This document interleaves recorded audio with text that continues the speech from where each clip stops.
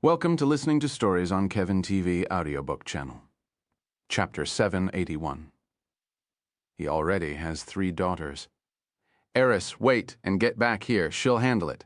Aella shouted at her, and Eris stared back. You mean... Arad's rampage stopped, and he fell to the ground asleep, his jet-black, draconic body covered with several pink markings. A mouth appeared on his forehead and side. I got him to calm down and fall asleep. He should calm down when he wakes up. Doma stopped him. Eris sighed in relief. Even she didn't want to face an enraged Arad. Mom helped me put him to sleep. But even with us both working together, we barely managed that thanks to his body being split into 2 with Gemini. We wouldn't have been able to stop him if he was whole. Shift him back to human form. We'll carry him back home to rest. I doubt Betty can keep this place stable for any longer. Aella walked toward Arad and patted his nose. He'll still be too heavy. Arad weighs over 200 kilograms of muscles and bones. Doma replied with a giggle as she transformed Arad into a large black rat. The girl stared at the rat rolling on the ground. Merlin fell on her butt, exhausted. This massive rat was a raging dragon a few seconds ago. Wait, she gasped. If he has a Gemini clone, what happened to it? No, didn't that clone rage as well? The clone didn't transform into a dragon thanks to Lydia. She was there and managed to prevent him long enough for me to calm him here. On the other side of the world, Lydia stared at the fat black rat in front of her with a shocked face. This is Arad Doma, said she calmed him down. But what should we do with him now? She sighed and turned toward Jack. I can't take him to the men's dorm as pets are banned on our side. Other students kept trying to bring monsters in and it was outright banned.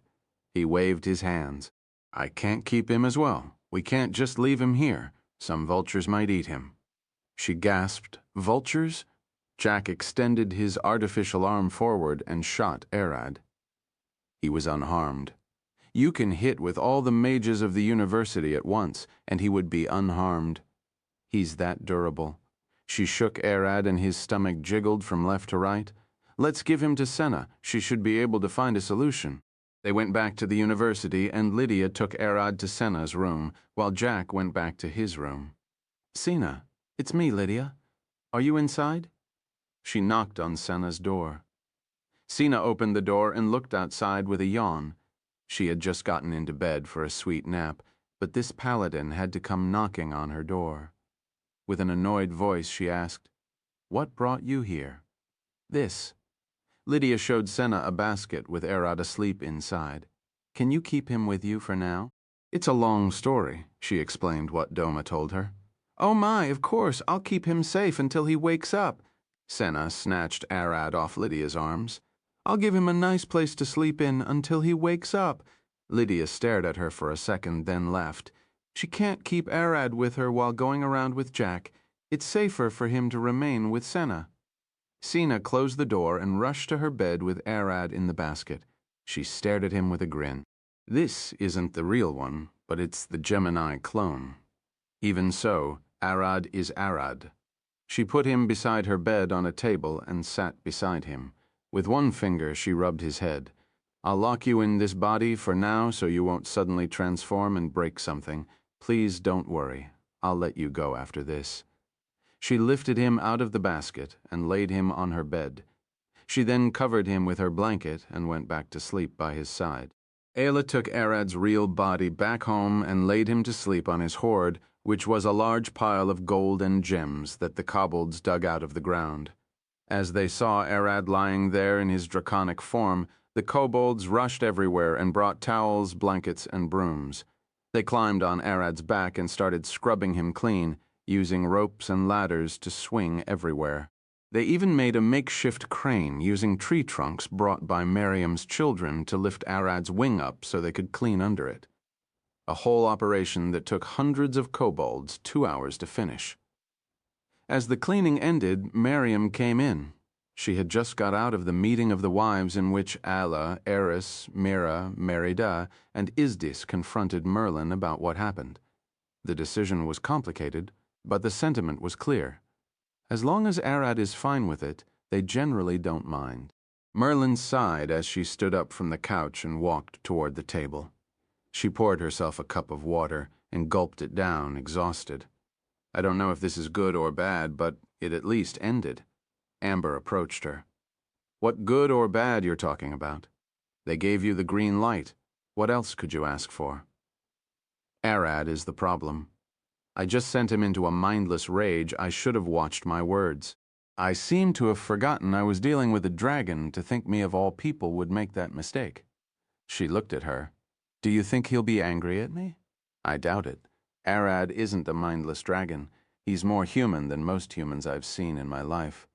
I'm sure he won't be angry at you after he wakes up, and it's not like what you said is wrong. Aola approached them. You're right. She had Seren in her hands, Tina's daughter. To her and Ignis outside, Arad is like a father figure. She smiled as Seren extended her hands, trying to grasp Merlin. Tina's little girl, Merlin, took Seren from Aola's hands. How old is she? About 11 months. She had started crawling just recently. Merlin put Seren on the ground and blazed away, crawling faster than any of them expected, and ended up beneath the table. She's fast, Amber gasped. Eris approached. That might be because of Arad. He always plays with her when he's around. Look at her crawl. Eris pointed out. Seren wasn't crawling like a normal baby. Her knees weren't touching the ground. Tina approached. I told Arad that she wasn't crawling when she should have been, so he started trying to train her on how to crawl. It was funny seeing him running on all four around the house, so let him teach her. It worked too well. He is a four-legged dragon after all. What in the hell did he teach her and how? Merlin rubbed her face. If memory serves me right, Arad said, that void dragons communicate with physical magic like telepathy. It's not like words, but more like sharing intentions, emotions, and feelings. It's how a mother void dragon could teach her children before they hatch on things like human language and such.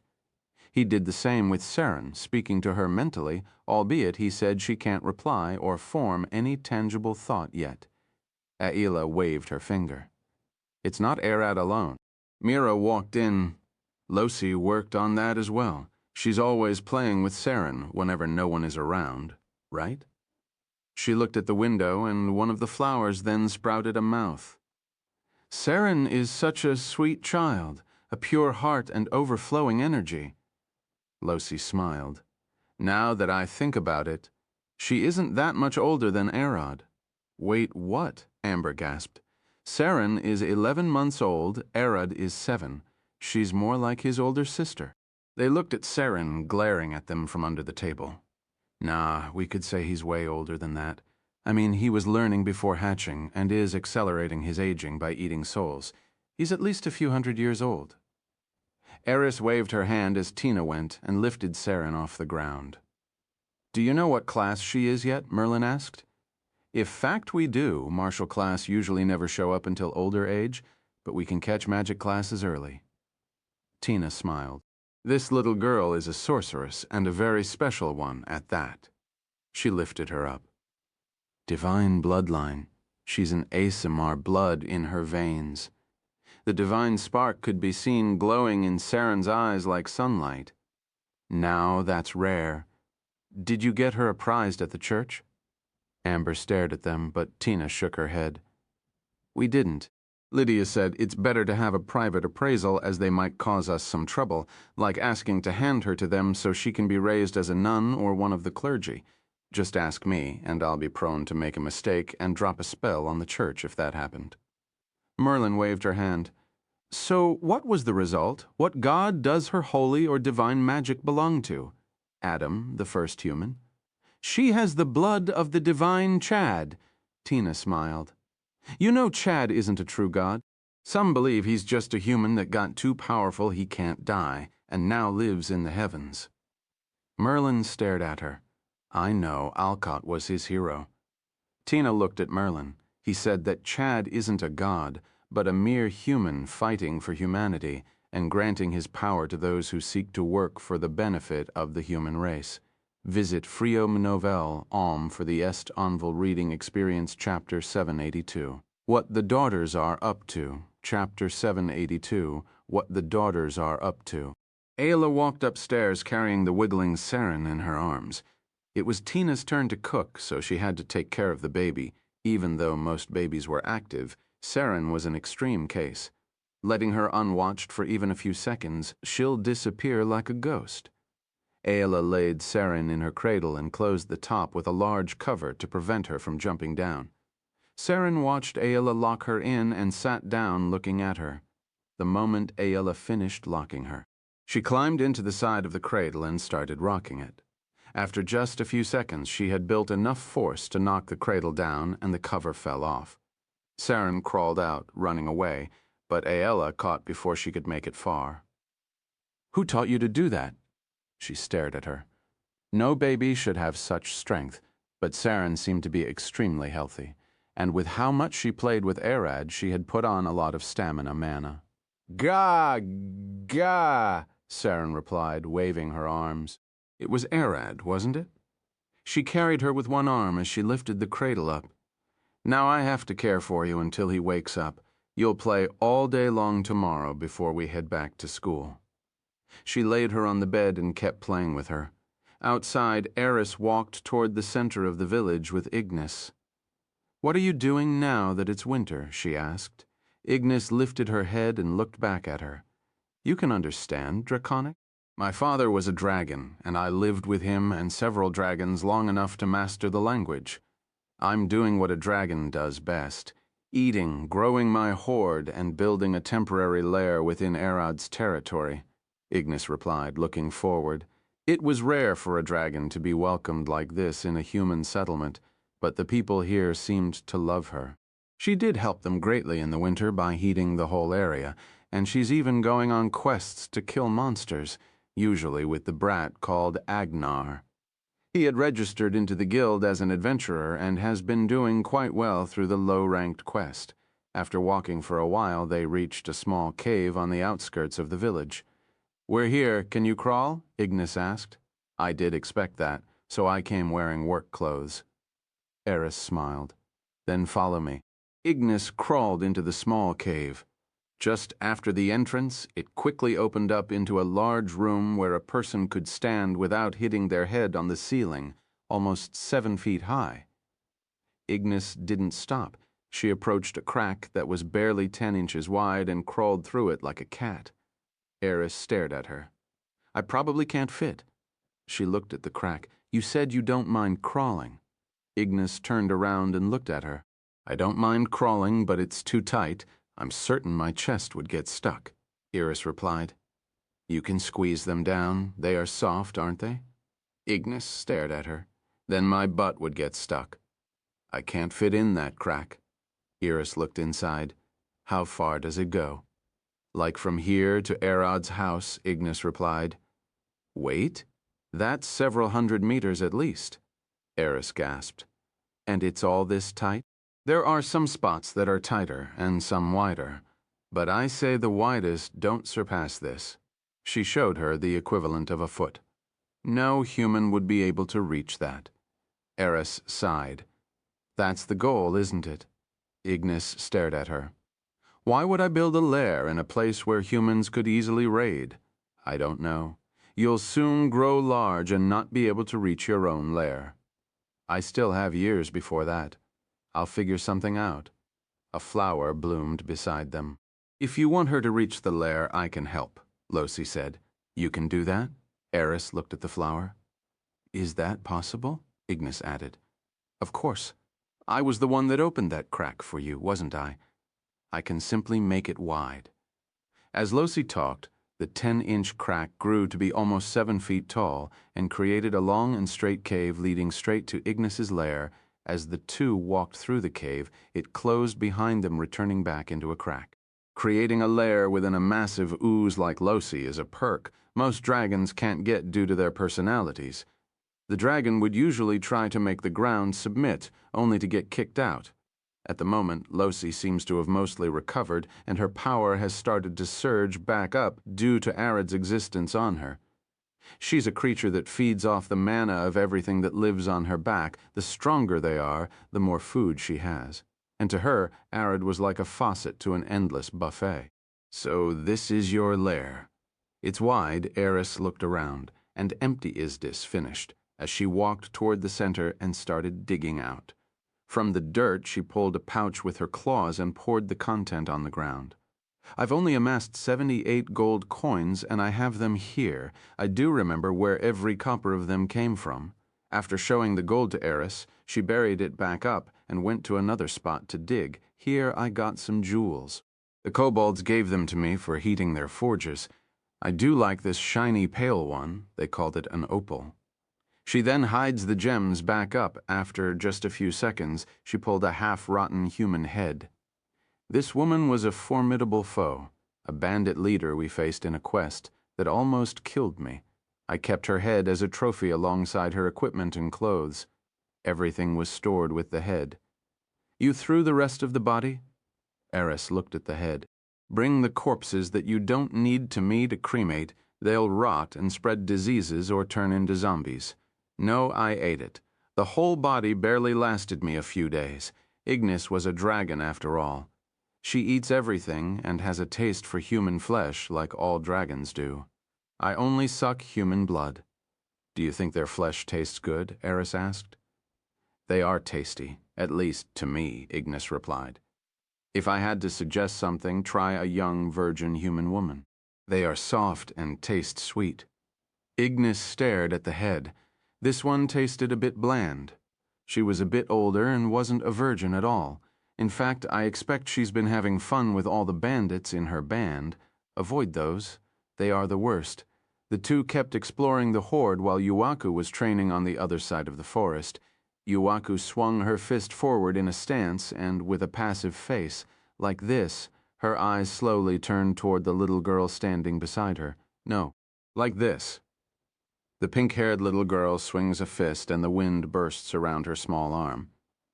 Put your whole weight into it. Imagine you're trying to break something with it. Callie, she won't get it. The black-haired man sitting on a stone at their side sighed. She doesn't look like a pugilist. Daddy, then what do you suggest? We leave her, Callie cried. I doubt a nymph would be in danger, let alone one in Arad's territory. But fine, if you want to teach her, then I'll help. He lifted his hand and pulled a sword similar to his from a blob of black mist. It was a silver-colored katana with the words Yuki engraved onto its blade. I bought this several years ago from a blacksmith.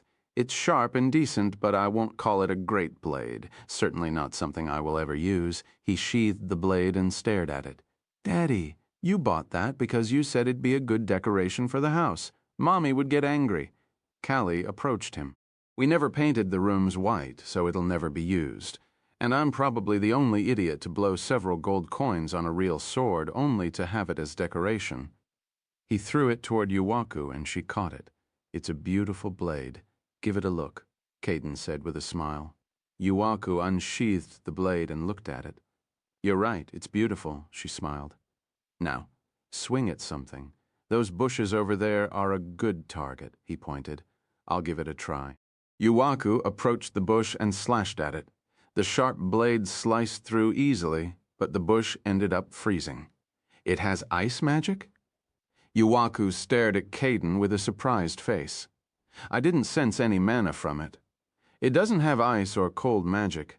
A nymph's power is beauty. As long as you consider something beautiful, that beauty would manifest as power. He pointed at the katana in her hand. The word Yuki means snow, and coupled with the white handle and silver blade, it paints a pristine image of cold, frigid winter. That beauty of the sword is what you're drawing the power from. Usually, nymphs' strongest weapon is their own body, as they are the incarnation of beauty, so they mostly roam naked to instantly kill anyone who sees them. But since you're covering yourself most of the time, you'd better pick beautiful weapons, clothes, and jewelry to bolster your fighting power. This would also give you more abilities than what a nymph usually can achieve only with her body, Caden explained. Follow current novels on Freeway Novel Co. M. Chapter 783, Senna's Massive Move, Chapter 783, Senna's Massive Move. Arad opened his eyes and found himself asleep on a pile of gold with something heavy on his back. The memories of what happened before slowly crept into his mind, but he felt strangely calm. The dangling thread of magic in his head was a clear indication that someone had cast a calming spell on him, and a powerful one at that. But after a short inspection, he realized that wasn't a spell, but a curse, one that eats away at emotion's doma. What happened? You already know. I cast that spell on you when you started raging. I hope you can think a bit better now. I can thank you. When Doma heard his calm voice, she waved her hand and lifted the spell off him.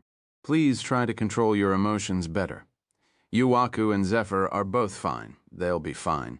It's only a matter of time before you get Zephyr out of that cube and she'll be running around annoying like did before. Yeah, you're right. Arad turned his head to see what is this heavy thing on his back, only to find Miriam asleep on him in her monster form. His clone opened his eyes in a different place. He was still stuck in the body of a rat, not knowing when did he even take such a form. The last memory the clone had was standing before Lydia and Jack, but now he was stuck beneath a blanket, pressed down by something soft. Why can't I shift back? He growled, pushing at what pressed him down. Sina? Did you do something to me? He could tell immediately due to the smell and magic. The blanket got slowly pulled back, and Celica stared at him. Shh, Lady Senna is asleep. She pointed at her.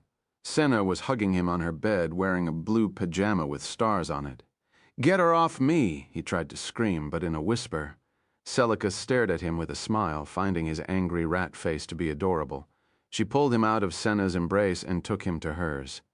Lady Senna is the only one who can let you shift back. Stay put until she wakes up.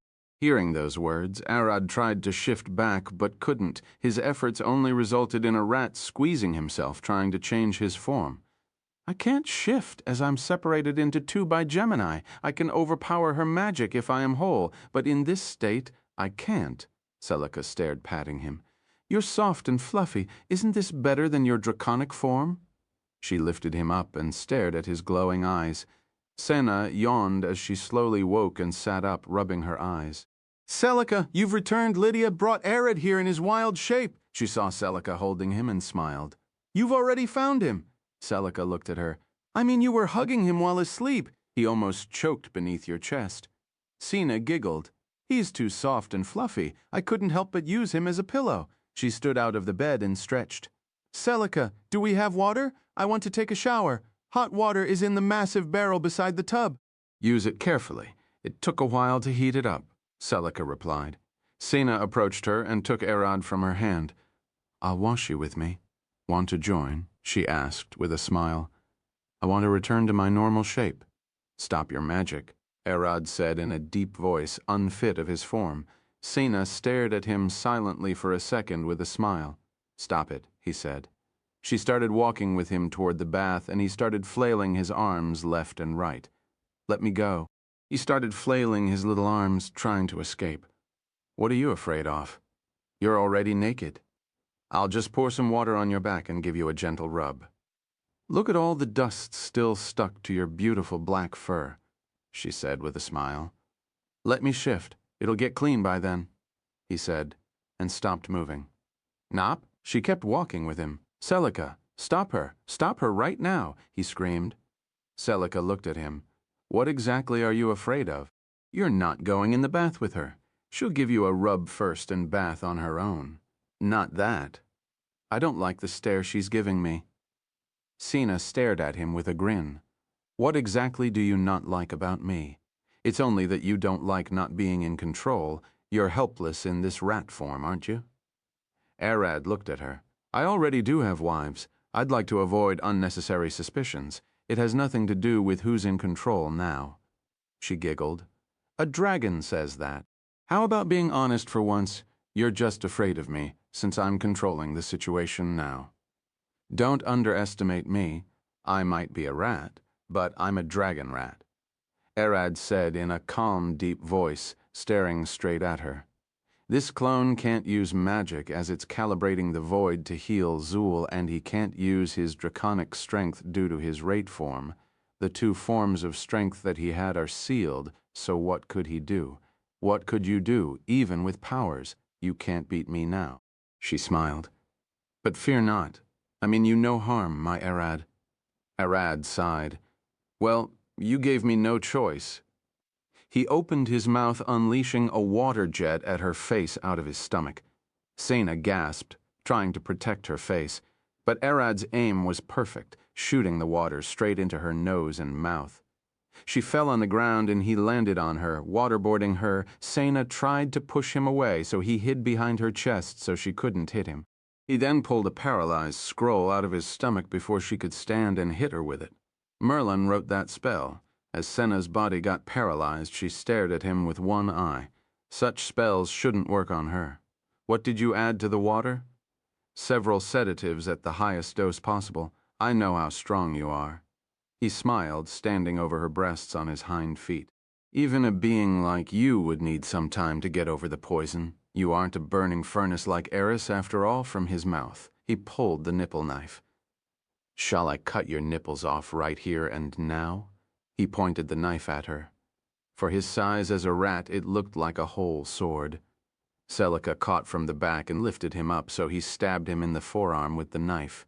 You asked for it, but to his surprise, her nipples didn't explode. What? He gasped. Did this lose power or something? He stared at the knife. By that time, Sena had already recovered and stood up. Celica doesn't have nipples, or should I say she has one, but her internal body structure is forging to any creature that knife might recognize. What? He gasped again. She made me from a slime and a partially melted rock. I don't even have a heart. I have a monster core, and I can breathe from my nose and skin like slimes and frogs. Celica explained, and Sena touched Arad's head, allowing him to shift back into his humanoid form. Sena, Arad, and Celica sat on the ground, looking at each other. You've seen my true form in the abomination fight, didn't you? That black tentacle monster, Arad replied with a nod. Just what are you? The daughter of a human and a unique monster. Father had an affair with her when he was younger and I was born. She replied with a calm face, lying as naturally as she breathed. Cain was her father, and what power she had was a mere fragment of what was inherited from his eldritch blood, Grandpa Cain. He told me once that he had a lot of women in his young days. Arad mumbled, and his eyes shifted toward Sena. So you're a unique monster as well, a perfect being to be exact. I control life force and can conjure the abilities of all living beings in the world, anything from ants to dragons. You can say I'm in the same bowl as the Tarask that Nina has her blood. She smiled. Her eyes turned purple. Arad immediately gasped and looked closer at her face, shifting her neck and shoulders. This smell of void Dracaina? He gasped. She giggled, sprouting 2 small void wings. Yes, whatever disease or curse that's forcing the void dragons to repel each other, it's either genetically transmuted or a curse cast upon the whole race. She approached Arad, hugging his chest. You might never be able to get a void Dracaina beside me in your life. As long as that disease stands, want to consider me as a wife now? She pushed Arad down, glaring at his eyes as dark purple scales started emerging on her body. You've never felt a void Dracaina before. Are you sure you can handle it? Updated from Free Web Novel. Com Chapter 784, Fighting Over Arad. Back home. Arad walked out of his gold bed with Miriam trotting behind him, staring at his massive black wings. He stopped and looked up. My clone is a bit of trouble. He's stuck dealing with Sena. Sena? What did she do? Miriam asked, tilting her massive head. She transformed into a void Dracaina and is trying to seduce me. I wouldn't say it isn't working, but he should be able to resist to an extent. He turned toward her. Wait, that's cheating. What is she doing? Miriam gasped. I know, she should have taught me how to do it. Miriam added before Arad could finish speaking, and he stared at her with a disappointed face. You can't be serious. I'm serious. We should stop her, as she might actually win. He shifted into his humanoid form, and so did Miriam. He then grabbed her by the hand, and they both teleported back to the living room. Aella, are you here? He called. Aella silently ran toward the stairs and looked down at him. Shh. Saren is asleep, she whispered. Arad couldn't feel Saren's magic as Ayla was playing with wind magic above her to put her to sleep. Arad nodded, waving his hand for her to come. "Hurry," he whispered. Ayla jumped toward him. "What is it?" Arad explained what Senna was trying to do, and Ayla gasped.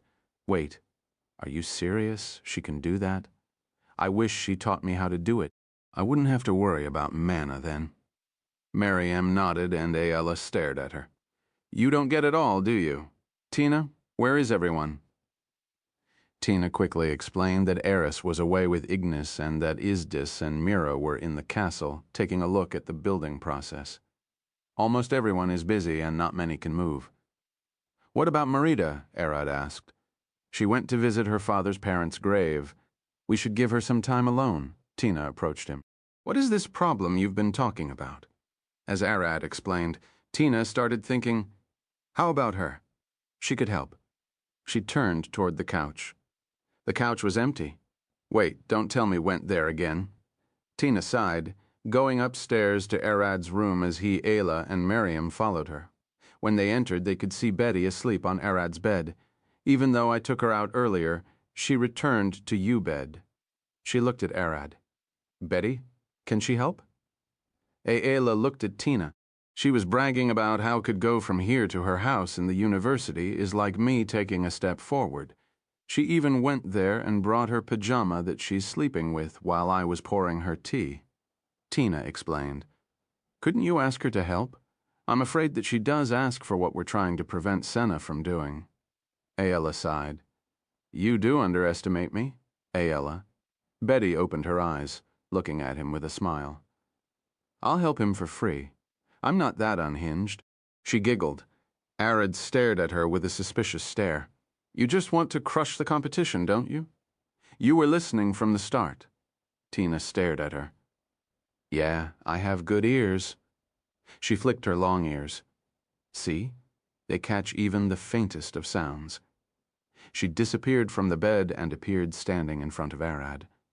"But to be honest, I was worried about that girl named Senna since she joined the school. Her magic is just too strange. I'll have to give her a look." She cracked her head. "Her magic resembles that of abominations. I can't believe she's human. No, she isn't even a mere mortal." Betty disappeared. "Arad, what do you say?" Senna stared at Arad's face as she sat on top of his chest, a wide smile on her face. Their noses almost touched when she felt something above her head. "If you're this close, then kiss already." Betty stepped on Senna's head, pushing her face on Arad's face. Sena's head face stopped right before she could touch Arad. "What are you?" she growled. Betty smiled, the chairman. "And I'm putting quite a lot of power in my leg." Sena stood and pushed Betty back, glaring at her. "Chairman, get out of my room. You aren't welcome. You can't kick me out. I own the whole place. Also, sexual acts are forbidden on the school's grounds, especially if you aren't married." Betty pointed at her. "Say that to Abel before coming to me." Senna's sharp glare never dropped. "That's a devil. He can do what he wants. I don't care about his kind. But I do care about you, and especially Arad." Betty looked at Senna with a tilted head. "I'll drag you away from him by force, if that is necessary. Turning into a void Dracaina and a great worm one at that to seduce him is cheating. You aren't playing by the rules. I'll do what I want, and as long as he doesn't disagree, you can't butt in our business. Fine by me." "You're a void Dracaina. You won't die, would you?" Betty smiled. Why would Senna found herself lying on dirt, her whole body burning and screaming in pain? She cried and rolled around as her regeneration kicked in. "I was certain you'd survive the shock." Betty stared at her with a smug smile sitting on a large boulder. As Senna's wounds regenerated, she was fully naked, her clothes had burned, and her body barely survived. What Betty did was obvious. She located her to another place at the speed of light or near it, and due to that, her body almost disintegrated due to friction and how light works. Sena stood as she fully healed, and a gray wizard robe covered her body. "I really don't want to hurt you." Sena glared at her. "I'll let it slide off if you apologize. That should be my answer." Betty replied with a smile, falling asleep on the spot. What? Sena gasped. Bong! A wooden cane hit her head. Senna, how many times have I told you to hold back? Don't use your powers here. Her father Cain was standing behind her, but... No buts. Cain stared at her. I said to respect him as much as you can. If you want him, challenge him fair and square like a dragon. I want that. But Senna stared at him. I said no buts. You're too prideful. Either accept it now or wait until he's strong enough to surpass you. He'll reach that level eventually. Cain flicked his fingers and Senna found herself facing Betty in her room. He reversed time? Did what I do have that much of an impact? She looked at Betty. What? Are you getting away from him or not? Betty stared back at her. Senna smiled, moving away from Arad. Fine, let's stop it here for today. She looked at Arad with a smile. Be ready for me next time. I won't let you go. She giggled. I'll be happy to take you on. But you, not a fake mask. Arad sat up and stared at her. Sena's eyes opened wide. Me? Not a fake mask. She touched her face. Yeah, why do you need to shift into a void Dracaina to get my attention? Couldn't you do it in any other way, like everyone else? He approached her, but Betty sat between them. Arad, be fair to us all. I know, he giggled. Are you two done fooling around? Celica stared at them. I wanted to take a bath after Lady Sena. Can you give us some time? How about we all take a bath together? Senna looked at them. Good idea, Betty agreed, because she could take a bath with Arad. Lady Senna, Celica gasped. You're joining us. Senna gave her a thumbs up back in Alina. Arad sighed.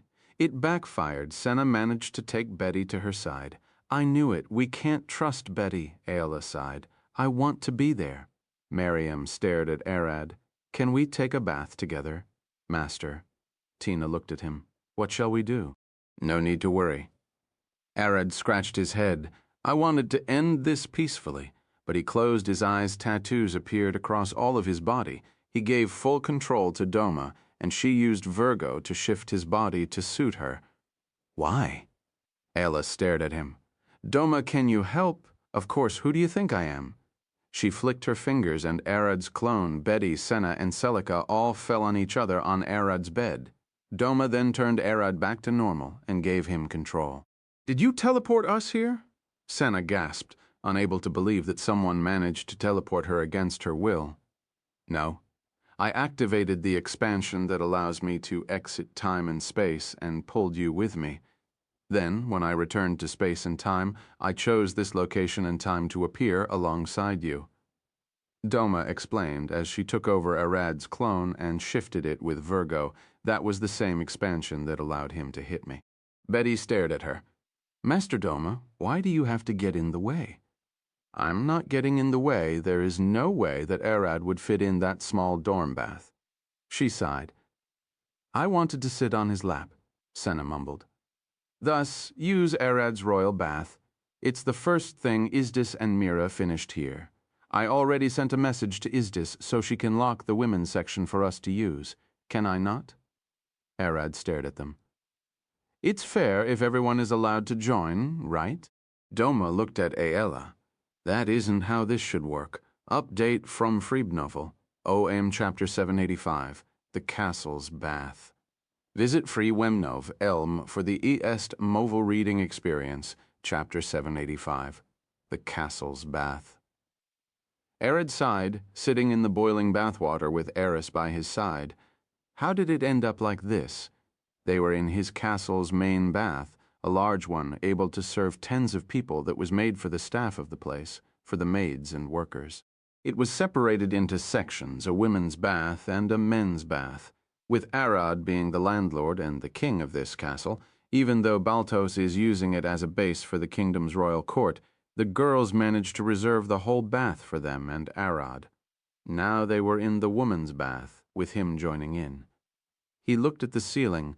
The marble is nice, but doesn't this place need a bit more lighting? He turned to look at Mira, who was walking toward the hot pool. We're prioritizing vital structures. This light is good enough. She looked at the light crystals hanging from the ceiling. The need to make sure the basic needs are met first, like enough rooms to sleep in, water sources, supply routes, and a place to wire toilets into.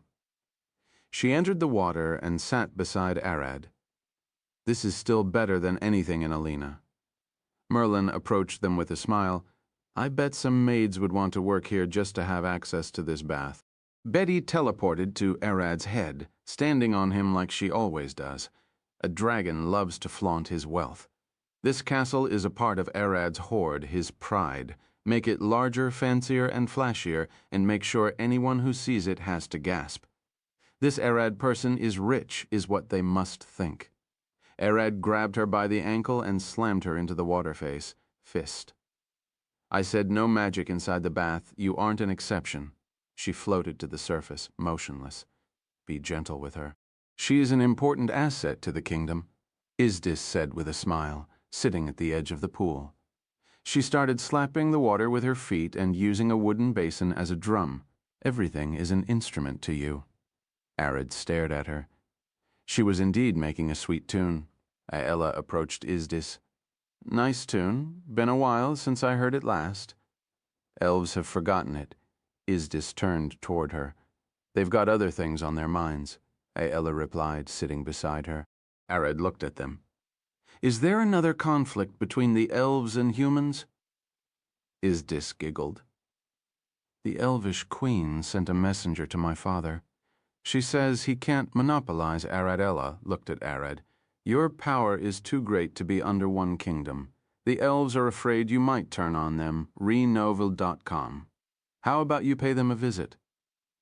Amber looked at him with a smile as she slowly went into the water, which she felt was a bit too cold for her. She liked it boiling hot. Queen Cyrilla Zilphira and Dalla Brown. Arad looked up. It's been a while. Betty flipped herself out and looked at Arad. You know, I went to Grandma this morning, and she asked me to help 2 people here. She pointed at the door, and just then Cyrilla and Dalla made their way in. They are here, Isdis gasped. Her Highness? Alla almost jumped. Arad looked at Betty. Why, how sad you aren't happy to see me. Cyrilla looked at Arad with a smile. I might be old, but I do still retain my young appearance. I'm happy to see Dalla, but I don't know about you, he replied, looking at Dalla with a smile. Welcome to my land. I hope you like it.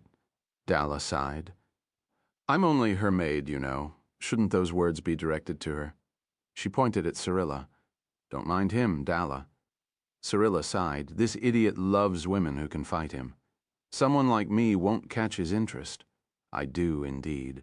Her art has helped me countless times, he smiled. Aella pointed at Arad. Your slapping has been his main unarmed martial style. It was made so the weak could conquer the strong. Dalla looked at him. And I do just that. No matter how strong I am, I'll end up facing people stronger than me. I mean, if they were weaker, there would be no reason to fight. He looked at her. That's true. The 2 walked toward the shower to wash before coming to the pool. Lord Arad, Ray and Ray approached him. We've been teaching Miriam how to do massage lately. Care to test it? Ray said, showing Arad that Miriam was sitting beside the massage table, waiting for him. Miriam? You 2 can't do it. He looked at them. Ray approached him. If you excuse me? She lifted her foot and kicked him in the back as hard as she could and then cried, her foot throbbing in pain. She gasped, too weak to be able to massage you. Someone stronger must do it. Arad nodded. If he couldn't feel a serious kick from one of them, there was no way they could massage him, even before evolving. Mira did need a whole sledgehammer to massage him. Technique did cover the gap, but ultimately he grew too tough for them. Arad stood and walked toward the massage table. Let's give it a try. He looked at Miriam. She smiled. Leave it to me. As Miriam tried to massage Arad under Ray and Ray's instructions, Merida was doing stretches in the corner with Nina. She also got invited and came. Flexibility is just as important as raw strength. Nina said, doing a split. You've built a nice muscular structure, but I say your muscles are small and compact. They are made for quick and rapid releases of power. Unlike mine, I'm slow and have a lot of strength, so I need to rely on compact release to accelerate. Merida did a split like Nina. I agree. Using tendons to store elastic energy to jump or charge forward is nice, but my body works differently. My muscles can only output strength at a human level, but I get the extra kick from what's in my body, the fungus. So it reinforces your muscles and bones. Nina stared at her. Have you tried using heavy weapons? I did, but I don't have the weight to lift them. I always get off balance when using a great sword, so I opted for an extra long blade. Merida clenched the muscles of her back, dislocating her shoulder to turn her arm backward. So the fungus dulls pain and can force your muscles and joints to move beyond their limit. Nina looked at her, but how far gone are you? I did try this with Arad. Merida looked around. Arad, send Zia to help me here. Zia, the vampire maid that was with Vlad, emerged from Arad's body and started walking toward Merida. Again, she sighed. Arad is busy, so you'll help me. The other always refuses. Merida glared at her. Zia walked behind Merida and twisted her neck in place. Even Nina could feel a shiver down her spine as she saw Merida's head take a 360-degree turn. It is hard to speak, but my spine is protected by the fungus and made more flexible. The mycelium neural network in my body can also transmit neural signals from my brain, so even if my spine got severed, I can still move. Merida explained, and Zia snapped her head back to place. Sorry to say this, but I doubt you're human anymore. Nina shook her head. I didn't even get to the best part. Merida lifted her hand, and thin threads of fungus jumped out of her palm and connected to her neck. Did you see it? How fast was it? Too fast. I didn't see them move. Nina shook her head. Even if someone severed my head, the fungus would jump out like this and connect back to my body. I'm indeed no more a human. I would say I'm closer to demons now. Merida giggled. You're still human. Zia stared at her. Demons are much more durable than this. You're merely a human enchanted with a demonic life form. Merida smiled. I hope I'm still a bit human at least. She didn't get to the part about controlling corpses, Senna said as she approached. Celica walked behind her. Yeah, I can create an army of fungus zombies under my control. Merida sighed. I'm indeed a demon. Demons aren't to be hated. Senna smiled. They are separated into two, those who are good and those who are evil, just like humans. In the other corner of the bath, Tina was brushing Ignis's back with a large brush. Your scales are quite hard to clean, she said. Ignis lifted her head, speaking in Draconic. She says that her scales are clean. She always burns dirt with fire. Arad translated as Miriam was doing her best to snap his back. That's why she needs a bath, Tina replied. She smells like sulfur and pumice, Chapter 786, Economic Crash. Chapter 786, Economic Crash. As Tina did her best to get the smell off, Ignis Arad sat up from the massage table and cracked his back. Still a few spots left, but it's good. He looked at Miriam with a smile. Thank you. Next time I'll get them all. She stared at him with glowing eyes. So with this, can we, any answer won't change, get mana first? She looked down. I'm trying. The kids still didn't bring enough mana stones. Arad walked toward the pool and slowly sat down beside Merlin. So, did you think it off? You labyrinth magic. It's too dangerous to use. You saw what happened last time? She refused, shaking her head. How about this? Created the largest and most dangerous labyrinth you can, and I'll burn it to the ground. Don't tell me you found a way. A labyrinth is an expansion of magic. To counter, I just need to set an expansion of my own. Then the most refined one would dominate. He smiled. If you're already in the labyrinth, you might be unable to cast your expansion. She stared at him. But I could still use the items in my stomach. That means that space isn't affected by the labyrinth. Arad lifted his hands. I'll start the expansion from my stomach and push out to cover my whole body.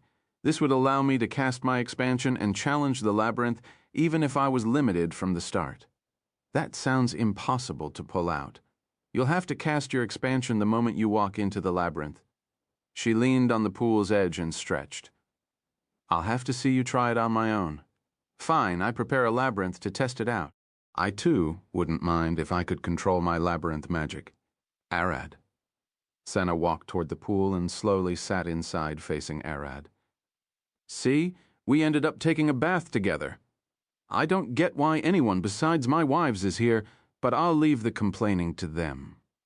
He stared at her with a passive face. Why would they complain? I, for once, won't mind you getting more wives if I were your wife. It's a sign of power and a part of the dragon's nature. You're the lions of monsters. She giggled. I might be a dragon, but I'm trying to live as a human. Or at least compromise between the two, just as Zephyr said. He stared at Senna with glowing purple eyes. Relationships are compromises. Each involved party gives up something for the other's sake. This is how they can build a family together. I wouldn't say that wrong, but what are you compromising? Senna asked. I seek stability and comfort in exchange. I have to give up my draconic aggression and tendencies. If I were to act like a true dragon, you'll kill and eat everyone here except me, Eris, Betty, and probably Merida. You're throwing away your draconic nature for the sake of your wives. I see. That's indeed something you'll do, she giggled. And I'm the weakest. Mira, who sat beside him, smiled. I'm the opposite of what dragons seek. Idiot! Betty appeared beside Arad's head and kicked him. What did I tell you before? You aren't a dragon. You're half a dragon, whether you love or hate it.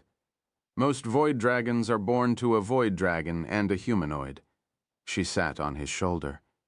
If you have a void dragon mother, then that means your father was a human. Even if your blood is that of a pure dragon, your soul's stillborn from them both. You'll never shake that human side. You might be right. He giggled, and so did Mira.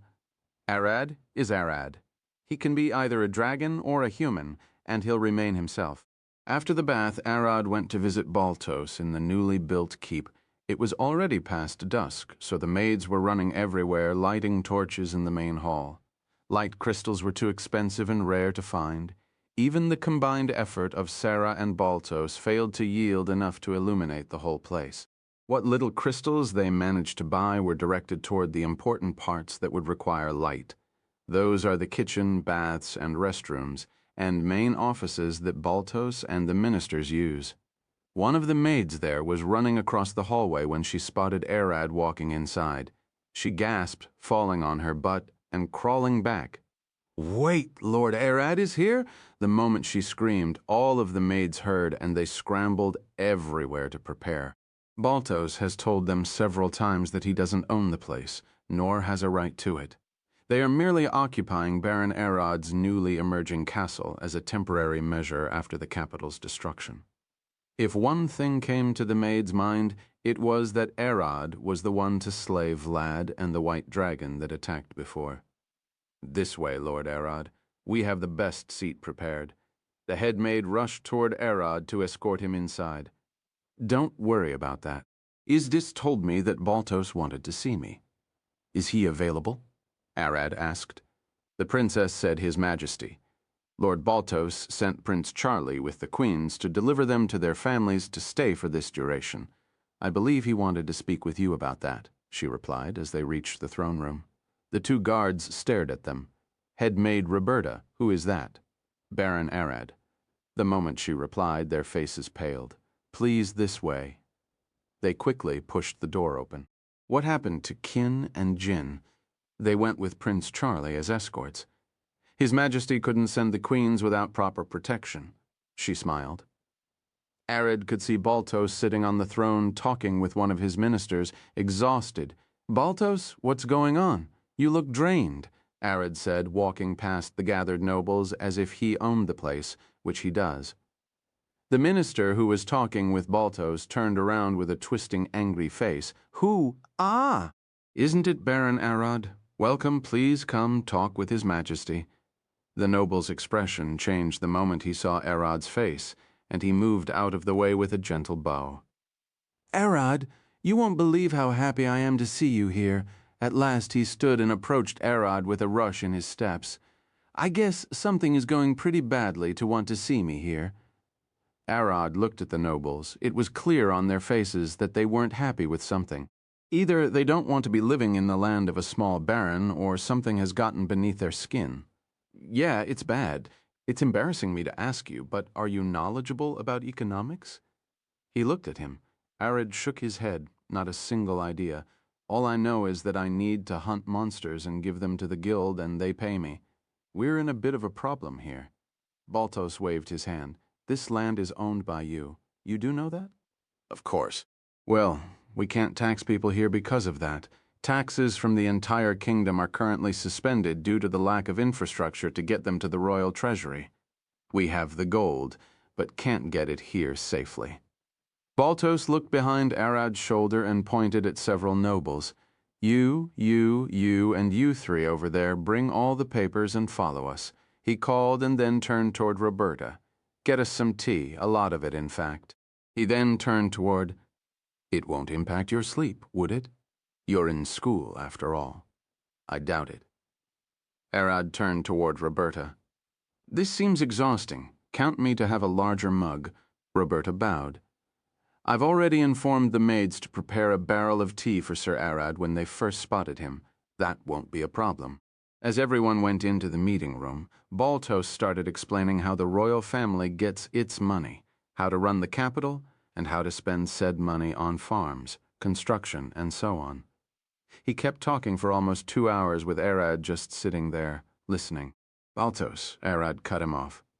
"It's been almost 2 hours. What I got from all of this is that none of those income methods, or whatever you call them, can't work here, either due to the region being poorly developed or due to that I own it and I should get that money. That's indeed the case, leading us to the current situation." Baltos looked at the nobles. "With us only having the money from the royal treasury, we'll quickly run dry if we start spending as we did before. I had to cut the pay of all the nobles and those who work here. We don't have a renewing income. I did intend to find a way around Alina, but as cities go, sadly, it can't help support a royal castle. So we don't have money to buy hay for the horses, pay the builders, nobles, maids, and everyone that works here. Even the money for food will soon run dry." Arad scratched his head. "Is there a way to work this out?" Baltos stared at him. "I'm not letting you start taxing my village. It was just built, and the people there probably won't eat dinner if they ate lunch." Arad scratched his head. "But I might just have the solution." "And what could that be?" Baltos gasped. "But I'll give you some advice from the start." Arad stared at him. "Hands off. The woman is mine," he smiled. "Roberta. I believe she could figure this out." Chapter 787. Arad the Mediator. Chapter 787. Arad the Mediator. Arad smiled and teleported away, leaving his seat empty. Baltos and the ministers stared at each other, wondering what he was up to. He said, "Roberta, where did I hear that name before?" Baltos combed his beard with his hand, playing with it. "The head maid Roberta?" One of the ministers mumbled, "It's not her, is she?" "Definitely not. She's probably someone else. But I swear I've heard that name before." Baltos looked toward the windows. "If she's skilled, we can recruit her as financial secretary. I'll need some help eventually." The Prime Minister smiled. "Forget it," Arad said, "that she belongs to him." Baltos glared at him. "He'll kill you. Remember that we aren't dealing with a human. He's a dragon, and a world-class one at that. Even he won't try to kill a prime minister. And it's not like I'm trying to harm her. If I offer up enough money and power, I'm certain she'll come to our side." The minister giggled. "Don't. He'll kill you on the spot." Baltos' tone shifted, growing harsher and deeper. "Arad said she belongs to him. We don't know what he meant by that. She could be a friend or a worker, and might even be a wife or a mate. He could even be seeing her as a property, a part of his hoard." Another minister, the one responsible for agriculture, nodded. "That last part could be true, especially if she's an important part of his money-making methods. That's true. Whoever he brings, remember that she's sitting in the lap of a kingdom-destroying dragon. Don't overstep his borders if you don't want to die. The human laws don't chain dragons. They are too big to arrest or lock behind bars. Baltos glared at them, praying to Amaterasu that those ministers wouldn't cause him a conflict with Arad Zon. Arad appeared again with Roberta beside him. Baltos immediately recognized her. Gerald's daughter, Baltos gasped. The assassin's daughter. A minister jumped off his seat, pulling his sword. But nothing came out. He looked down, seeing blood dripping from his elbow. His forearm was missing. Another wrong word, and I'll take your head off. Arad threw the minister's arm to his feet. Scram. The minister screamed his lungs off, and the guards rushed in. What happened? They asked. He pulled his sword at Arad's guest. Take him to get healed and attach the arm back if possible. Baltos replied as fast as he could, lest the situation escalate. It's a clean cut. It'll attack back. Arad sat and made the confused Roberta sit beside him. Arad, what's going on? She asked. Don't worry about him. He tried to be a bit rude. Arad replied and quickly shifted his attention to Baltos. The papers. Ah, yes, here they are. Baltos gave everything to Arad. Can you take a look at this? Arad showed her the papers and she started reading them. After several minutes, she sighed. This is bad, and I mean a lot. Can you help? He asked. Roberta scratched her head. I can, but I don't have the systematic authority, funds, or time to achieve such a thing. I need access to a lot of classified information, like about every copper the kingdom makes, their cash routes, and how much everyone in the castle is paid, and how much they are spending, and with whom. She then pointed at Arad's face. And most importantly, you, Arad. You own this land. I can't just start working here without your permission. Even they can't. Arad nodded. Got it. I'll get everyone involved. He disappeared again, and everyone looked at Roberta. Don't look at me like that. Even I don't know what he's thinking about. Do you think it's possible to get at least one thing working out? Baltos asked. We'll need a lot of work. And workers. Even with that, and even if we got permission from Arad, the royal treasury doesn't have enough funds to kick-start a new economy in this region. And even if we did, we can't expect a stable income until next year. She ran through the papers again. We'll need to take a huge loan from somewhere. I'm certain Arad might have the money for that, but he's spending everything on building the castle and his alchemy experiments. This situation is bad, ugly, and worse than you think, she sighed. Zon, Arad returned several minutes later, and this time he had a strange group around him. He put the small flower pot on the desk, and Ignis crawled from his back and looked around, confused. Arad was carrying Grandma Shear in his arms, and two elves were standing behind him. To introduce you, Arad smiled, pointing at the flower pot. First, this is the most important figure here, Losi. She is the land you stand on. Make sure you give her the respect she deserves, or she'll crush you between the two mountains. The flow grew a mouth. So this is King Baltos. I've heard several traveling merchants speak of you. Welcome on my back. Arad rushed to the side and brought a chair for Grandma Shear. This is Grandma Shear. She's standing in for the barbarians that live in my land. Their chieftain is out hunting. Make sure to respect her. Her clan would be providing protection in the forest and to the roads. Barbarians, a noble mumbled. They can't even think, can they? How do we trust safety and protection to a bunch of near animals? Grandma Shear looked at Arad. My feet tingle.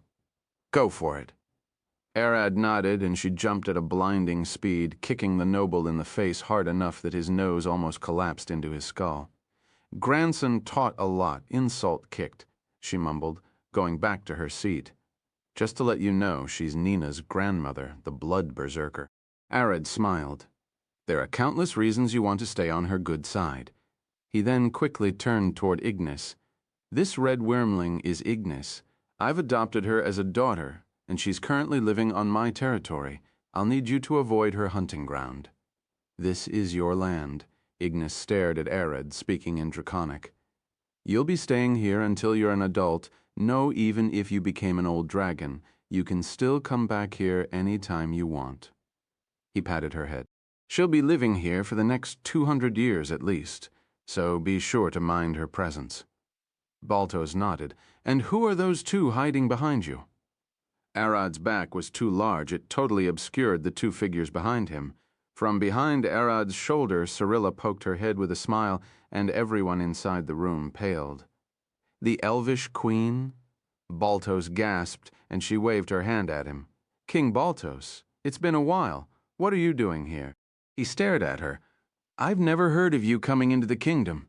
I just came 4 hours ago, and I'm staying with Arad. He said that I could help. She smiled, and Dalla looked from behind her. Why did you bring me as well? And Dalla, the slapper? The ministers gasped, and the nobles backed away. They knew how strong Arad was, but his power was that of massive destruction. Their death would be painless and sweet. But Dalla was different, albeit the weakest of the Yes ranks. Her slapping art made her one of the most feared due to how painful her attacks were. Her enemies never die of damage. Their hearts stop due to the extreme and agonizing pain. Cyrilla walked forward and sat on Arad's lap, putting one leg on another, and smiled. I'll be the one lending you money to start off. Baltos immediately shook his face. We can't accept that money. In the condition we're in now, doing that is akin to accepting becoming a vassal state. Having your capital violated by Vlad is the end of your kingdom. Everything ended the moment that monster landed on your shores. You should have known that the situation was akin to a man losing his head. She giggled. But I'm not lending you help as the queen of the Elvish kingdom, and I'm not thinking of you as Ruris's kingdom king. She lifted her hand, stroking Arad's cheek. You're the friend of my friend, the dragon, who landed on the Elvish land. She shifted her legs and her eyes flashed green. I'm lending the money as Cyrilla Zilphira, one of the richest elves in the world, and you're taking it as the friend of Arad Orion. This isn't between kingdoms, but between people. What are the conditions? Baltos asked with a droplet of sweat dripping across his face. Give the money back in 10 years. There is no interest. I'm doing Arad a favor, and he's doing me one. This is it. That can't be possible. What's in it for you besides Arad's favor? I'll get nothing from you, but I'm getting a lot from Arad. In fact, I'm probably getting the better deal on this. She turned toward Arad. Isn't that right? Arad Roberta stared at him. I don't like how happy she is about this. What is your deal, Freeb Novilnum? Nothing big. Arad shook his head. I'll just have to carry her to the peak of the world tree, to where Sylph's shrine is. Chapter 788. The Inconvenience of Being a Dragon, R18. As the meeting ended, Arad walked out of the room with everyone except Roberta, who was going to read more about the situation. Her job was now to use the funds granted by both Cyrilla, the Queen of the Elves, and him to develop this region. Arad wanted to take the job himself, but he's probably not cut to telling people what to farm and to try and predict how the market will develop. He has a talent for removing people from the population count, and he should probably stick to that. That should help us start quickly, and for you, Arad, and everyone else would need to fly back to the university tomorrow at dawn. He only had what hours remained before night, and as expected, Roberta had already given him a stupid amount of work. You're right, I should go now. I'll teleport back to my house first and then leave. He extended his hand to her and the rest of the ones with him. After sending everyone to his home, he teleported into the village's entrance and took a deep breath. Now to work. Roberta has assigned him a crucial mission to clear the trees from where the trade roads will go. She simply drew him lines on a map and told him, pluck the trees out. Can you do it before tomorrow? That was more than 50 kilometers of roads. As Arad transformed into his draconic form, the kids in the village and barbarians' cliff uphill started pointing at him as his wings blotted the sun. The fighters and barbarians got ready for a fight. Boy, a barbarian growled inside. Danger. He picked an axe and rushed forward with the clan's best fighters. The men at the village rushed toward Arad. Lord Arad, should we evacuate the village? He looked at them with a puzzled face for a second before realizing what was happening. He usually only transforms when a threat has been detected, so seeing him in his draconic form must have sent them on high alert. "Ah, don't worry, I'm only going to clear parts of the forest to set roads. There's no monster around, it's safe." He waved his front claws and the people sighed in relief. Soon after, the barbarian reached Arad and found he had just started pulling trees out of the ground with his claws. "Monster?" the leader of the barbarians growled. "No, trees cut." Arad pulled a tree from its root in front of them. They immediately understood that he wanted to pull trees down and that there was no monster.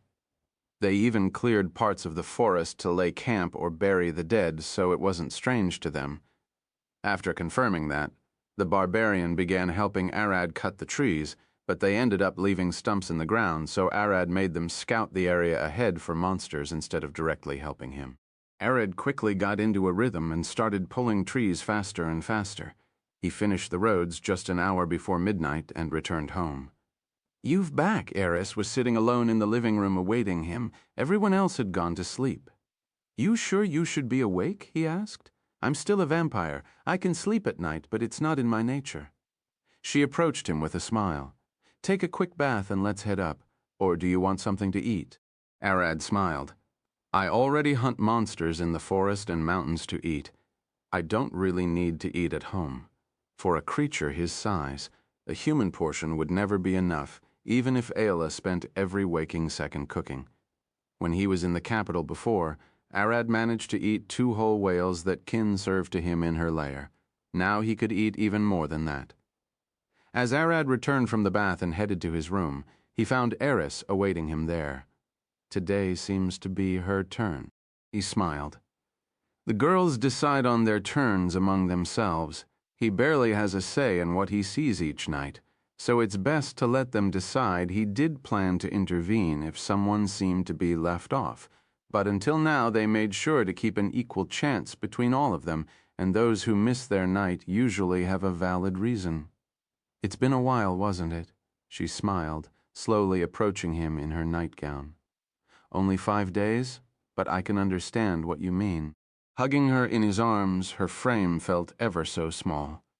"Can I get some?" she whispered, sniffing his neck. "You always ask." Arad carried her, and they headed to the bed where he sat and sat her on his lap. "I should be asking." She started licking his neck and quickly went in for a bite, sucking on his blood. Arad kept an eye on her. His blood wasn't normal. The density of his magic, the nature of draconic blood, and the fact he's a stronger vampire all made for a bad recipe. It's true that the quality of his blood is at the peak of what a vampire could ask for. It's also far too dangerous to consume. If the hottest hot sauce in the world was the most nutritious food humanity ever knew, no one is going around drinking a whole bottle. Eris's pale skin slowly tainted pink as she started sweating, and her body temperature rose up. Her breath grew heavier as she started wigging in place. Arad could hear her stomach growl, upset at the blood she was drinking. He grabbed her by the cheeks and pulled her mouth away from his neck. "This is enough for today." She stared at him with a sad face, almost crying. "I want more, please." She started reaching up, her eyes fixated on the blood dripping from his neck. "I said, no, you'll harm yourself." He closed her mouth with his palm and stared at her eyes, whispering gently, "You always get half drunk from drinking by blood." He watched as she started trying to bite and lock his hand, but her fangs weren't going to pierce his draconic scales unless he allowed her. With his other hand, he pushed her nightgown to the side, slowly pulled her pajama pants down, and started rubbing her opal white peach. "Stop biting, or I'll slap you," he whispered in her ear. But almost as if she was deaf, the only thing she kept doing was trying to bite his fingers. Slap. Arad smacked her butt with a moderate amount of force. To Eris, that felt like a slightly painful hit, but if he had hit a human with it, they'd probably die of pain.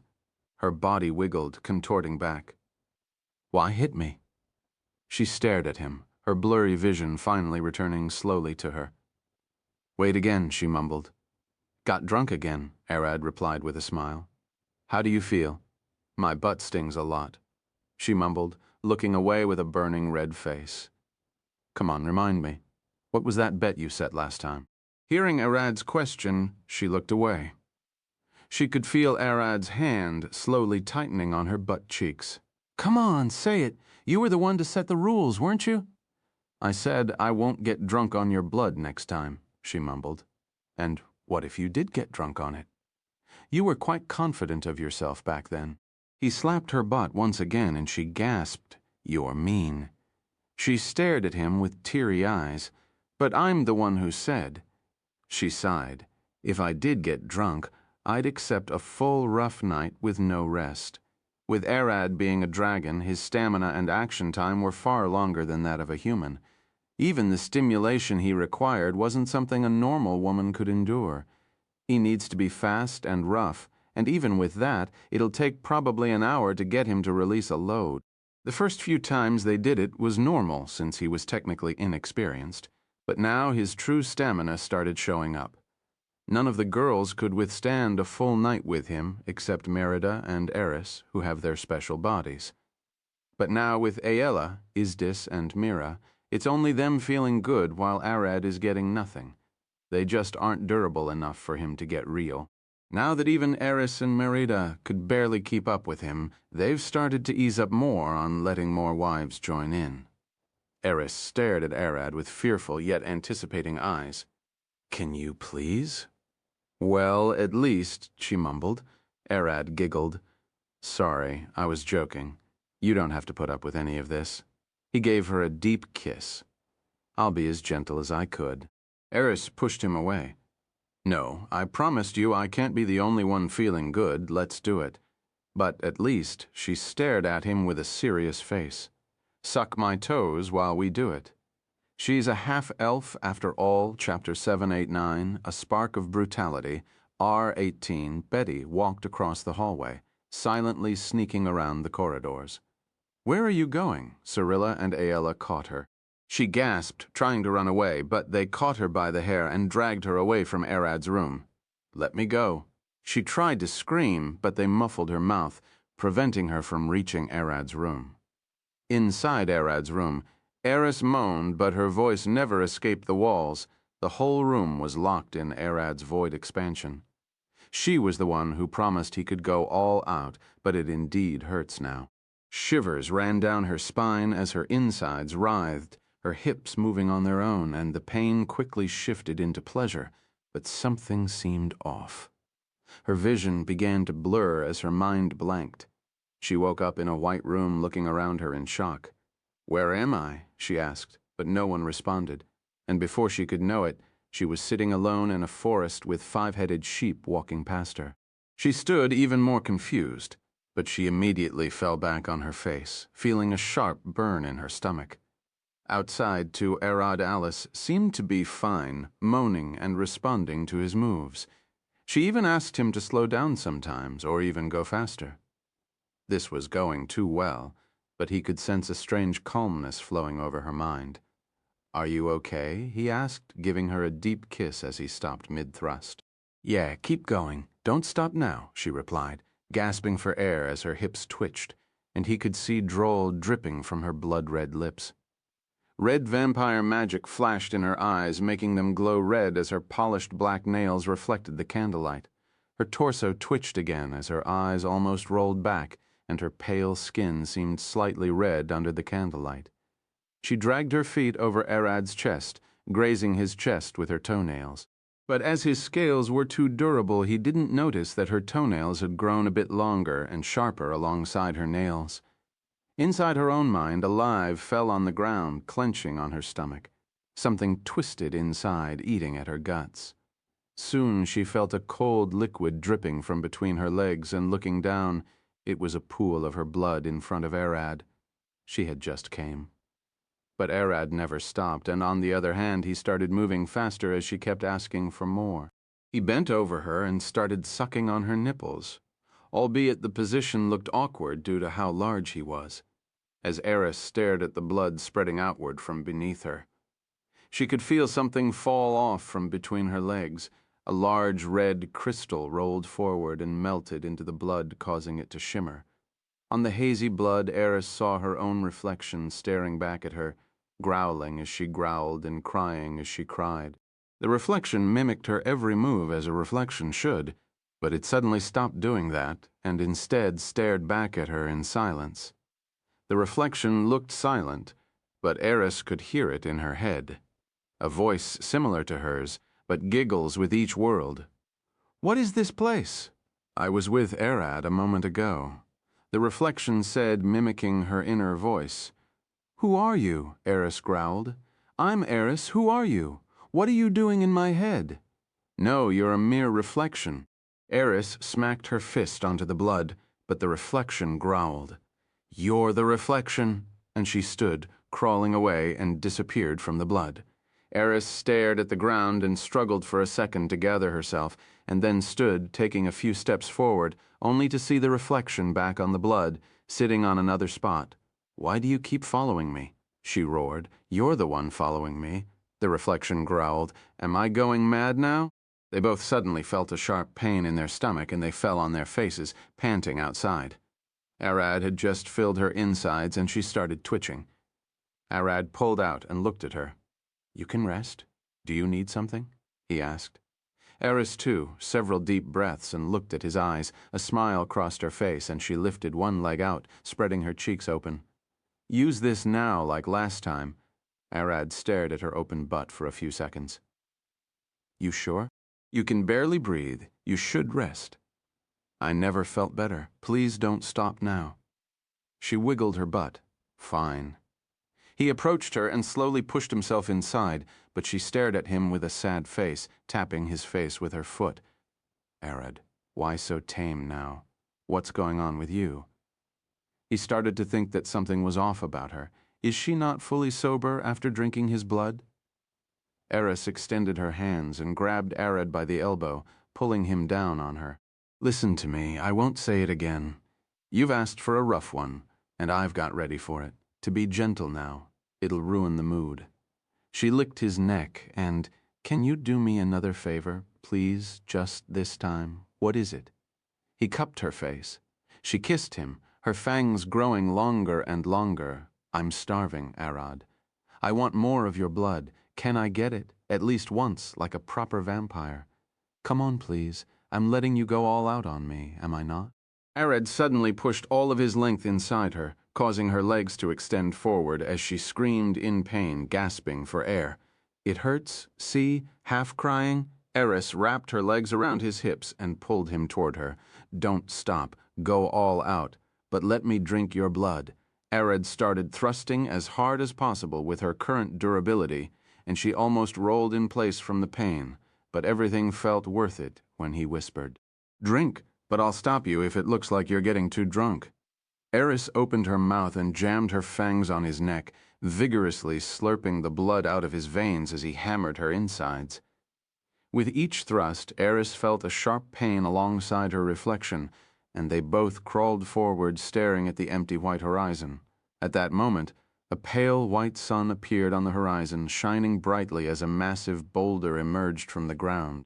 On top of the boulder, a pale woman wearing a strange dress with long black hair and glowing red eyes, nails and lips stared at them with a smile dangling her feet down. "What should I do?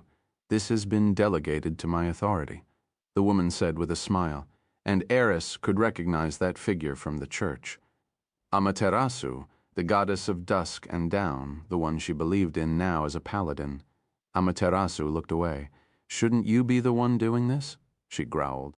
In the distance, a woman as pale as the snow with two bloodshot eyes, black veins around her whole body, and long black hair wearing a bloody death gown.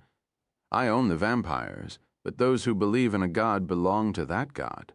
She doesn't belong to me now," the woman replied and disappeared into under the sunlight. Amaterasu sighed. "Say, Alice, Asmo, can I leave this job to you two?"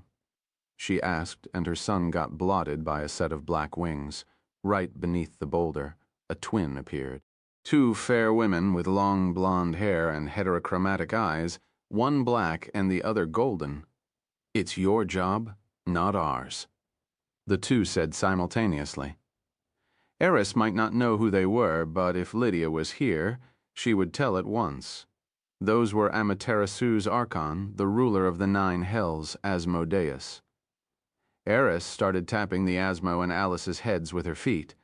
"Come on, I'll give you a bonus. Can you deal with it? I don't want to bother at this rate. He'll end up dead," Alice said, looking into Amaterasu's eyes. "You don't want him to get angry, do you?" Asmo added with a faint growl. "But you two can deal with it, right?" Amaterasu sighed and looked at the two Eris, staring at her, confused as hell at what was happening. "Look, they seem far too confused. At this rate she'll never understand herself." Alice sighed and turned toward Amaterasu with Asmo. "Do your job." They pulled Amaterasu by the leg and threw her on the ground. "You have far more energy to spare than us. Be the one to do it," they growled at her. But Amaterasu stared at the two Eris, staring at her in confusion. She already sucked more than enough divine energy from Erid. Why would I need to give her more, as Amaterasu said that? Asmo and Alice started kicking her left and right. "Don't speak of that. She might remember it, you idiot goddess." Amaterasu cried as they kicked the life out of her, but she extended her hand forward. "Fine, I'll do it, and fix my mistake as well." A bright light flashed, blinding Eris and her reflection. Eris woke up lying on Erad's bed, not remembering a thing of what happened that night, but she could see blood on the ceiling. What did happen? She turned around to see Erad's mauled corpse on the ground. Chapter 790, Blood Marks. Erad, Eris cried, rushing to check on him. The blood was still warm, and his flesh started moving as his wounds closed. He was just cut apart seconds before she woke up. Who did this? Arad's flesh returned to place and his skin closed as he sat up. You seem to be back to normal." He stared at her. Arad wasn't that easy to kill. Even if his human body was cut to pieces, he'd just regenerate, and even if sufficient damage was dealt to him, he'll just transform into his draconic form. Back to normal? What do you mean? Eris gasped. "You went crazy and started slashing at me left and right after drinking my blood," he replied. "At first, I thought you were only trying to be a bit rough, but soon your nails started cutting into my scales." Eris stared at her hands, noticing that her nails had taken the shape of claws dripping with blood. "I did this?" "Yeah, but don't worry about it. You were probably just too drunk." Erad smiled, waving his hand and cleaning all of the blood that splashed on the room. He quickly sucked everything into his stomach. "No, it's impossible.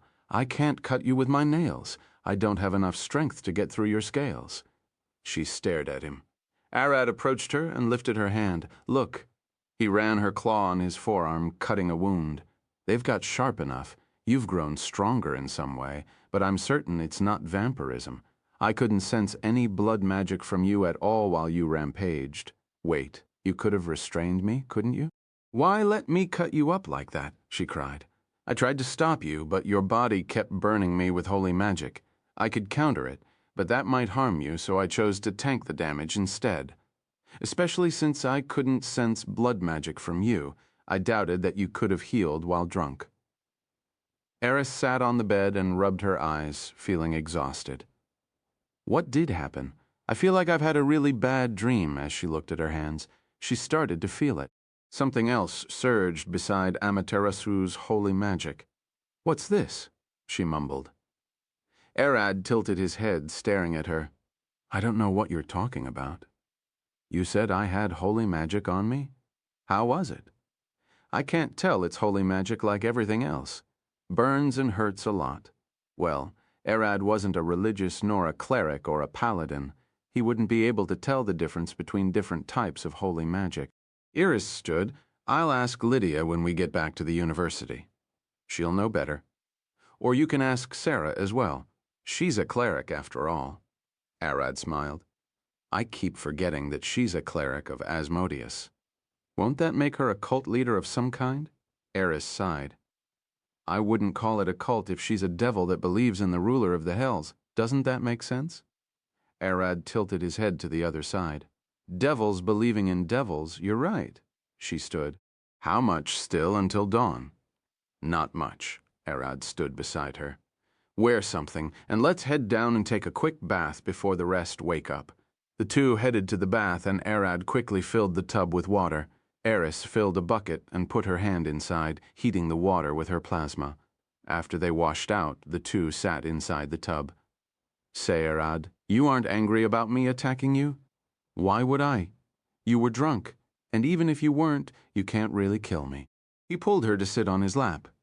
"And we dragons are supposed to fight all the time. I'm certain is common for dragon couples to try killing each other from time to time." He patted her head. "But to think I was fast enough to harm you. You're quite fast and durable, even in this form." She looked at his face. "I just didn't want to use that much power. What if I injured you or broke the room? Mira would kill us. He didn't want to damage the room." "You were moving fast, yes, but not that fast. I've never heard of a drunken person moving as well as when they are sober." She giggled, and the bath door opened. Aella stood there staring at them. "Arad, Eris, I'm smelling blood in the hallway.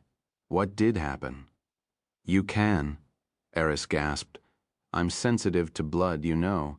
I don't get along with meat and such, but I know that smell well. It's Arad's blood, isn't it?" She walked inside and sat on a small wooden stool to wash her body. "What did happen last night?" "Dragon's blood smells different from other races. Elves hold a strong sense of hearing and smell as they are trained hunters." "Did you drink too much of his blood?" Aella glared at Eris. "No, it's a long story," Arad replied, and quickly explained what happened last night. Aella was baffled. "She got drunk and moved well enough that you got injured? Even if you were holding back a lot, that would still be the level of elite fighters." Both Aella and Eris remember Arad's previous fights, even at the beginning. He was well versed in hand-to-hand fights that he brawled with werewolves. He isn't someone that you can be drunk and injured by luck? She was moving a bit weird, I guess. Arad scratched his chin. "How about you, Doma? Didn't you see it?" Aella stared at Arad, and a mouth appeared on his arm. "I didn't. I was asleep. I'm not going to sit and watch his night with Eris. So we have no clues." Arad sighed. "Well, it won't happen unless she drinks a lot of my blood, so it won't be a problem." He smiled. "You say that, but you need to give her less blood if she gets this drunk from it." Aella stared at them. "I doubt it's any good to her than want her to drink yours. You don't have as much volume as me." Arad looked at her. "And you don't have as much mana as he. Arad's blood is dense and thick. I can tell my smell. If yours is water with sugar, his blood is raw honey. There is no comparison. Then don't drink as much of his blood." Aella sighed. The bath's door opened again, and it was Mira and Merida who walked inside. "Is there a place for us?" Merida asked. "I've made enough stools for everyone. I even made the tub a bit larger." Mira stared at her as she walked to the corner and picked 2 stools for them. Eris stood, and so did Arad after her. "We'll leave for now." As Eris walked past Merida, she stopped her with a knife to the neck. "Care to explain why I smell Arad's blood on you? I really want to cut you on the spot, but I suspect it's not that big of a deal, was it?" As expected, they aren't getting past Merida that easily. If Aella can pick up on the blood smell by her nose, Merida has her fungus. "I'll explain it to you. Let them be." Aella stared at her, and Merida moved the knife away from Eris's neck. "Sorry about this. No need to apologize. But where did you keep that knife?" "I didn't see you hold it." Eris smiled. "I was holding it. I'm just good at hiding weapons behind my wrists and legs." Merida patted her shoulder and moved out of the way. Arad and Eris left, and Aella glared at Merida. "I warned you to not attack her." Aella growled. "But you smelled it as well." Merida stared back at her with glowing green eyes. "That strong smell wasn't from a small wound or a love scratch. It's a murder scene." "You two didn't see any blood," Mira said. "It's enough to smell that much blood in the air? You don't even smell that amount if fights." "I bet Arad only seems fine thanks to his regeneration, but whatever Eris did, it was bad." Merida growled. "We don't know that, and it's best if we don't start fighting amongst each other. If Arad is saying he's fine, we better trust that." Aella stood. The two glared at each other for a few seconds, until Mira pushed them apart. Come on, stop fighting. We don't have that much time. They indeed didn't have much time. They still need to wash themselves and get ready to leave back to the university. As Arad and Eris walked back into the living room, they saw Tina and Dalla cooking in the kitchen. Isdis and her maids were staying in the castle to govern Arad's domain. King Baltos might be there, but Isdis, as Arad's wife, is taking care of the specific politics of the region. We've got breakfast ready, Dalla called Arad and Eris into the dining room. Inside there, they found Cyrilla and Betty already wolfing down their breakfast. Arad, can you give me that maid of yours, Tina? I've never tasted such food. Cyrilla stared at him with glowing eyes. That's just grass.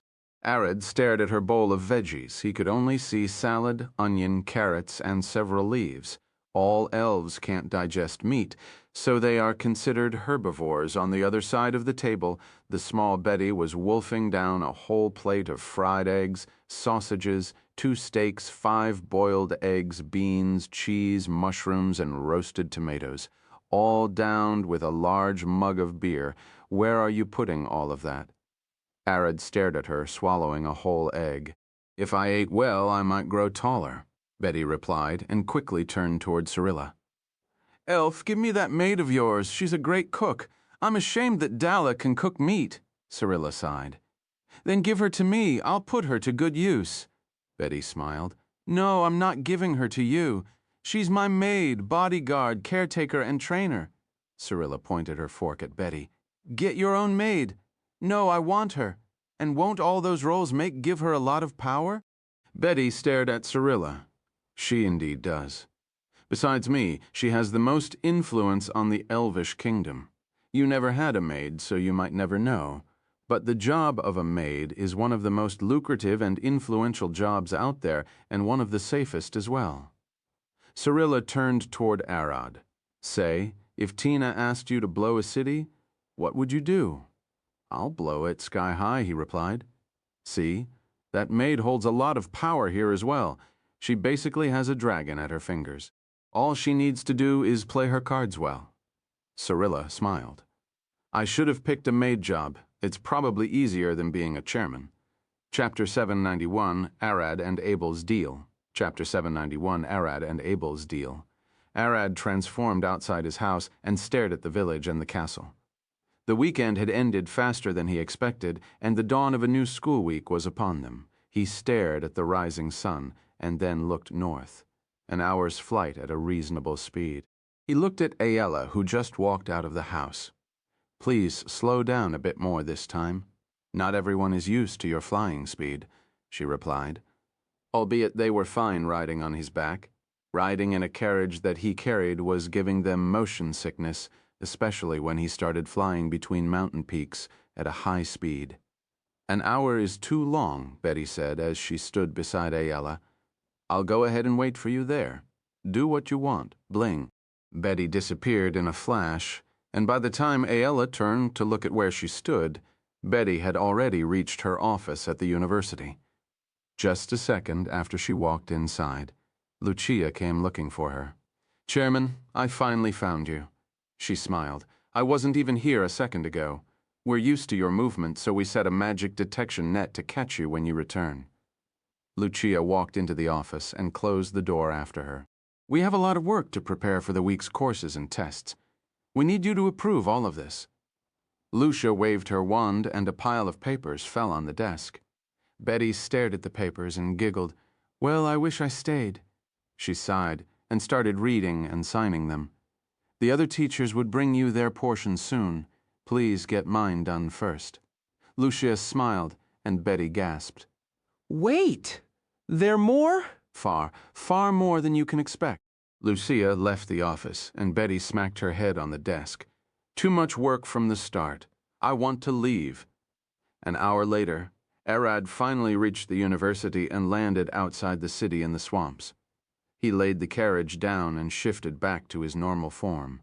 He looked inside the carriage. Wait here, I'll be back. He teleported to Croc City, started walking through the streets and headed toward the city's stables to rent 2 horses. He can't fly into the university or teleport everyone in, as the teachers might pick up on that. It was safer to return like normal people. As he walked, he saw a familiar face. Arad, it's been a while. Abel approached him. You've come back? Yeah, looking for horses. The two headed toward the stables. How is the city? Abel asked. Alina is doing fine, but my village and where the king is living are having some financial problems. I've left them to Roberta to deal with, but it's going to be a while before things are stable. What does someone like you think about it? Someone like me, Abel smiled. A devil, you may ask, and an answer you shall get. To us devils, humanoids are as simple as cats. They love to eat and rub their faces in catnap. But sometimes they can get feisty and bite the hand that feeds them. Abel clenched a fist. Fribnoval can provide them with food and drinks to hold the year. Farm the next year and harvest in the one after, but don't eat or spend the harvest. Store it for the coming year and make sure people pick up crafts and open up shops. Abel opened his fist, counting this year. Those are 4 years, so what do you think of the 5th? Abel closed all of his fingers except the index one, pointing it at the sky. You want to make my region a trade-focused one that would make a center of commerce and a hot spot for merchants. But that would be in exchange for me providing everything out of pocket to kick-start it, Arad thought. I can't guess what that's year for. Abel giggled. Of course someone like you won't know. You aren't the type. He pointed back at the church. Get the people something to believe in within a year. Humans with a belief would live longer, a part of it due to healing magic, and part is coming from their faith, allowing them to be mentally relaxed. He giggled, which makes them a bit dumber and easier for us to manipulate. But that's another topic. He flicked his finger, and both he and Arad disappeared in a puff of black smoke. When Arad opened his eyes, he was sitting in a room facing Abel, who sat on a throne while in his devil form with several half-naked tiefling, human, and devil women surrounding him. Who are they? Arad asked, looking at the 17 women around Abel. Those who wanted to swear fealty to me and signed a contract. Unlike my sister, I do have my own plans and schemes. I'm a devil after all, am I not? Abel tilted his head and stood expanding his wings. Ladies and ladies, this is my benefactor, a being that even devils fear. And believe it or not, he is not a paladin. He started walking toward Arad and then stopped. While you weren't here, I sensed something bad, he said with a serious face. What is it? Arad asked as Abel walked around him. Would you believe it if I said it's a god? Abel said as he stopped walking, and the women behind them gasped. They don't walk the earth, Arad replied. Well, he is a god, but not a true one. We call them demigods, beings who are challenging fate itself to step into the divine realm. Abel smiled. I believe you faced one, didn't you? The toe-sucking feet-worshipping elf, his name was Vars, wasn't it? The women cried in the back for some reason, and even Arad was confused. Can't they stop gasping at every word? We didn't face him. Even my brother only managed to damage him with a massive hit before he fully became a demigod. When he reached that stage, he had already surpassed anything we could throw at him. He only died because he wanted it. We lost that battle, Arad replied. Catal, the blood god of murder, usurped by foot fanatic and destroyed what a romantic story. But I'm not asking for you for help based on that. I'm not a mere human, after all. Abel moonwalked back to his throne and sat in the women's laps. I'm a devil, and we scheme for centuries. A crucial part of that is our supreme intellect and luck. He pointed at Arad. I can't imagine you losing. I can see it from here, how you punch that bastard in the face hard enough that he questions why he was even born. I'm betting on you, he giggled. Sex and drinks weren't enough for me, it seems, so I'm now gambling with life and death. He stood, pushing the women aside. My first gamble will be the greatest. You against a demigod, the closed thing mortals get to being gods. My money is on the big dimensional lizard with too much muscle. I love to bet on dark horses, it seems. He smiled, tilting his head. Which reminds me you looked for horses. Abel flicked his fingers and they disappeared into a puff of black smoke. The two appeared standing right outside the city's stables, and Abel had returned to his humanoid form. And so I was thinking. Abel kept talking. What kind of price would be worthy to fill those eyes? A fleet of maidens enough to fill your belly, a mountain of gold, a mighty steed from the hells, or enough power to rule the world? He smiled. I say not. I've got something better for you. Abel closed his fist and reopened it, showing Arad a skull-shaped necklace. After you fight, cast him into the hells. I'll sing the song of my people, and they shall rip the sparkly fledgling into shreds. Doing such would grant you favor among the devil's line no other, and I might be able to get us a safe gate to the lower layers of hell. Abel giggled. Infinite riches and sinners to slay exits down there. No dragon's horde would be complete without a hub to the outer worlds, especially the hells. Arad smiled. Sometimes I almost forget you're a devil until you start acting like one. What a lovely compliment. I take pride in looking like a pathetic human, but as friends, I must be a devil you can trust and rely on. Getting your trust is easy, but to be reliable, I need the devil's approval and rank up in the hells. Got a deal. Arad took the pendant. Depending on what is the demigod up to, I'll take action. I couldn't have hoped for more. Abel looked back at the stable door, opened, and a yawning man walked out. Who's out this early? He looked at them, rubbing his eyes. 2 horses. We need to them quickly. Abel smiled. Buy or rent? I'll need my money present before you can take them out, the man replied. Of course, got the gold right here. Abel paid for the horses and gave the tag to Arad. Drop the horses by my brother later, would you? I'll need them for some work. What work? Special work that only horses can do, Abel replied with a grin. Chapter 792 Gigahorse. Chapter 792 Gigahorse. Arad returned to the carriage with the horses, and Aela asked, What took you so long? I've met Abel on the way. Nothing too important. He looked at them with a smile. He strapped the horses and started driving the carriage toward the university, passing by Croc City. As they passed by, the girls could see Abel waving to Arad while walking at the side of the street. The sly bastard. I bet he's up to no good, Senna growled. She had heard from her mother that a peculiar devil had been snooping around the hells, looking for power and influence, and that he's doing pretty well at it. He laid several contracts with many people to the point he's becoming infamous for it, even among the devils. He's known for trickery and wit. Considering his job, yes. Eris giggled. Both he and Jack could be reliable, but always use shady methods. I'm not talking about that, Senna sighed. He'll get us in trouble. Arad managed to drop the girls by the dorm and took the horses back to Abel's brothel in the city. Abel, I got the horses, he called from the outside. Good. Abel stared at him from the window. If you're free, can you escort Sister back to the dorms? I don't trust the streets with her. Sarah is here. Arad walked inside, finding her sitting in the guest's room beside several boxes of potions and herbs. Arad, it's been a while.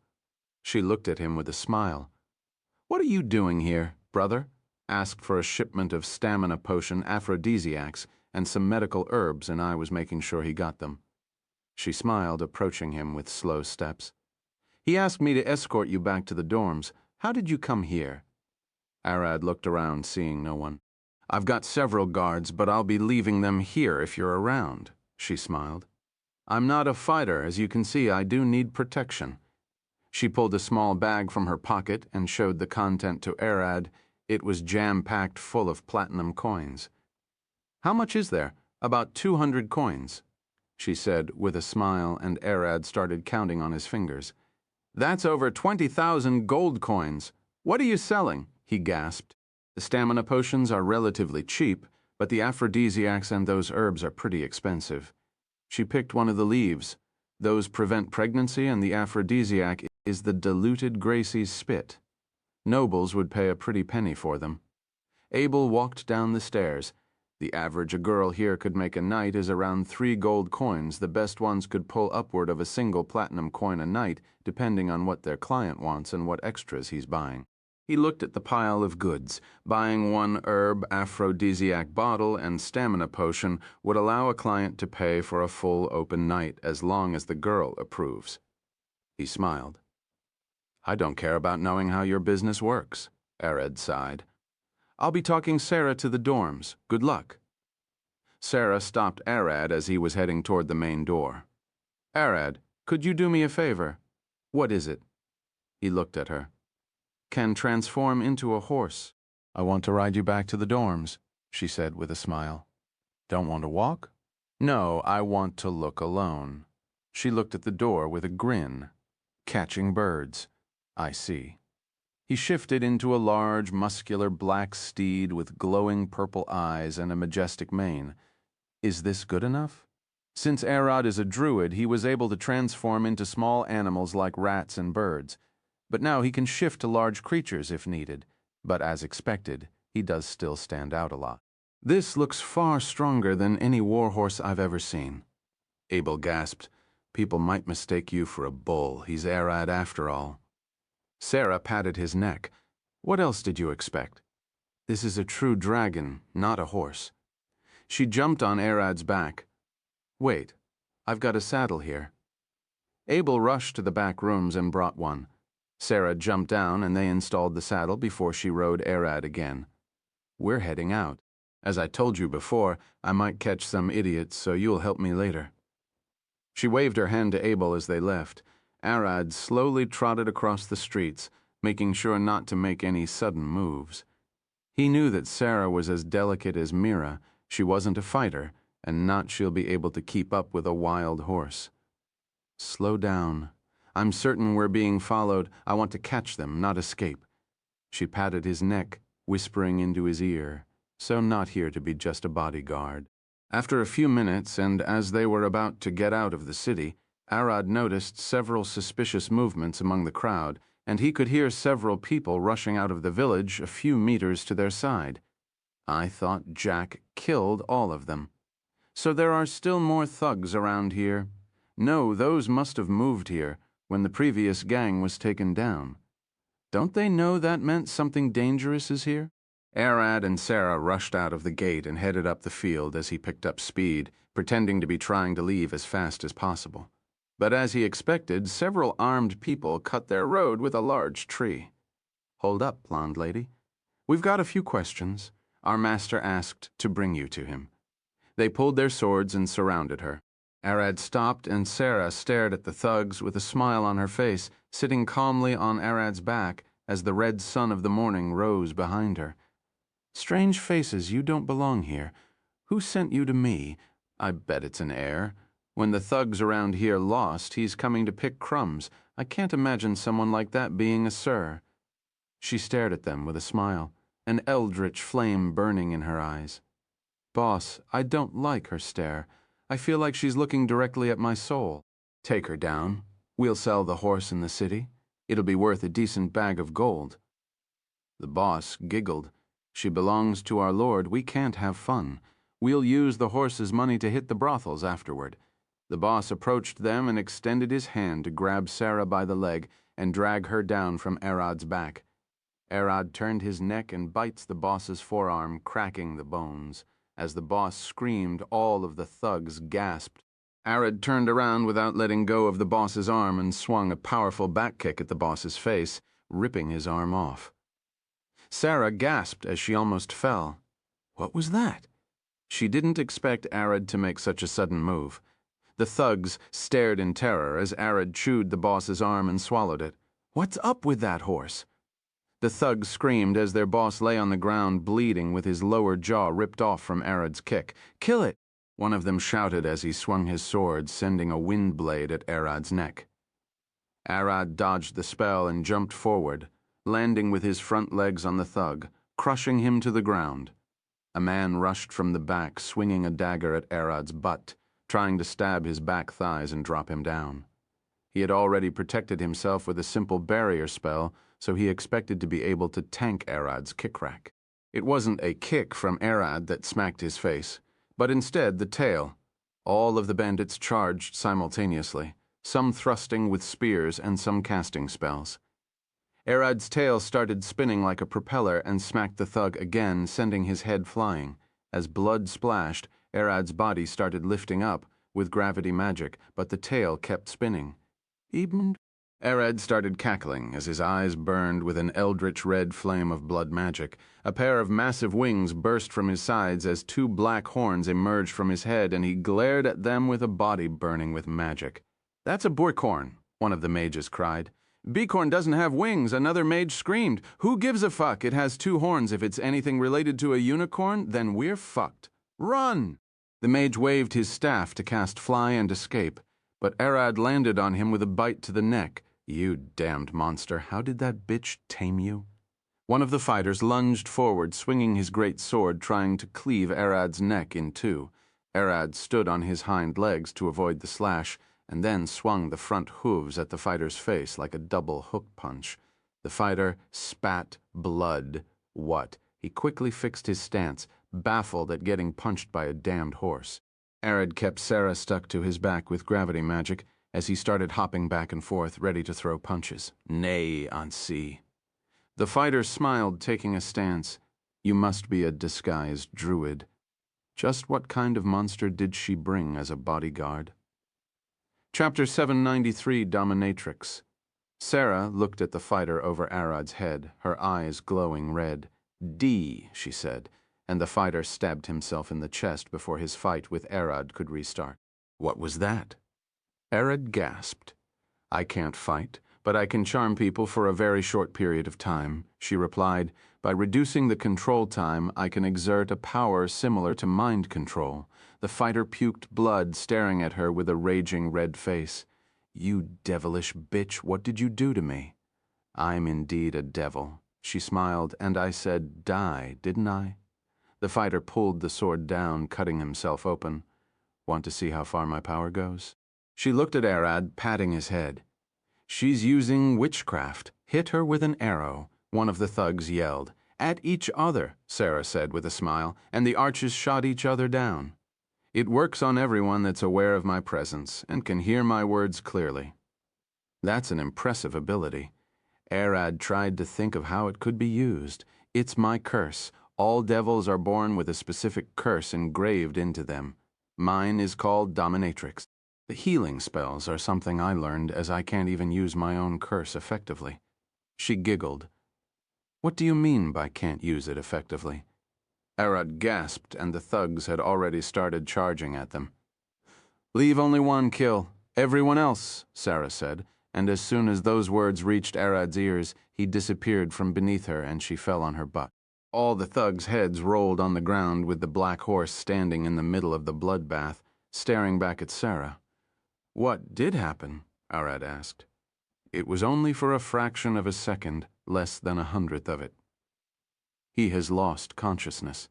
Not even 1/10 of a 100th," she said, shaking in place as blood dripped from her nose.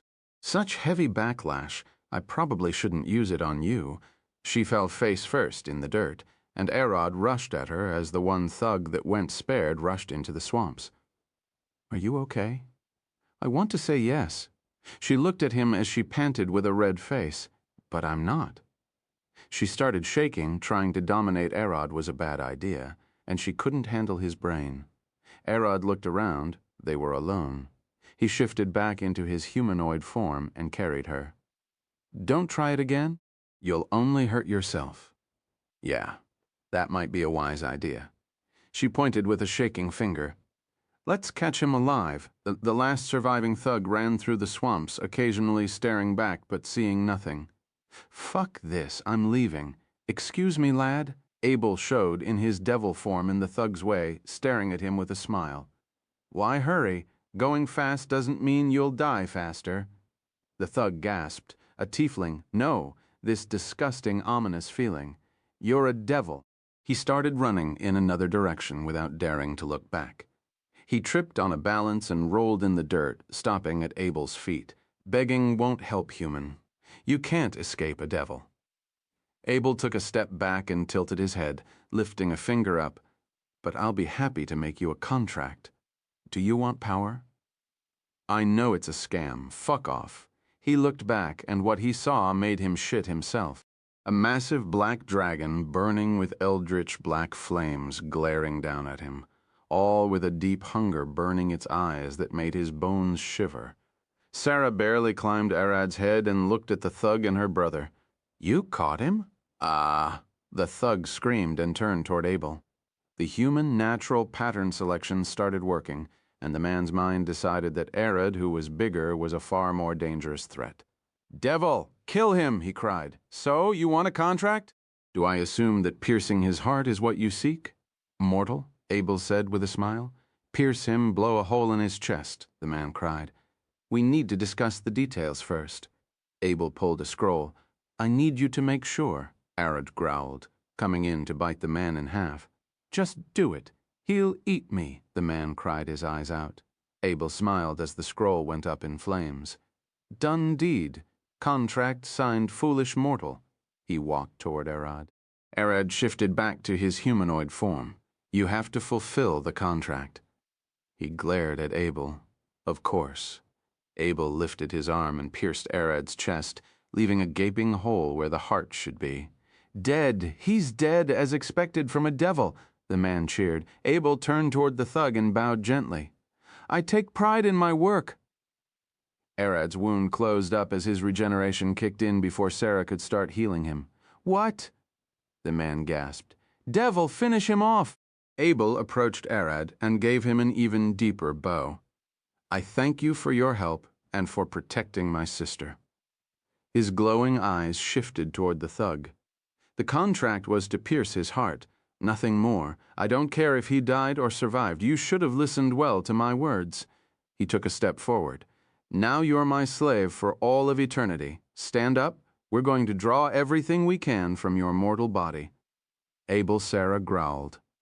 Why use Arad as a part of the contract? You should have thought of another way. This was the easiest and most surefire method. He looked at Arad. "Honestly, sorry for stabbing you. Don't mind it. I'll regenerate with ease and the information we can get from him more valuable." Arad approached the thug and stared at his face. "I hope you have a lot to say. I know a lot, but I don't seem to remember most of them." Arad had already regenerated, and he walked toward Sarah. "Since we finished, I can take you to the dorms, right?" He shifted back into a horse, and she jumped on his back. "We'll leave everything else to you." Arad looked at Abel. "Well, of course. Don't worry, what happened here today will never come to light," Abel replied, and Arad took Sarah back to the dorm. Arad headed to his room after delivering Sarah to the girls' dorm gate and found Jack missing. Knowing him, he usually oversleeps or gets drunk. Not finding him around means one thing. He's out doing something that he considers important. When Arad closed his eyes to sense magic in radius, he could feel Jack and Lydia fighting at the swamp's edge. So they are training better. Leave them for now. Arad quickly changed his clothes and headed to the school's canteen for breakfast. He had already eaten at home, but apparently it was an important thing to do. As a dragon, he goes out and hunts for food, which means he doesn't really need to eat like humans. But that would cause him trouble if people noticed he never eats with them. That is why Arad has been doing his best to attend all breakfast, dinner, and lunch gatherings at the university, and order food portions that were determined by his wives, as he didn't seem to know what was too much food and what was too little. Upon reaching the canteen, he was called by Matilda, who was eating her breakfast. "Aaron, it's been a long weekend. Where were you hiding?" She was sitting with Selena.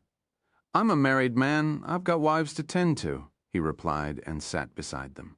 The canteen's golem approached him. "Equals what is your order?" "I'll take a whole rotisserie chicken, 2 bowls of rice, 1 bowl of salad, and a water jug." Arad replied with what was supposed to be a simple meal, albeit it looked strange for breakfast. "You really do eat a lot?" Matilda smiled, looking at Selena. "Isn't that right?" Selena was still a bit sky, but for now she's at least showing progress around Arad. She smiled. "He's big. What about what you're eating? That's raw, isn't it?" He pointed at the lamb's thigh. Selena was munching on. "I'm a tigress after all. I've hunted this deer yesterday," she replied. "So it's a deer and not a lamb. They look similar. This is how meat should be eaten, raw, don't you think? She pointed at him with the bone. Arad was stunned for a second. He was warned about this several times by his wives, especially Mira. He can't be eating raw food in front of everyone. They'll think something is strange about him. Everyone knows that Matilda is a tigress and should be treated as such, but they fully think he's a human. He must argue against eating raw meat, but he loves it raw as well. In fact, the deer she's eating looks far more appetizing to him than what he's getting. It's like comparing burned meat and medium rare. Matilda noticed Arad staring at the meat with a sad face. Wait, you want some? Chapter 794, A Demigod on the Loose. Chapter 794, A Demigod on the Loose. No, I shouldn't eat it. Arad shook his head, trying to look away from the meat. Matilda noticed that and lifted the deer's leg and started waving it in front of his face. Come on, here it is. Want a taste? It's fresh. I've only caught it yesterday. Arad looked away with a stern face, trying his best not to take a huge bite out of the meat. With a smug smile on her face, she started tapping the meat on his nose. I know you want it. Here it is. Matilda, stop. Selina poked her. He's human, can't eat raw meat, she said with a worried face, stealing glances at Arad. I know Aaron won't eat it. I'm just crunch. The tip of the leg she was pushing at Arad's face got chomped, bone and all. Matilda's wrist almost snapped as she felt the shockwave travel across the bone, and her ears turned back. Goosebumps rose on her skin as she started sweating, after hearing the bones crack like biscuits. The two of them stared at the leg and found a large bite had been taken off, all the way through the bones. Their eyes shifted toward Arad, seeing him munching on the flesh, with his mouth looking almost like a squirrel. Ha! Matilda cried. Spit it out, Aaron! She dropped the meat on the table and lunged at him, shaking his face. Selina stared at him. Humans can't digest raw meat. Spit it out or you'll get sick. Arad swallowed the meat in the blink of an eye, and Matilda cried, Why did you do that? She stared at his eyes. Arad looked away but saw Aella standing beside him, glaring at him with glowing green eyes and an angry face. How many times I've been told to not eat raw meat? She started shaking him with Matilda. As Selina started panicking, standing to try and pull the two away from Arad, Eris patted her shoulder. Let them be. Aaron will be fine. She smiled and sat beside her. How did you spend the weekend here? Selina stared at her. She rarely met Eris, but at least knew she was one of Arad's wives and belonged to the holy class. Feeling a bit at ease beside a healer, she took a deep breath. With Matilda and Anansi, we took a quest from the guild, she replied. What kind of quest? Monster, slaying, or exploration? We had to kill a troll. Matilda kept him busy while Anansi poisoned him, and I burned his wounds so he wouldn't regenerate. Trolls are dangerous. Didn't you get injured? Matilda got injured, but lucky we didn't need to use potions. A traveling cleric healed her and said to seek the newly built Shrine of Jordan on the outskirts of the city. Meadville? Movil 4?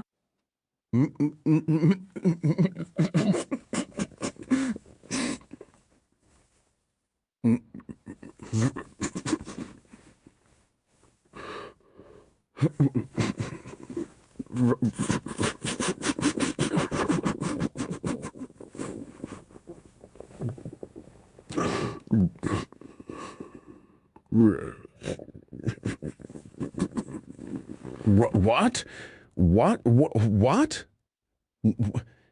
Selina stared at her. She wasn't that familiar with Lydia. She is fine with Eris, as she's Arad's wife. But Lydia always scared her.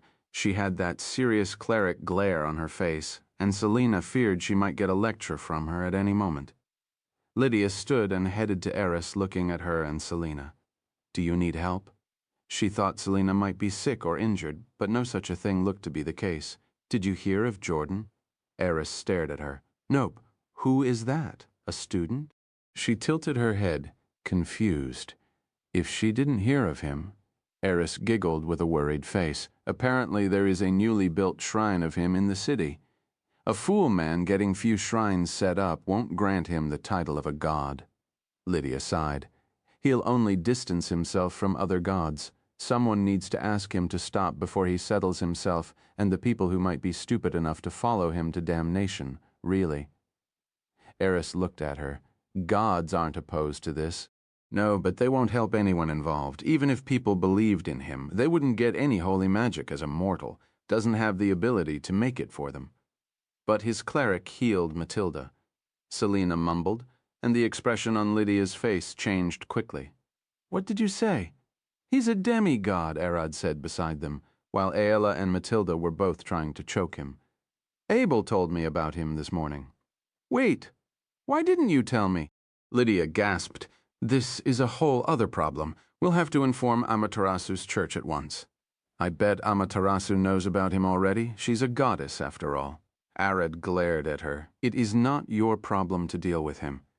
With a single glare between the two, Lydia concluded Arad's intention of taking the demigod down. She can't tell him off here, as everyone is listening. She'll come for him later. Betty appeared on the table, glaring at Arad. She kicked him in the face. Come with me to my office. She teleported away with him in the blink of an eye. Everyone gasped as the chairman suddenly appeared and kidnapped a student out of nowhere. Betty stared at Arad as she sat cross-legged on her desk. You want to fight a demigod? Abel asked me to do it, so I'll give it a shot. You're denser than I thought. You'll die and blast the city and this university to ash. She glared at him with glowing blue mana seeping from her eyes. You can't beat a demigod. Mortals can't do it. It's a fundamental law of the world. Is there a reason why besides it's a law? Arad sat on a chair. A demigod has a divine core, like the one that gods have, but it's much smaller, that binds his soul into the world and his believers. Simply put, as long as people believe in him and his soul remains standing, he won't die. She pointed at Arad. You can't beat him unless you kill all of his believers and wait for him to starve, or directly damage his soul. Mortals can't damage souls while alive, only the dead could. Arad nodded. But I eat souls. That won't. What in the 9 green hills of Halfling land did you say? You eat what? She gasped. Souls. I do consume them to grow older. If a demigod can be killed by damaging their soul, then all I need to do is beat him to a pulp and then eat his soul. Arad smiled. Wait. How in the hell could you do that? I don't know. I was like this since I was born. It's a property of magic dragons as far as I know.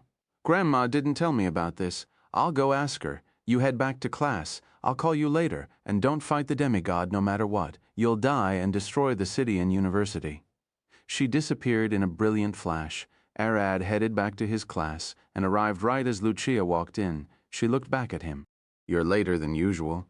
She didn't ask because he was too late, but because he's usually one of the first to get into class. Seeing him arrive right after her has made her worried. The chairman called me earlier. I've been with her. You aren't getting into trouble, are you? Not really. Let's go. The others are waiting. Arad walked in and sat on his seat. Matilda tapped his shoulder. What did that shorty say to you? Nothing important.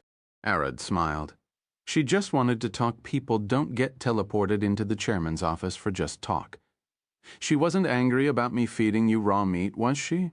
You don't need to worry about that. The reason was related to me. You sure? I don't want to get called in later. You two. The class is beginning, Aaron. Look ahead of you. Lucia stared at them and the lesson started. In the holy class, Eris and Lydia sat beside each other, listening to their teacher, Lala. As innocent and sweet as that beautiful nun looked, she was a hot-blooded succubus that worshipped Gracie, the goddess of love, lust, and life. She has the knowledge and skill to teach the holy class, but those who knew about her still felt conflicted. As I was saying, Lala looked at the students. Holy mana used by holy magic is created by gods from their divine mana, the essence of divinity. A god would generate divine mana from his believers or request it from the overgod and then transform it into holy mana that he gives to his believers for healing magic. Paladins can also get divine mana without it being converted so they can use divine smites. Gods are the only ones capable of doing the conversation. She smiled, sitting on her desk and putting one leg on another. Your goddess Amaterasu is pretty particular about his. She's known to be extremely protective of her divine mana. There are incidents of her allowing other gods to convert her divine mana, like the overgod himself and the moon goddess, but those are rare cases. Lala smiled. Eris looked at her palm and could sense Amaterasu's divine magic flowing inside her. We can't convert it as we don't have a divine core. Chapter 795, The Healing Class. Chapter 795, The Healing Class. Eris sighed, staring at the board with a bored face. I know this might seem complicated, but we'll see it in action soon enough. Their teacher, Lala, smiled. We'll make a quick tour of the university's Church of Amaterasu. I'll show you some basic effects and interaction between believers and their god, and how to harness as much power as possible. Even though Lala was a believer in Gracie, that didn't mean she couldn't receive holy or divine magic from Amaterasu if she asked for it. Most of the gods are friendly with each other and would happily help the believers of each other. It's the rare few that fight with each other. Gracie was a special case, even among the friendly gods. What she embodies are the concepts of lust, love, life, and more basic needs for every living being, which made even the evil gods give her some respect. As they reached the school's church, Lala approached Amaterasu's statue and opened her palm. As you can see, holy magic is best used for healing, and divine magic is for damage. It's especially effective against the undead. How good are you with blood? She looked at the students with a smile. They looked at each other confused. What do you mean by blood? How many injuries you saw? Are you used to seeing those? I've worked as a healer for the front lines in many monster stampedes, Lydia replied. I've seen people bitten in half. I've got blasted several times myself. That wasn't fun. Eris added. While those two were quite used to it, most of the students shook their heads. They've never seen something besides small cuts and stabs. They are nowhere near battlefield healers. Contrary to most beliefs, healers are the lifeline of all armies and adventuring parties, especially at higher levels of combat. Without them, deaths would rise to the sky and most wars would have taken a whole different course.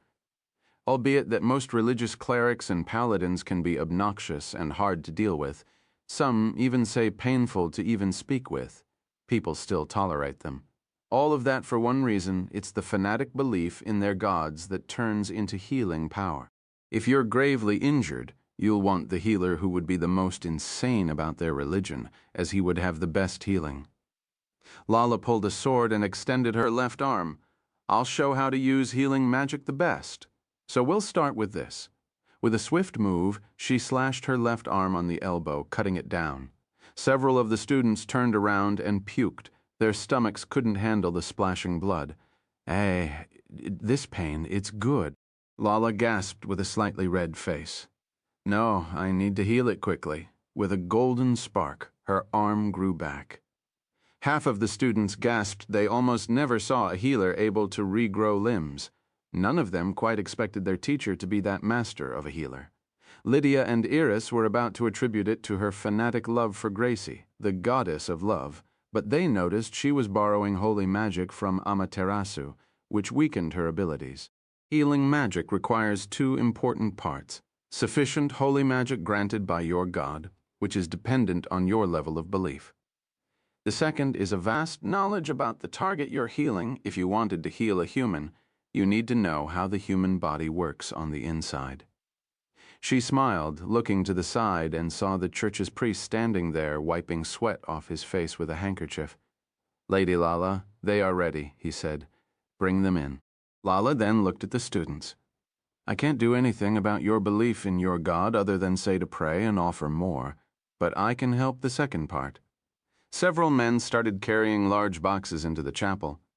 I've managed to secure several dead bodies for you to cut into and study. It's better than looking at drawing in a stupid book. This will be your course until you can at least regrow a finger. She clapped her hand. Pick any corpse you want and start working. The students stared at the corpses, frozen in place. Is this it? Eris said. They are dead. What do you want us to learn? Lydia tilted her head. Lala smiled. It's a start for the others. They can't even handle seeing my arm cut. They'll pass out if they were asked to heal someone with their intestines rolling out." She giggled. "You two look different. You've seen the hell battlefield and came back." Lala looked at Lydia. The top student of the healing class, someone that was vastly approved by her goddess and even has 2 oaths. Your paladin with enough purity of divine magic to be second only to the late paladin general. Seeing how you survived this long with such power, I'd say you're no stranger to even getting fatally wounded yourself. She then quickly turned toward Eris. "I don't know much about you, but you never flinch at blood or death. You've used to seeing corpses. Were you an adventurer before?" Lala knew about Eris and that she had been with Arad since the last time they went to check on Zul, but she wanted to keep the information hidden. "I'm a mortician and a funeral director after all. I've buried, embalmed, dissected, and cremated hundreds if not thousands of corpses of all ages and races," Eris replied. "With me being a long-lived half-elf, I'll probably be the one to embalm and cremate those close to me as well in the future. It won't do for me not to be able to handle death." Lala lifted her arm. "You think you can fully regenerate a severed arm? No need for yours." Eris pulled a dagger and cut her arm. "I'm used to this. It doesn't even hurt that bad." Eris smiled, and her arm popped back out immediately with a spark of holy magic.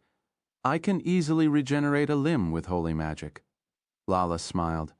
"I see. But can you heal me?" "There is a huge difference between healing yourself and someone else." She cut her arm. "Try it." When Eris tried to heal Lala, she only ended up making a stump. See? It's far harder when trying to heal someone else. Lala healed her arm and pointed at the corpses. "Get back to study. You two healed yourself." Eris growled. "I did, since I don't expect any of you to be a willing test subject." Lala smiled. Eris immediately cut her arm again. "Then show us how you heal someone else." Lala lifted her palm with a smile. "Of course, here you go." With a blinding flash, Eris's arm grew back in the blink of an eye. Despite her being a vampire and should be harder for Lala to heal her, she didn't seem to have any trouble at all. As a healer, I'm far above both of you. She stared at Eris and shifted her eyes to Lydia. "You can heal yourself well but fail at healing others, and Lydia there is the reverse. She can heal other people but fail when it comes to herself. I bet she can regrow my arm but won't be able to heal herself." Lala sat on the base of Amaterasu's statue and put one leg on another. "Everyone should work on their weakness and make sure it's fixed. In this class, we're trying to make powerful and reliable healers that save lives and keep people alive. Some of you might use that power as adventurers and go on your own life. Some of you would sit in a church and heal civilians, and some would go to war as battle healers.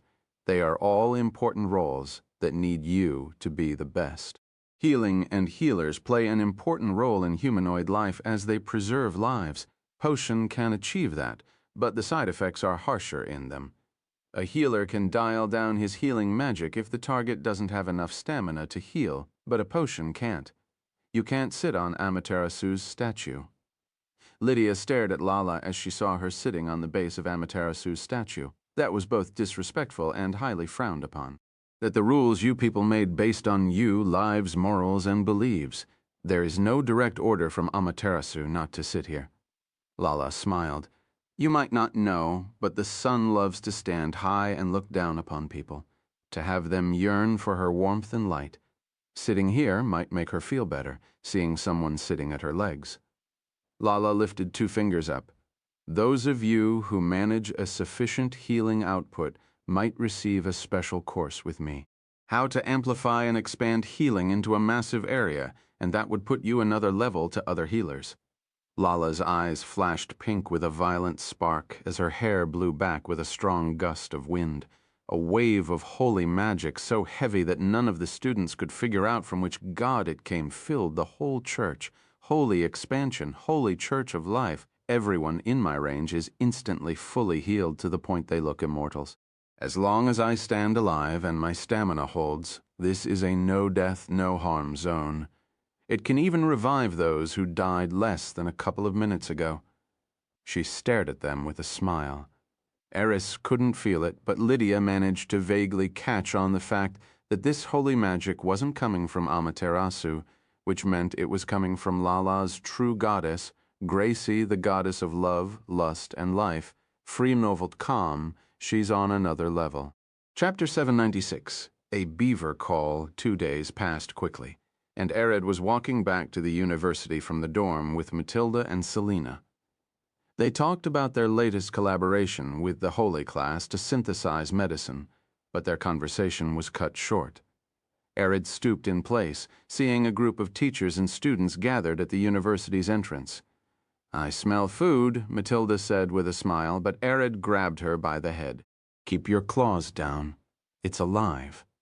They walked into the crowd and Arad started pushing people aside to get through. Strangely enough, the girls were the hardest to shove. They were sticking to him like glue. In the middle of the gathering, 2 teachers stared at a beaver who growled at them, waving his little arms in panic. Where are the druids? Can't they hurry? One of the teachers looked back. He was a large man with short and curly red hair and a long beard made into braids. "Get this thing out of the way. It might bite someone." The other teacher looked back. She was a thinking woman with a sleepy, tired face, and the teacher of the political class, the one Tempo was in. Arad touched their shoulders from the back. "Move, I want to see him." The redhead teacher glared back at him. "How many times do we need to tell you students to get back?" "I've asked." Arad shoved him aside as if he was a foam statue. Despite him being the teacher of the wrestling class, he had no way of overpowering Arad, who was built like a freight train.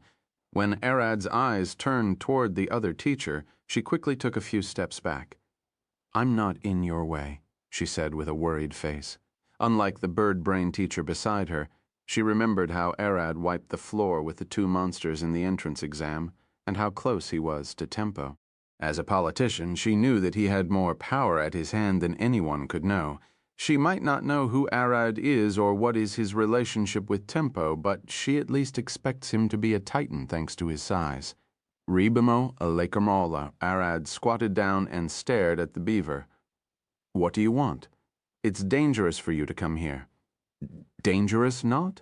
The beaver waved his arms. Beaverdom in more danger. The humans, they tried to open the great beaver hole. "What?"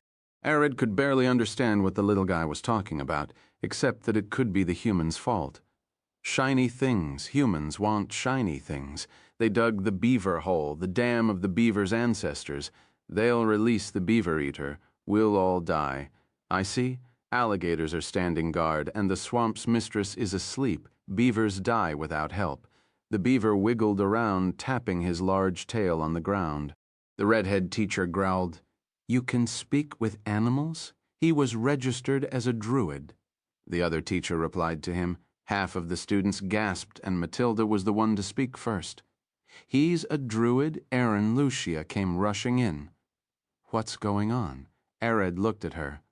"Some humans dug a dam that the beavers build, and the flood might destroy the swamp. I doubt Croc City would go unharmed," he replied, lifting the beaver and setting him on his shoulder. "He came here seeking druids to help preserve nature. I'll be going with him." "Wait, but you have classes. Let the druids deal with it." She started panting. She wasn't that athletic, but had run all the way down here. "Aaron." Another voice screamed from behind the crowd, but this was recognizable as hell. The students all moved out of the way as his red hair burned in front of them. Tempo, the price of the volcanic titans, walked toward Arad, and Mr. Beaver. Tempo extended his hand to the beaver. "Nice to meet you."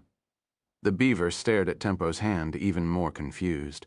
He did eventually grab it, but not after an awkward wait. "Are you the Beaver King? Can we assist you with something?" Tempo shouted, and his teacher rubbed her ears. "Please stop screaming every word." "Sorry," he shouted again. Harad quickly explained the situation to Tempo, and he was intrigued. "I see." He turned toward the beaver. "I'll help." "I doubt that's a good use of your time, is it?" The redhead teacher stared at him. "Your classes are more important. You're studying human society and politics, aren't you?" Tempo slowly turned toward him with a large smile. It's the same, a fire burned in Tempo's eyes. This beaver and humans, they are the same to us. This made the teacher and the other students realize where they stood. To the Titans, who were thousands of meters tall with enough power to contend with dragons, they could barely tell the difference between humans and beavers. Arad smiled. I probably won't need your help to fix this. What matters is participating. Tempo looked at the beaver and bowed gently. Please allow us to help you people as well. I want to be a king that in good relation with everyone. Nobody knew if it was enthusiasm or just a trait, but his screams were getting painful to hear. But it was in fact both enthusiasm and that his polymorph is barely able to lower his voice to this level. Fine. Arad sighed. Let's go. I'll carry you to there. No. Tempo lifted his hand. I'll run to there. Tempo knew that it was generally rude to ask a dragon to give you a ride, and what he was taught is that when dealing with them, if they ask to give you a ride, it's considered a good manner to say no. When someone asks to spend the night in their house after you visit them, most of the time you should refuse such an offer as it's just a custom. They aren't expecting you to say yes. Arad shifted into a large eagle, and everyone gasped. He's really a druid, Matilda gasped. I'll carry the beaver as he can't run to the swamp. Don't get stuck in the mud. He grabbed the beaver with his claws and flew away at a blinding speed. He speaks and he's fast. Matilda could barely believe her eyes, seeing Arad disappear into the horizon. Lucia blinked twice. She was the only one who wasn't surprised. She knew how fast Arad could go since the time she saw it in the class, but was trying to make herself believe he just didn't want to harm the beaver. Well then, I'm going. Tempo pulled his sword out and sat it on his shoulder. He took a deep breath, and the veins on his neck, arms, and legs bulged out. See you later? With an explosion, he ran forward like a meteor, leaving a burning trail as he disappeared in the blink of an eye. The flame he left on the ground immediately faded out, only leaving a char, Anansi. The spider they fought in the dungeon watched from the classroom as she looked out of the window. A void dragon and a Titan prince going to help a mere beaver. Isn't that an overkill?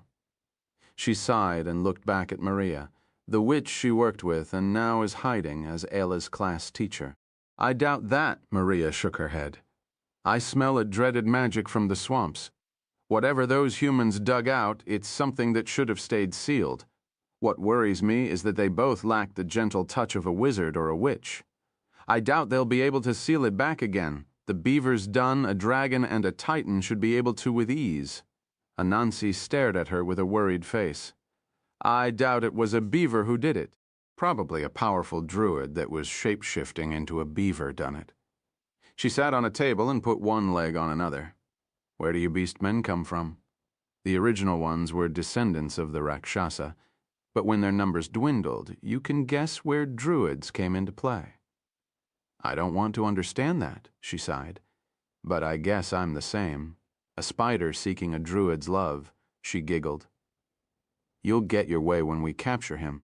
I doubt you'll catch a dragon's eyes at your power level, and even if you could do so, he'll never forget what happened in the dungeon. Ayla is his wife. Maria stood and approached Anansi. Keep grinding, we'll get there eventually, she whispered into her ear. And you aren't allowed to eat him after you made it? Keep that in mind, you black widow spider. Maria turned around and exited the class, leaving Anansi alone to think. Arad landed in the swamp with the beaver. We're far enough. Let's wait for Tempo before we go further. That loud human. The beaver stared at Arad, tilting his head. Yeah, I wonder how long it'll take him. Arad turned around, but Tempo suddenly appeared with a burst, leaving a trail of fire behind him. Am I late? He shouted, with a large, enthusiastic smile. Chapter 797, The Nuclear Chaos. Tempo looked at Arad and the beaver. A nice place. Do you live here? He shifted his attention to the beaver. Lower your voice down. Arad stood between the beaver and Tempo.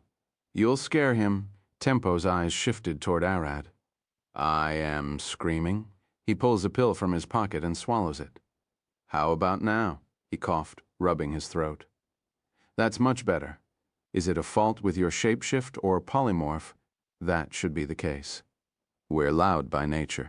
The wizard who helped me get this body was an expert at shifting a body, but not changing voices. I have to contend with the pills made by an alchemist. He showed Arad the pill. It numbs the vocal cords. Arad took the pill from Tempo and stared at it. Can I have this? I'll try to make one that lasts longer. You're free to try, but if you succeed, that's going to get our alchemist depressed. Tempo smiled. Do your best. Arad swallowed the pill.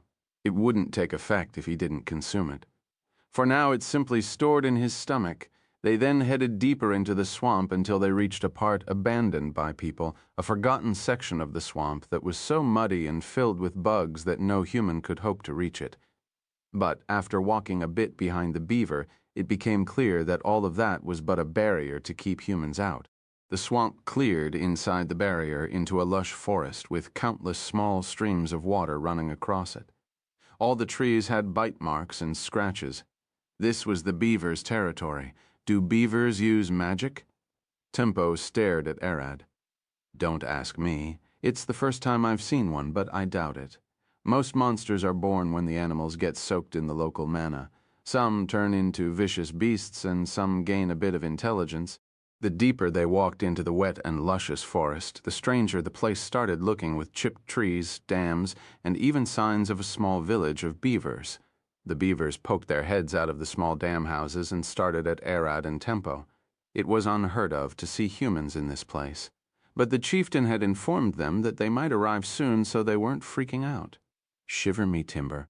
A muscular beaver wearing wooden armor and holding a sharpened stick rushed at them. Flatail? You've brought 2 humans? I never believed you could do it. This druid is quite thick. He's strong. Flatail smiled and puffed his chest as his tail tapped the ground. And this red-haired one is quite hot. He has fire. The chieftain is waiting. Let's hurry. The guard rushed away. Was that beaver wearing clothes? What did he say?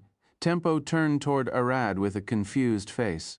Something about me being thick and you being hot. They also said something about how we need to reach their chieftain quickly. Arad replied, You're indeed thick, but I doubt I'm that hot unless they are talking about fire.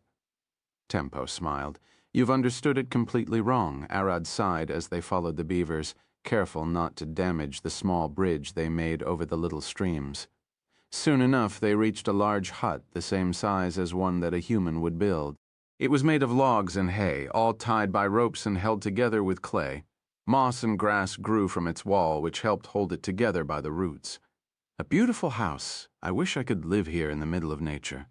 Tempo looked at it with a smile. To him it was a refreshing shift from the marble architecture of Titans or brick and wooden building of humans.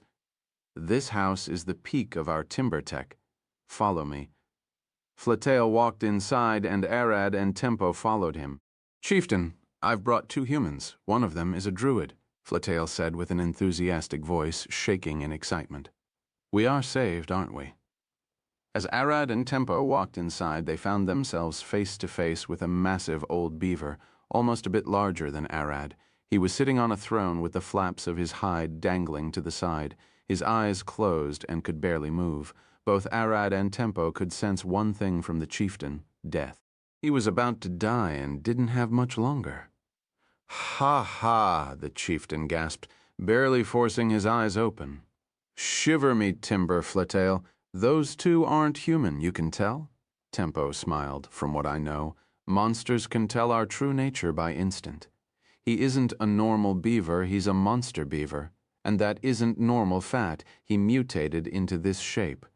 Arad had dealt with enough animals and monsters in his land to know. I'm indeed a monster, my dear guests. We're called the Beaver Kings. We grow too large and heavy to move or care for ourselves, but in exchange we develop intelligence and live for centuries to teach and build a beaver colony. A faint chuckle escaped the chieftain's lips. Wait, chieftain, those 2 aren't humans?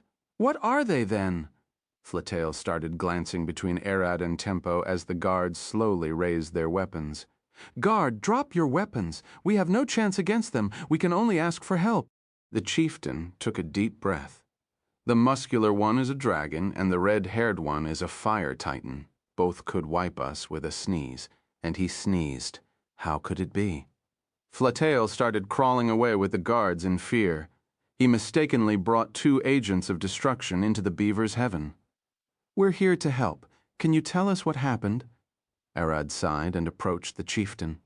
"Heard of Dracarage, the meteor that drives the dragons mad and causes them to rampage?" The chieftain looked at Arad. "I heard of it, but I don't know the details." Arad turned his face to Tempo. "Do you know anything?" "Only that occurred after the Godway 5,000 years ago." Tempo nodded. The chieftain tried to nod, but his head couldn't move. "The meteor is a great spell conjured by the evil abomination, Niar, the king of the outer horrors. It's his last attack on the mortal world after his loss in the war." "How do you know that?" Arad approached him further. "It's a story that was passed through generations. Beneath us, deep far beyond what anyone could dig, is a sealed abomination. He's 1 out of 12 ones scattered around the world. If 2 were to be free at one time, the meteor would accelerate further and hit the world within hours." The air slowly grew tenser. A man called Jordan had caught wind of the ley lines linked to the seal and managed to speak with the abomination. That horror gave the human power in exchange for him to help free him. The chieftain started coughing, and the guards rushed to him with water. He's been talking too much for his old throat, but this was important. He needed to get it out before he died. "Please fix the seal underground and crush Jordan's plan, or the world will crumble to pieces. Don't let people pray to Jordan and turn him into a real god. That's what the horror beneath wants. He'll steal that power back and free all other abominations at once." The chieftain looked at Tempo and Arad. "Who's stronger, the abomination or Jordan?" Arad asked. "The abomination. Even if Jordan is a demigod now, he is nowhere near the abomination's power. Those horrors fought the gods. The easiest way is to fix the seal, go underground, and lock it back up. The underground colony is under attack. I'll check it out, but don't count on me. I don't want the world to end, but I'm certain the gods would smite Jordan and the abomination in the blink of an eye if they were to succeed. Even if he wasn't a believer in any god, he knew they wouldn't let the world end. What is your name?" "Oh, great dragon, Arad Orion." The chieftain's eyes opened while he wheezed. "Ah, my timber!" He pushed on the chair with all of his might and fell down on his face, crawling toward Arad. "What's happened to you?" Tempo and Arad gasped, and the beavers rushed to help their chieftain, but they couldn't get him to move. "Arad Orion, I never expected to live long enough to see you. Oh, the mighty one above the stars, the nuclear chaos, how long have we awaited? It's been 5,000 years, our dear one. Calm down." Arad lifted the beaver chieftain with gravity magic and laid him back on the chair. "What happened to you?" The chieftain rolled back to bowing. He couldn't stand sitting while Arad stood. "May this lowly being ask of you but one thing?" Oh, mighty one, what are you talking about?" "I'm just a dragon, strong but not deserving of being called a mighty one." Arad was getting confused quickly, while Tempo kept a calm face, trying to decipher what the beaver was saying. "Haven't awakened yet, I see. It can't be helped. Please seek your son, the greatest human of all. He'll be sure to guide you back to glory." The chieftain was shaking in place. "I have a son." Arad gasped. "Wait, that can't be true. You're mistaking me for someone. What a blessing this is, to be the one to see you first. Oh, he fell silent. Chieftain, the other beavers screamed and rushed toward him." "Wait, did you die?" Arad pulled a healing potion. "No, he's just lost conciseness out of exhaustion. I doubt he moved in the past century." Tempo checked the chieftain and confirmed he was indeed alive. Chapter 798, Into the Underground Kingdom. Chapter 798, Into the Underground Kingdom. The beavers guided Arad and Tempo to a guest room where they could barely fit inside. Arad was especially big, so he ended up shifting into a jacked beaver. Even his tail had muscles, and for the time being, Tempo sat in the corner, hunched forward. "Are you fine sitting like that?" "I'm fine. Doing stretches is important while shape-shifting." Tempo smiled. He wasn't bothered at all. Flatail walked inside. The chieftain is asleep, and he probably won't wake up any time soon. He approached Arad and stared at him for a few seconds, inspecting him. That's one mighty beaver, as thick as an oak. "What will happen now?" "I'll be your guide downward. This village is but the gate. We live here and maintain contact with the outside world for the lower beavers. There is a whole kingdom of us in the lower caves. They watch the horrors seal." He called me the nuclear chaos. "Do you know what that is?" Flatail shook his head. "I've checked the chieftain's notes but found nothing about it. I could probably find something if I looked more, but we are pressed for time. The dam would spill." "What dam?" "I mean the horror would get out." "Chaos is a state of uncontrollable energy," Tempo said in the back. But I've got no idea what he means by the nuclear. "Are you fine sitting like that? You're more folded than a stick in the mud."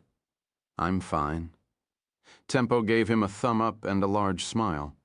"Anyway, I'll lead you forward for answers. You'll have to wait for the chieftain to wake up. We must hurry."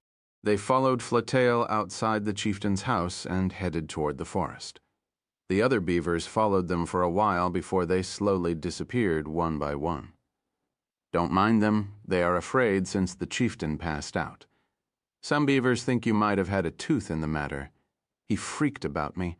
It was probably too much for his heart."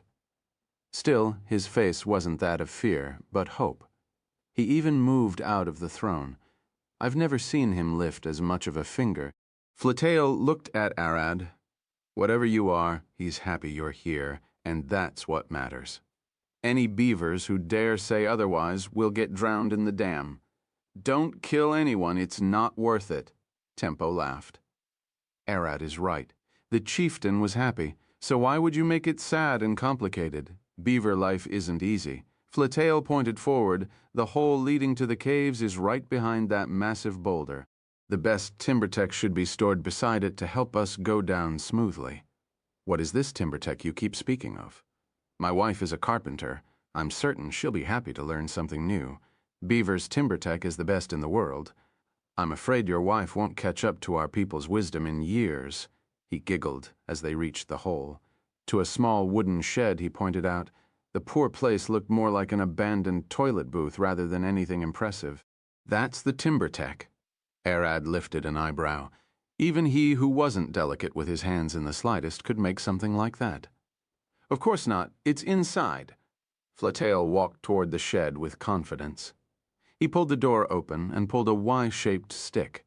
He walked with a smug smile and thrust it between two stones beside the hole. "Watch and learn. This is the art of my people." He walked back to the shed and pulled a rope. He then tied it to the stick and dropped it into the hole. "We're climbing down?" Tempo stared at the seemingly endless black hole. "Of course not. We're using a vertical beaver transportation system powered by water." He giggled. "It's so high timber tech that it doesn't even require magic." He walked between some stones and used a wooden wrench to push them aside, letting off a powerful stream of water enough to cover the whole hole. "Watch my people wet hole." He stood above a stone, lifting his tiny arms as if conjuring great magic. "This is my people's glory. So now what?" Arad looked at the water flowing into the hole. "Even dragons can't comprehend the intellect of my people." He rubbed his nose. "Even am I flattered. I didn't expect us to be this far ahead." He pointed at the hole. "You grab into the robe and slowly float down in the water stream." Arad looked at Flatail with a disappointed face. He waved his arm and sent a powerful wave of gravity that closed the dam, stopped the water, and yanked the rope out in a single move. Flatail screamed his teeth out, holding his head in horror. "My people's glory and timber tech." Tempo sighed in the back as Arad pulled Flatail toward him with gravity magic. "We're going down. Hold well." He jumped into the hole with a passive face, and the poor beaver almost lost his life as he saw them falling down. Tempo quickly followed Arad, and before long they were both falling into the darkness, with Flatail crying rivers out of his tiny eyes. "Mommy, save Flatail." The darkness slowly filled with glowing stars that gently illuminated the distance. Waves of magic started sparkling in the air. They felt a warm gust of wind rush upward. Out of a hole in the ceiling of a great cavern filled with blue glowing mushrooms floating jellyfish-like monsters and countless small houses made of stone and ember-like redwood glowing like gems on the ground. "It's beautiful." Tempo smiled as he looked down. "No!" Flatail cried. "Those lights, they are fighting monsters!" He pointed down. Both Arad and Tempo could see beavers in the street scrapping with some dog-like beasts the size of large sheep. "Those aren't pets?" Tempo looked at Flatail with a passive face and two wide-open eyes. "They aren't. They'll kill my people. Get me down, I need to fight." Tempo giggled. "Leave them to me. Your tail is shaking like crazy. I'm not scared." Tempo turned his body upside down and accelerated downward with a burst of fire from his feet, flying like a missile toward the ground. Two beavers ran across the street. "Get away! Hurry! Let the guards deal with it. We aren't a match to those beasts." "Oh, my timber, what are we going to do? They are everywhere." The other beaver cried, looking back to see one of the monsters leaping at him with an open maw. Tempo fell from the sky with a downward swing of his sword and slashed the monster in half. As the monster's halves fell to the side, he sheathed his blade and took a stance, taking a deep breath as the veins on his body bulged and glowing red like magma. Lava Blade, his sword ignited inside the sheath and started dripping magma as Tempo unsheathed it slightly out. Dance of the magma streams. Tempo flashed across the city in the blink of an eye. A net of boiling magma streams spread across all the streets, cutting and burning all of the monsters, even ripping the massive boulders the beavers used to block their streets into shreds. From above, Arad could see what resembled a red, glowing spider next to magma covering the whole city. That wasn't a simple spell. Tempo ran through all the streets and slashed the monsters manually, and the lava streams were the trails left by his blade. The city was several kilometers wide, which made Arad smile. He might be faster. Tempo slowly opened his lips, breathing a massive stream of fire as he stood right outside the city. His hair had started burning and his eyes were dripping flames. He rested the blade on his shoulder and took a stance. "You're the aggressor," he shouted, his voice booming like thunder. "I'll not stand still while you harm my friend's beautiful and peaceful people." "Me? Since when we were friends?" Flatail pointed at himself. "Tempo. Leave that one to me. The city would get damaged otherwise." Arad suddenly stopped falling, and Flatail looked around with a dumbfounded face. "We're not falling?" Arad floated with gravity magic and opened his arms with Flatail barely holding onto his back. The cavern's wall exploded and a giant four-headed hellhound that's almost 20 meters tall lunged out with open maws, aiming for the city. It was only for a fraction of a second, but Flatail cried his eyes out seeing such a huge monster. Everything halted. The rubble froze in midair, and even the monster got stuck floating. Baffled, the beast looked up and saw Arad T posing in the air, glaring at him with glowing purple eyes. Arad's gravity magic had developed a lot, and this was its simplest application, nullifying gravity in a certain area or to certain objects. "I can't really use any magic other than this, as I need to keep focusing on my void," Arad said with a smile, remembering that he was trying to adjust his void to cure Zul, so he needed to be careful. He pulled the adamantine sword out of his mouth like a magician and lifted it up. Blood gushed from the blade and extended upward. "Zia, I'll be borrowing your body if you don't mind," he said. "Aye, master. Please use me as you like. Ah." Doma smacked Zia in the head. "Calm down, you pervert vampire nun-maid combination. He's only using your brain, so hold still." Doma was using a curse to give Arad access to Zia's brain, the maid he got from Vlad alongside the vampire army.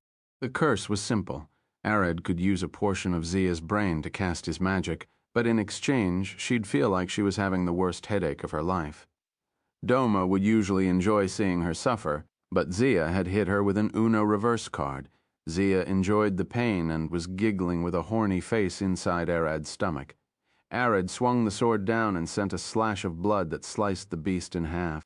Arid then used gravity magic to push the rubble and the beast's corpse outside the city, and then dropped them. He then landed beside Tempo with Flatail shaking in terror above his shoulder. That was an impressive slash. Was it a blood art? Tempo looked at Arad with a large smile. Yeah, but not my best. Arad looked at his fist. I only have access to 1/10 of my magic, and even my physical abilities are halved. Why is that? Tempo looked at him. You looked pretty strong. 1/3 of my magic is reserved for my wife, Mira. I'm also split in half now with Gemini, as I left my clone as a guard back at the university. It's attending the classes now. The clone has half of my brain and physical powers, and over all of that I'm trying to focus my void into something that might be able to cure Zool, so I can't say that was a good attack. Sorry to say this, but are you an idiot? Coming here with all those limitations? Tempo looked at him. My wives take priority, then the duties of a dragon, and lastly this. Arad sheathed his sword. I'm neither married nor a dragon, so I don't understand those. Fair enough to me, I'll protect you. Tempo smiled. No need. I'll be the one protecting you. I can still fight like this with ease. I've been in far worse conditions. Arad remembered the time he became a human in Merlin's labyrinth. You're weak and could still kill that thing? Flatail gasped, looking at Arad's head with a shocked face. So the rumor of you trashing the second layer of hell isn't false. Tempo giggled. This is getting interesting. Chapter 799, Grandma Bevelina. Chapter 799, Grandma Bevelina. The underground beavers slowly walked out of their wooden houses, staring at the burning monster corpses in awe. Some of them approached the charred monsters and started poking them with a stick. They were all dead, how in the timber. One of the beavers turned toward the city skirts and could spot Tempo's burning flame illuminating the darkness, with Arad standing beside him. The people slowly walked toward them, both fearful and anticipating. Their chieftain has asked the surface beavers to call for help. Our two strangers, the help they awaited for days. Flatail looked back and saw the beavers approaching them. He wiped the tears and snot out of his face and jumped down from Arad's back. My people, help has arrived. With me, Flatail, here, no harm shall befall you. He lifted his tiny arms and stood with his chest puffed forward. I'm here. One of the beavers looked at him. It was those two who took down the monsters, not you. Ah! Flatail ran, crying toward Arad. My little heart, it's cracked. Arad sighed and lifted him up. Sit here. He laid Flatail on his shoulder and walked toward the other beavers with Tempo. We'd like an explanation, if that's possible. Arad looked across the street. A lot of beavers died in the attack. It's probably not the time for a calm decision. The city's lord would explain the situation. I'll guide you to her beaverness. A guard approached them, wearing red armor and a wooden hat. What did he say? Tempo still couldn't understand a word of what most of the common beavers say. He's using the automatic translation built into his body. But that takes time to kick in and needs to be focused on one voice at a time. But I've never seen such magic in my life. It flew like water out of a dam, but it's red and hot. The beaver guard looked at Tempo. Human wizardry has improved a lot. Those two aren't humans, Flatail said while sitting on Arad's shoulder. Their ears aren't long, so they aren't elf, and they aren't short like dwarfs or halfling. The guard scratched his incisors. It's shape-shifting magic. You'll be surprised to know who they are. Flatail smiled with a proud face. This red-haired one is a titan, and the one I'm sitting on is a dragon. The guard laughed. I see now. That's fun, but we're almost at the Lord's house. Make sure to behave, she's quite strict. You don't believe me, you beavering bastard, Flatail growled as he sensed the guard mocking him and was about to jump down. But Arad managed to catch him first. Calm down. Let's go in. Let me go. I'll rip his teeth out. Flatail growled, but he couldn't escape Arad's grasp. They walked into the Lord's mansion, barely crawling inside again. But something seemed different this time. The room was much bigger, yet the Lord didn't look that large. A large, almost round beaver grandma wearing a large robe and a hood with two tiny glasses resting on her plump nose stared at them with a smile. "I'm Bevelina, the oldest of the underground colony of beavers," she said with a sweet and gentle voice, approaching them and leaning on her walking stick. She gently fixed her glasses and looked at Arad and Tempo. "Oh my, the holy timbers are blessed. What has that fat lord upstream sent us?" She smiled. "A dragon and a titan. He isn't messing around, is he?" The guard in the back froze in place as Flatail stared at him with a smug face and ran his hand on his neck. "You're dead," he whispered with a grin. Arad grabbed Flatail by the tail and threw him at the nearby couch. "Stop scaring him. He's fine. Bevelina, I've got several questions. What is the threat exactly, and why beavers couldn't such a dangerous job be handed to someone else?" Arad asked immediately. "You're one hasty boy, aren't you?" She smiled and walked toward the back and pulled chairs for them. "Rest. I'll explain everything. The threat is an abomination, a monster beyond mortal comprehension. Even we beavers guarding the seal don't know what he can exactly do, besides several things." She looked at Tempo. "You've been staring at me for a while, are you okay?" He's trying to get his translator to work. "Give him a moment," Arad replied. "Will, let's wait for him." They waited about a minute before Tempo was ready. As I said, the being we're dealing with is a powerful abomination. We beavers don't know the full extent of his power, but we are sure of certain things. He's powerful against humanoids.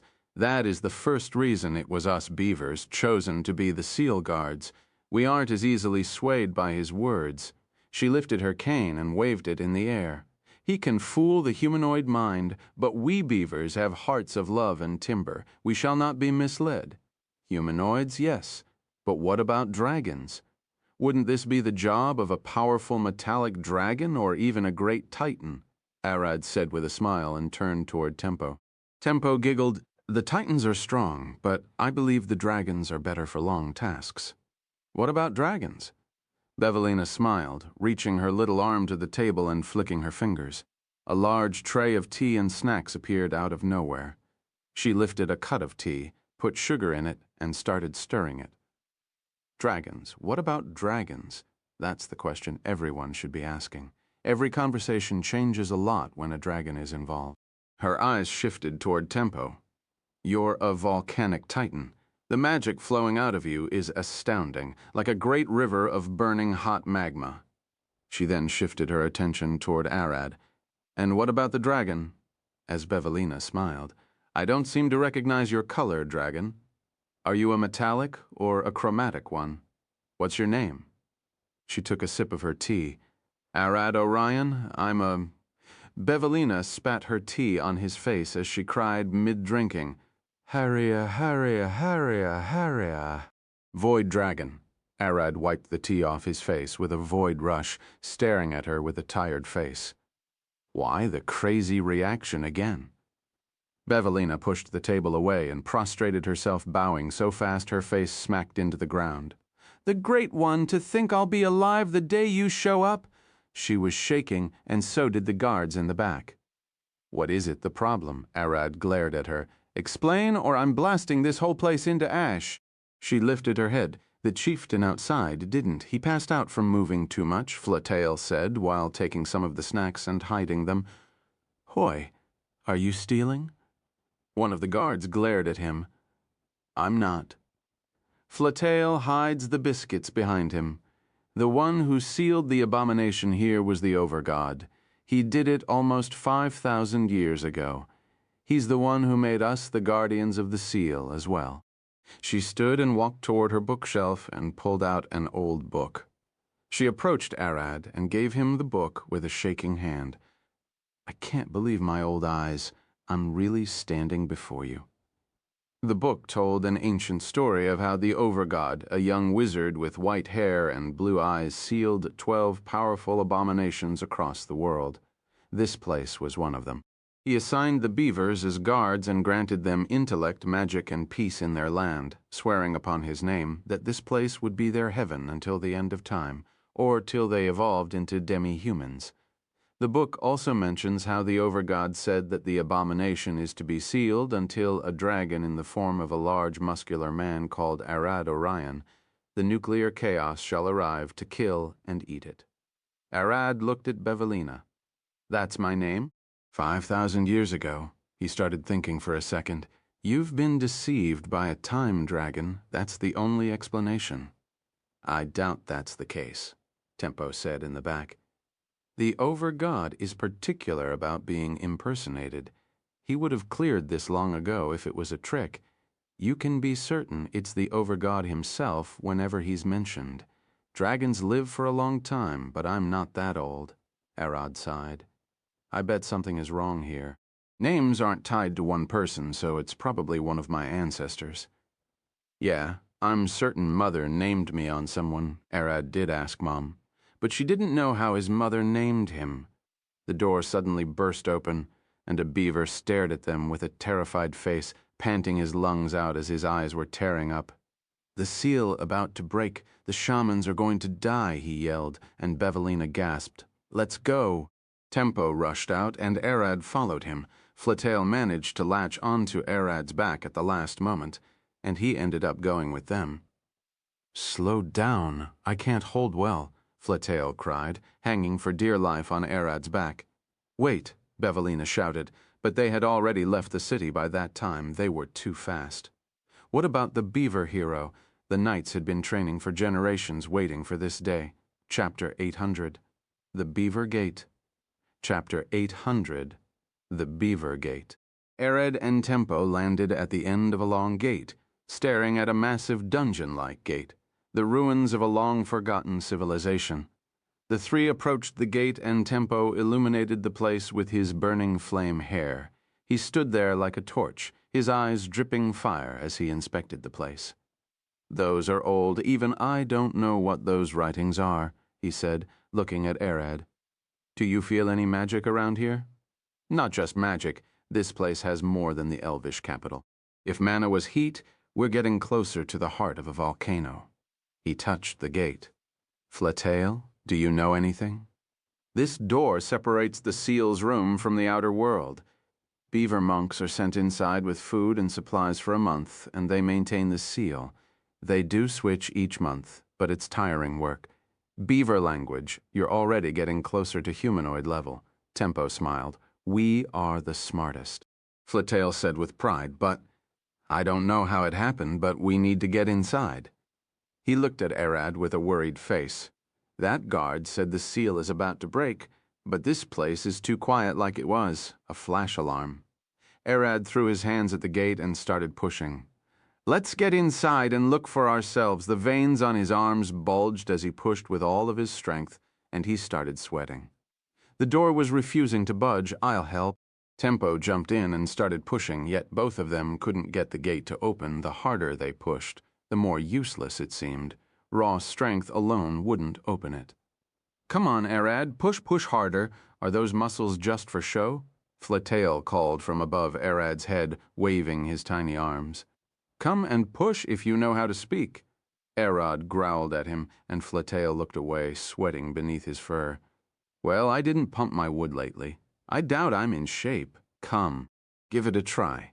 Tempo looked at him with a large smile. We'll figure a way to open it. It seems stuck to me. I can just break it. Arad mumbled, but I might kill the beavers inside and destroy the seal, so that's not an option. Flatail stood before the gate, took a deep breath, and planted his tail on the ground. No dam is built without breaking any teeth. He threw his small arms at the gate and growled, "Gah, clap." The gate slammed open so fast it startled Arad and Tempo. Flatail froze in place, unable to believe his eyes as dust rushed out, and the cave shook. Was it made so only a beaver could open it? Arad said, and turned toward Tempo. Those things aren't common, but they do exist, he replied with a smile. Flatail turned toward Arad and Tempo with a proud face. Did you see that, my supreme power? He burst laughing from the dust rushing out of the gate behind Flatail. A beaver appeared with a stick in her hand. She approached Flatail and stabbed him in the tail. You idiot. It's still a week off the time of opening, she growled. Care why a Clay, what was that for? He spun around, holding his tail. My precious tail, he cried, clenching a fist.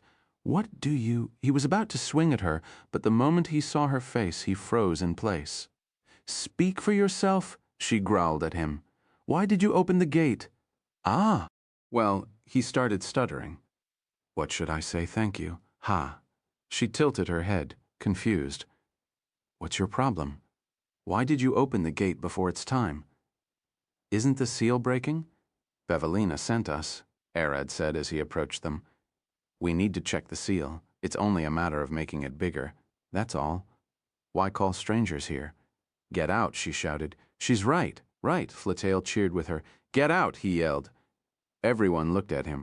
You came with us. Tempo sighed. You brought them here. She stared at him with a disappointed face. Well, well, milady. I've only come here to check on your well-being, hearing that the seal was growing weaker. My beaver heart couldn't just leave you here to suffer alone, he said with a smile, his tail still bleeding. What's wrong with you? She growled and turned toward the inside. Leave and don't return. You're disturbing our work. Wait, Flatail called with a gasp. We need to get inside, I said. Leave.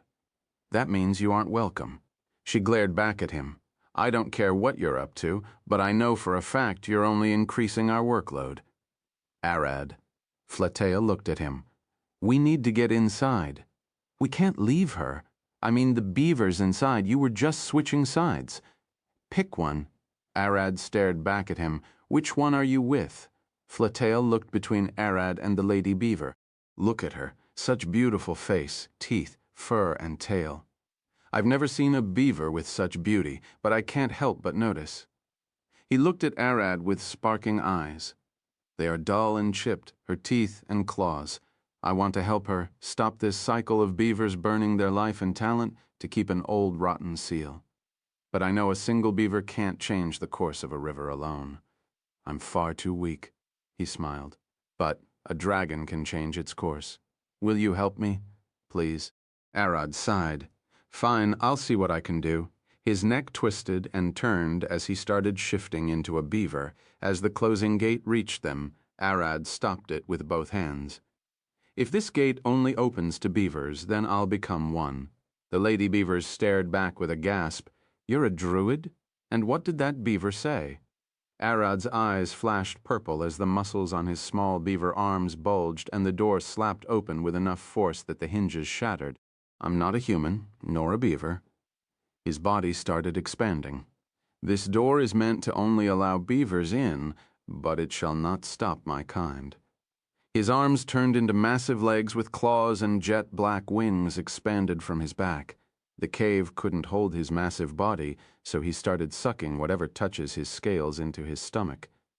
Doing that, Arad expanded the cave enough for his draconic body, and only his snout could fit through the gate.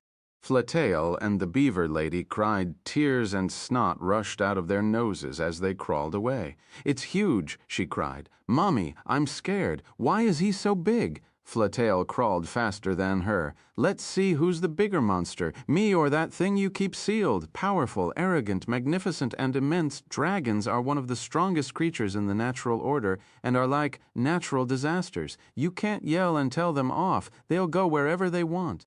Tempo patted Arad's chin, beautiful and smooth obsidian scales dripping with magic and youth. For a dragon this size, you're fairly young, but at the same time have a denser presence than most worms. I bet the Titans would panic if you showed up uninvited to our land. Arad shifted back into his human form. If you understand, then get out of the way. Arad glared at the beaver lady as he walked forward, and Flatail barely managed to follow behind him. Don't worry, he doesn't bite, he said to the beaver lady with a scared smile. Come on, let's go. He extended his hand to her. What is Lady Bevelina thinking about? They've detected that the seal is breaking, so they called for help to the surface. I was tasked to bring druids, but I ended up finding a dragon druid, and Flatail looked at Tempo. A volcanic titan. A what? A titan and a dragon? Aren't they at war? She gasped. Those two seem to be friends? As the beaver lady and Flatail tried to forget fear by talking, Arad and Tempo started their own conversation as they headed toward the seal's room. "Do you really intend on fighting the abomination in the seal?" Tempo asked with a worried face. "You said I'm an idiot, and I might agree, but I'm not dumb," Arad replied. "I only care about my wives. I can't put them in danger, and I can't let myself die and harm them." He turned with glowing purple eyes. "We'll check the seal, and I can tell after sensing the magic coming from it, whether it's a fight we can win or not, or if it's worth it." He looked at Flatail and the lady beaver in the back. "It's sad, but my wives are more important than some beavers. The abomination is a threat to the world." Tempo nodded. "Will this change your stance?" "I've got this strong in less than a year. It'll be wiser to let the beavers hold the seal for a few more months or years before challenging the abomination, just to make sure our victory is guaranteed. This abomination could hinder my plans of peace between the humanoids and the Titans." Tempo smiled. "Would you help now? It's for the greater good, at least for me, a friend. You said it. You're a friend, not one of my wives. I'll not help, the Titans can deal with it." Tempo laughed. "Well, I have an older sister. Care to check her out? Selling your sister to kill a monster?" Arad stared at him, lifting an eyebrow. "And aren't we on war? The dragons and Titans don't get along, do they? Just as we two can talk like this, peace among the races is possible. I plan to create a world where everyone can live shoulder to shoulder, where the Titans move the mountains and the humanoids carve them. A world where dragons change the weather and morph the ground. Everyone works together to create a massive nation of every race. That's a ridiculous goal. Father said the same thing. Then listen to him. But aren't you achieving what I'm dreaming of? We Titans came to you with peace. Humans, elves, and even monsters live in harmony on your land." He smiled. "Sister shares my thoughts. I'll introduce you to her after we finish this abomination." Chapter 801, Breaking the Seal. The beavers stood around a large blue glowing pond in the middle of a large cavern, watching the crack in the circular dam they formed around it. "There is a crack forming here. Start the patching process." A beaver screamed and half of them rushed in with wood and started nibbling at the dam.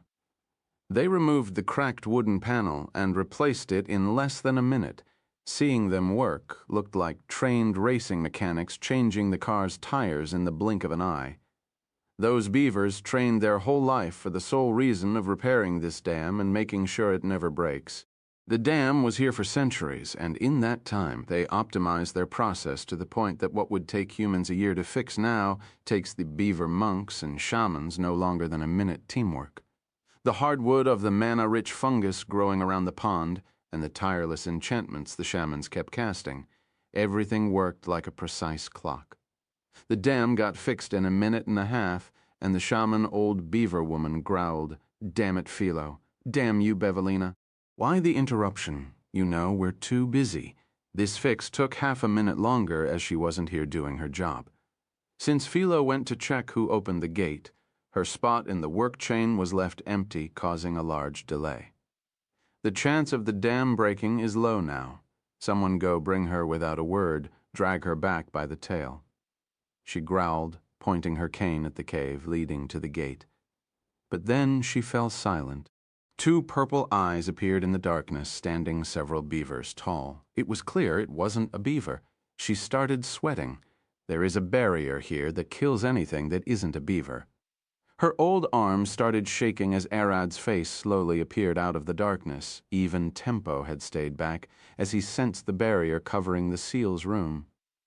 "Don't go in there. You'll die," Philo cried, standing back with Flatail as they watched Arad slowly walk toward the room. Arad's foot finally landed in the room, pushing onto the barrier. A heavy wave of divine magic left by the ancient gods washed over Arad's skin, burning in a hazy golden mist, a contentious divine smite that kills anything that isn't a beaver. His skin burned to the bone as he kept walking forward, his flesh regenerating at a blinding rate to keep up with the damage. With each step, his body flashed like a welding arc, but he didn't even slow down, walking straight toward the beaver shaman with a straight face. The beavers all ran back, staring at the monster that just come in. It can't be this barrier, can't fail. The shaman cried, I do not care. Arad stood in front of her face, tanking the whole barrier as he glared at her, the glow of his purple eyes getting through the endless flash of the divine magic. Such vast divine magic, it treats everything that isn't a beaver the same. Humans, titans, and everyone would get burned by it just like vampires and undead. I can't survive it for a second. I doubt even Vlad could walk in there. He'll evaporate right upon contact. His eyes opened wide. I see, so that's way. He did manage to grasp a faint understanding of what Arad was doing. I see I was the idiot for thinking you coming here in a weakened state was wrong. Even in this state, you almost can't be killed by normal means, since Arad took Vlad's entire army inside of him. He managed to achieve something that's only possible for a creature like him. While Vlad had an immense regeneration, he was achieving it by using captive humans inside of him to siphon blood and heal. Arad had another approach, only possible as he's a massive dragon with a lot of blood and health. Since Arad is limiting himself to a human body, the damage at one instant is capped to the full destruction of his humanoid body, but that allows him enough time to spread it through the vampire army, allowing them to be the ones regenerating safely inside his stomach. I see, Arad said, looking at the large pond. This is a pond of liquid mana. It is infused with divine magic and acts as a large barrier between us and where the abomination is sealed. It's like jailing a criminal under an ocean of lava and lightning. Whoever made it has to be extremely powerful, he said with a gentle smile. Who are you? Who let you in? Get out, the shaman cried. You don't understand what kind of monster lives beneath that water. You're disturbing our work. If you understand, then scram, she growled, waving her staff. You know it. The seal will soon break. I guess that would be this pond flooding out. All the beavers here would drown. Monsters are attracted to the powerful mana leaking out, and that's why they keep attacking the city outside. He looked around. Now that I'm standing here, I can feel it. The mana is unstable in the air. It could burst at any moment. His eyes slowly shifted back at her. You beavers that were here for the past weeks can't feel the sudden change, but you must have noticed something, didn't you? There were 7 cracks this week, while in the past years, we could only expect 1 or 2 per month. She replied with a worried face. The monster you're trying to keep inside has been filling the water with more and more mana, seeking to flood it. Arad pulled a wine glass out of his stomach while still burning and filled it, just like this, 1 drop at a time. The wine keeps getting closer to spilling. He slowly poured wine in and then stopped, taking a sip with his still burning body. Unless someone drinks from it, it's fated to spill. Wait, you aren't trying to, she gasped as Arad walked past her and sat beside the pond, gently bending down and reaching with his hand to the mana pond. He filled his palm, but his whole arm disintegrated in the blink of an eye. But his arm regenerated back O-shape before the mana water could fall back into the pond. Wait, who is that? The beaver shaman gasped as Philo and Flatail reached her. Shaman, Galena, Philo panted. Stand away. He's not someone you should try to stop. Philo, who is this monster you let into here? Do you know the consequences of those actions? She growled. Flatail stood between her and Philo, Arad Orion. That's him, he said, thinking. Since they came here, everyone who seemed a bit important lost their mind upon hearing Arad's name, so it might work here. Galena froze in place, dropping her staff. My timbers! Her head cracked as she rapidly turned. It's him? The one we've been waiting for centuries? Her eyes opened wide, seeing him sipping the mana water. That seems to be the case. What is he anyway? Flatail tapped the Galena's head. Tempo was still standing outside the barrier as he couldn't walk in. But he kept a close eye on Arad and was the first one. Tempo was still standing outside the barrier as he couldn't walk in, but he kept a close eye on Arad and was the first one to notice. Arad isn't going to just reduce the water level to a manageable state. Arad, don't do it. It's dangerous even for you, he shouted, All the beavers stared at Arad sipping the pool's water. He sat up and opened his mouth. The void inside his stomach pulled the mana water at a rapid speed like a vacuum cleaner. The inside of his stomach was made of a near-endless void. As long as he shoved the mana water into a single spot away from everything else, he could keep it there safely, the same way he was keeping the accursed pillar of cursed metal. All the beavers cried with gaping mouths, unable to believe their eyes as the water level dropped rapidly. "You're freeing the monster." Galena cried. The pond dried in seconds, and Arad stood as the barrier crumbled now that its source of energy disappeared.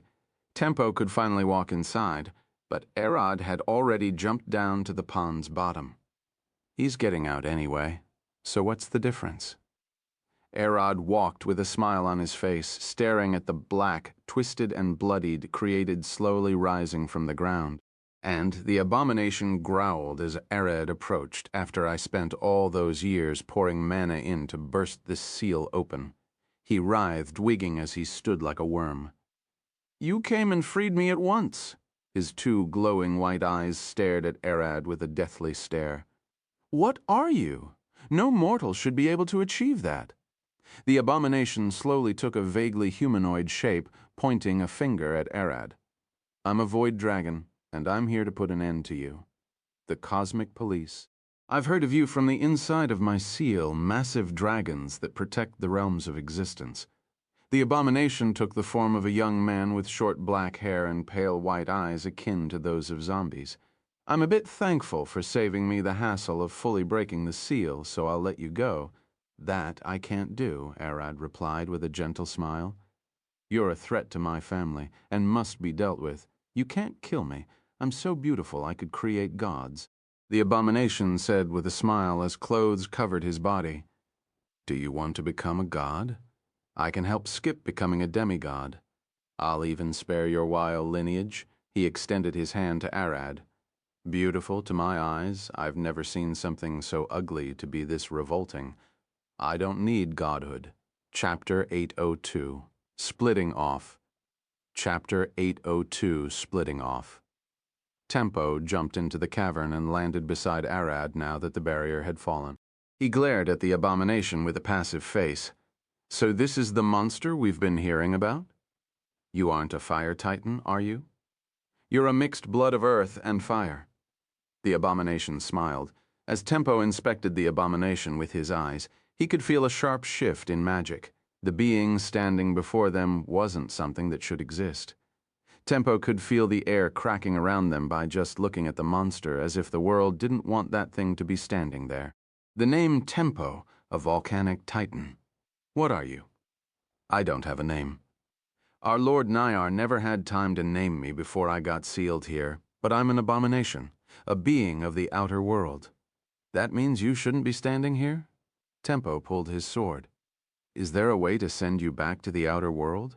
I'd rather have a peaceful end to this. You're a Nave one, aren't you? The abomination took one step forward and suddenly disappeared, landing a fist at Tempo's guts. But Tempo didn't budge. He instead looked forward with a surprised gasp. As I expected, the abomination smiled. You're the problem here. His eyes shifted toward Arad, who had caught the punch before it hit Tempo's stomach. I'm not letting you kill anyone, monster. I've already faced abominations before, and I know for a fact you must be killed on sight. Like I would, the abomination head's upper half disappeared, and Betty appeared standing behind him with a blade of light in her hand. I've sensed a massive wave of magic. To think a bug like you appeared. The speed of light? The abomination spoke despite the injury. And a damned halfling, what a pain. He sighed, remembering the magic goddess Yog. She was a half-halfling, half-elf, which terrorized the abominations, using them as her lab rats.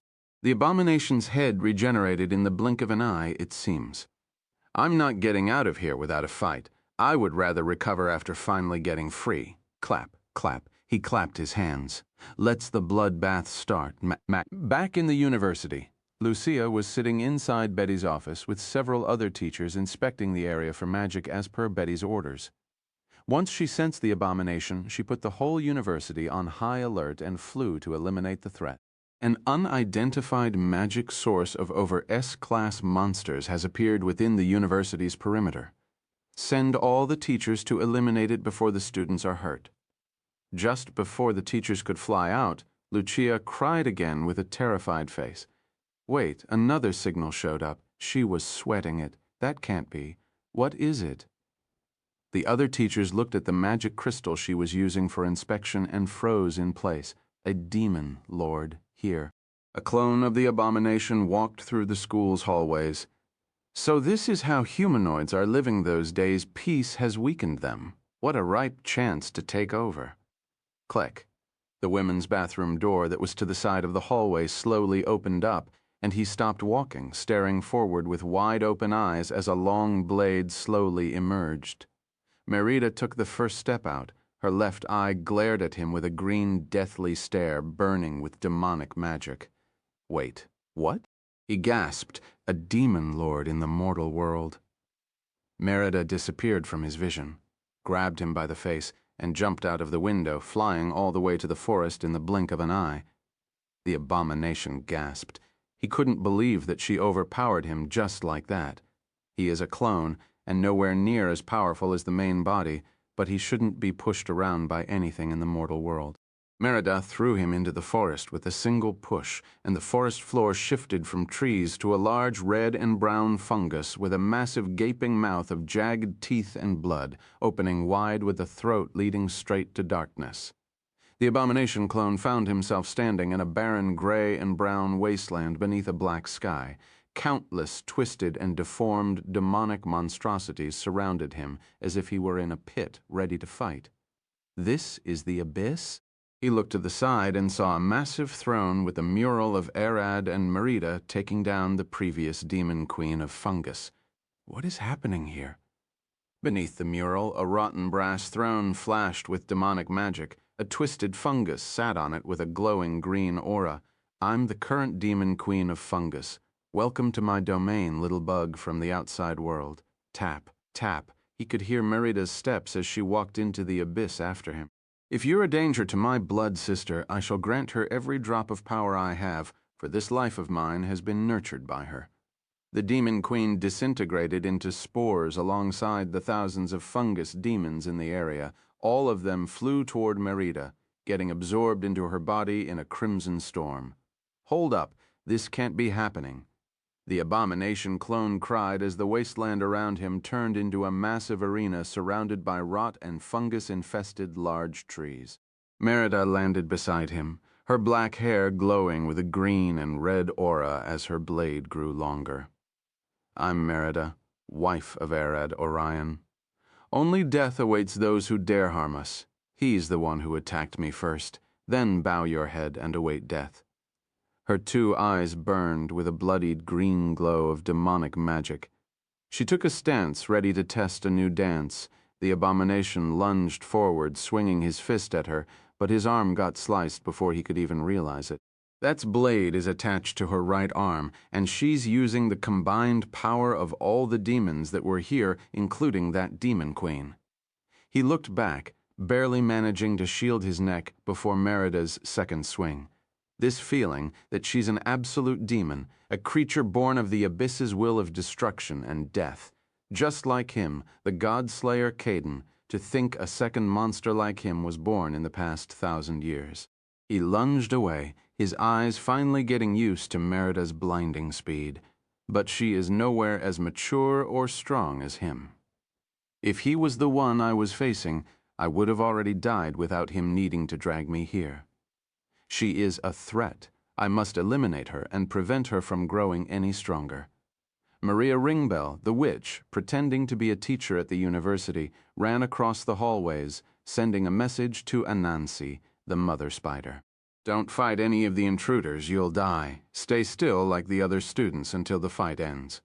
Got it, but don't you dare die and ruin the plan. Maria stopped. I have to cut out, I found one. She was sweating as she stared. Another clone of the abomination stood before her. A dark elf woman? No, you don't feel like one. I don't sense that dancer's blood in you. He lifted a finger, his nail grew into a spike and flew forward. piercing her shoulder. She gasped. This bastard, what did he do that was too fast to see? Did he cast a spell? No, that wasn't it. I couldn't see mana moving.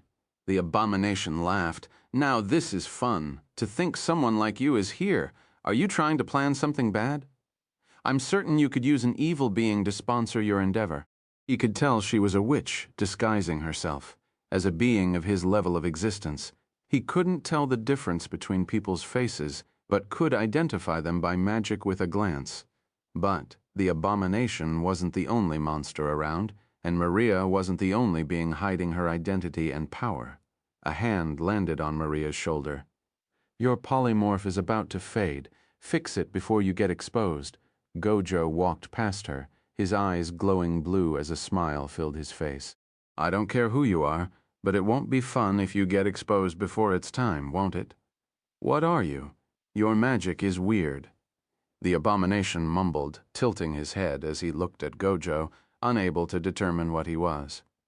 Maria looked at Gojo's back, the mana flinching in front of her eyes.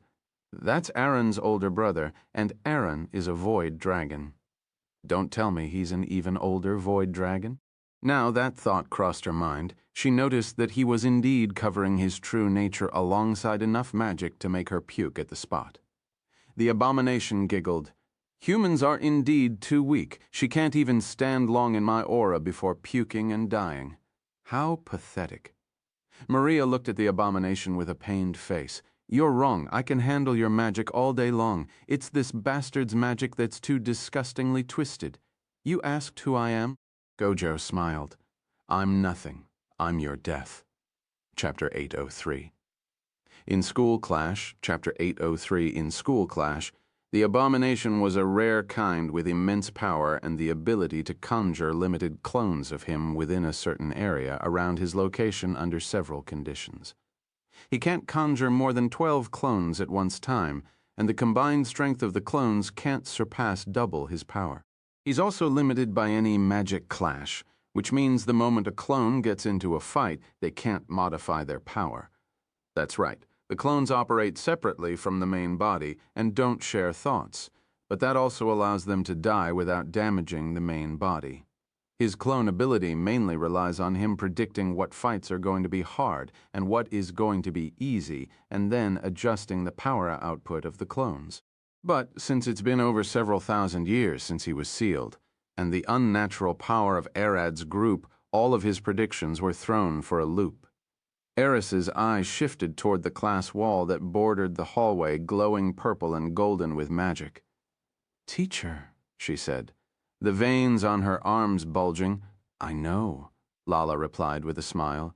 Her eyes slowly looked at the door with a grin. She put her papers on the desk and stood. Leave it to me. No one leaves the classroom. She started walking toward the door. Eris stood, and so did Lydia, cracking her neck. We'll help. No, you don't. Sit still, Lala glared at them. You're a better healer than me. Eris glared at her, eyes flashing purple with plasma. But do you think you're better than me? Fine, follow me. Lala sighed, looking at the rest of the students. The rest of you, seriously, stay still and don't leave the class. There is a small problem outside. We'll deal with it and come back. As they walked out of the class, they saw one of the abomination's clones walking across the hallway. Lydia pulled her sword, but Eris grabbed her by the shoulder. Go help Jack upstairs. There is another one of those upstairs. Leave this to us. Lydia nodded and rushed back. Eris and Lala should be enough to handle this fight. What a rare. No, what are you? The abomination gasped. He immediately realized that Lala was related to Succubus, but couldn't tell what kind of creature Eris was. Lala flicked her fingers, locking the whole hallway in a barrier spell. We can fight reasonably here. No one would feel your magic. She smiled. Eris walked forward with a smile. Well, that means I can rely on you for support. I can fight as well, but it'll be more efficient to just heal. I'm counting on you. I'll keep you alive, woman in the back, and for you brown-haired long ears, I'll cut you up to understand what kind of creature you are. To think new races were born in the time I spent sleeping. He lifted his hand. his finger burning with magic. Bam! The small bone at the tip of his finger flew forward at a blinding speed, racing to blow Eris's head. Eris's eyes managed to spot the bone, and she clenched her jaw at it on reflex, catching it in a bite. "This is all you got?" she mumbled with the bone caught in her mouth, plasma burning inside her throat. "What kind of monster are you?" The abomination giggled. That was faster than sound. "Those reflexes aren't known in humanoids unless you aren't one." Crack. Eris shattered the bone between her teeth and opened her mouth, breathing a blast of plasma at the abomination, shaking the whole university. "I've told you to fight reasonably, not blast the whole place." Lala gasped. "The barrier can't block shockwaves like that. I've barely tried, and this thing won't die if I don't go all out," she said, seeing the abomination regenerate with ease. "Plasma? I sense draconic magic. Is there a type of dragon that breathes plasma? Probably the red and blue gave birth to a new color." He took a step forward. "How interesting. What would happen if I mix different dragons together? I can't wait to get to test it. You don't even know of purple dragons." Iris tilted her head, staring at him with a confused face. "What kind of monster are you?" "I'm an abomination, a superior creature to you mortals. I've been sealed for almost 5,000 years, and I've just been freed." He clenched a fist. "Care to come with me? I'd love to cut you open alive and see what you're made of. Good old blood and bones." Eris smiled, and this she vanished from his sight. Invisibility? No, something is off before he could finish thinking. Eris punched him in the guts with a fist burning with plasma. Blood-thrown spears of compressed blood and plasma gushed out of her fist and skewered the abomination to the walls, burning him in a blaze. "I see," he mumbled. "You're a vampire, and that woman in the back is the one playing tricks. Lala was the one who made Eris disappear by hiding her shape and presence for a fraction of a second." The abomination's leg twisted, and a spear-like bone flew toward Eris's chest at a horrifying speed charged with an eldritch magic that neither she nor Lala could tell what it'd do. Knowing that she couldn't take the hit, even if she could regenerate, Eris ignited a burst of flame beneath her right foot and spun around the attack, swinging a round kick at the abomination's head. This was an attack she prepared specially to kill Erad, a magic that she spent days and weeks developing one step at a time, making sure that everything fit together. A dose of plasma rushed to her foot, followed by a surge of fire and lighting that covered it. It was then overcharged vampire blood magic, one that evaporated the blood and finally topped with a divine smite. The moment her foot hit the abomination's face, his body spun in the air and smacked the ground. Bouncing back in the blink of an eye, the impact felt too heavy for him to even speak. Such strange elements shouldn't be mixed together, yet Eris was putting all of them into a single attack. The catch was that he couldn't keep them together. So they exploded inside his body right after impact, dealing an internal shockwave of damage. "I bet you think this is an ultimate move of some kind. Sorry to break it to you." She clenched her fists and engulfed them in the same mixture. "This is my regular attack." She smacked him with a fist that sent him to the wall, and she kept hammering him with an endless barrage of fists. Upstairs, the other abomination felt his pair getting beaten up downstairs, so he tried to punch a hole in the ground, but at that moment he felt several strings wrapping around his body. Those strings a magic trap? His eyes looked around at an inhuman speed. "Found you?" He flung a bone at the ceiling, crumbling a vent. "You're hiding there, trapper." The abomination smiled, but as soon as the dust cleared, he noticed that what he dropped wasn't the person who laid the traps, but another trap, a stack of explosives. Fuck, the whole hallway exploded, throwing the abomination outside. That is how Jack made his traps to function. The main priority of the internal traps is forcing the conflict outside. This trapper is smart. The abomination growled, expanding wings from his back to stop. But that was too late. He already hit another set of strings which were laid above the garden in the air. Their position was pre-calculated to catch anything that got sent by the first trap. Another one. The abomination gasped as tens of black metal spikes flew from the ground and trees, piercing his flesh. He dropped to the ground and tried to stand. But mundane weapons can't harm me. He tried to look for the trapper again, but noticed that his magic sense had disappeared. Those black spikes seal off magic. They were pretty expensive. Immediately after his magic was sealed, 5 steel discs flew from the bushes toward him.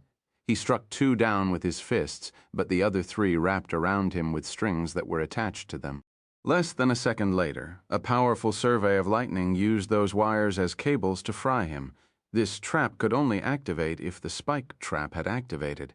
Jack was sitting on a streetlight a fair distance away from the abomination. He simply jumped from his class's window and sat there to watch his handiwork. His traps work in a chain. The moment you're caught in one, they keep coming until the target dies. The abomination wasn't stupid, and he realized that. After taking the lightning hit, he fell down pretending to be dead. The traps should stop working if the target dies. Staying on the ground like this for a few seconds should deactivate them. Jack smiled. That was a smart move. It would have stopped my trap chain if they were the ones I made before coming here. But those spider threads I got from Arad can detect electric signals. As long as they detect some from you, the traps won't ever stop. The strings could detect the brain and heart's faint electrical signals like a medical monitor. The caught abomination can't fake death. But now that Jack could sense what the abomination was through the wires that came back to him, he knew one thing. The bastard has 7 hearts and 2 brains, 1 in his intestines and 1 in his left butt cheek. His skull is either empty or contains another organ. The ground beneath the abomination opened up and a raging flame started eating him up. Crack. But as if something changed, it happened too fast for Jack to react. The abomination jumped, burst through a building, and arrived at his location. The only thing could do was stare at the abomination fist as it approached his face. Got you. The abomination smiled. Chapter 804, Solar Wind. Chapter 804, Solar Wind. As the abomination smiled, swinging his fist at Jack's face, a rush of divine magic flooded from his side. His eyes barely moved, seeing Lydia jump on a table while students were still in class. She burst through the door and swung her sword, only the window's glass between her and the abomination, and he could feel that he had to run. Divine Cleaver. Lydia's swing destroyed the whole wall, and the students were blasted back to the inner wall, gasping for air as they saw her fly away to the edge of the garden, pushing the abomination with her blade. What was that? A student cried. Don't move, Jack shouted at them. A monster infiltrated the school. Wait for your teacher to come back. Jack, those were his classmates. What are you doing there? The light poles aren't a toilet, you know that? Wait. Is that armored girl the monster? Another gasped. Shut up. And no, that girl is my wife. I'll cut you apart if you insult her again. Jack jumped away, using his strings to swing from one light pole to another. One of the students approached the shattered wall, staring forward as dust and debris slowly fell. Wife? That was a paladin smile. What do you mean, a wife? He sighed. They had heard the chairman's warning earlier, and so they did expect some noise, but not like this. The abomination landed on the ground, rubbing his head. That hurts. A paladin's smite. How annoying. The first swing is to protect, Lydia said, walking toward him with divine magic burning from her shoulders. Protection was her first oath, and it was fulfilled by protecting Jack and getting the abomination away from the other students. I can tell that you aren't supposed to exist in this world. She stabbed her sword into the ground, cracking the garden as divine flames burned from the cracks. This was her oath of balance, preventing those who would harm the harmony of the world from existing. A creature like you must have harmed thousands of lives. That is the case, isn't it? She glared at him with a golden spark burning in her eyes. Indeed, I pride myself on my achievements. Even if it activates your oath, I'll never claim to be less efficient than I am.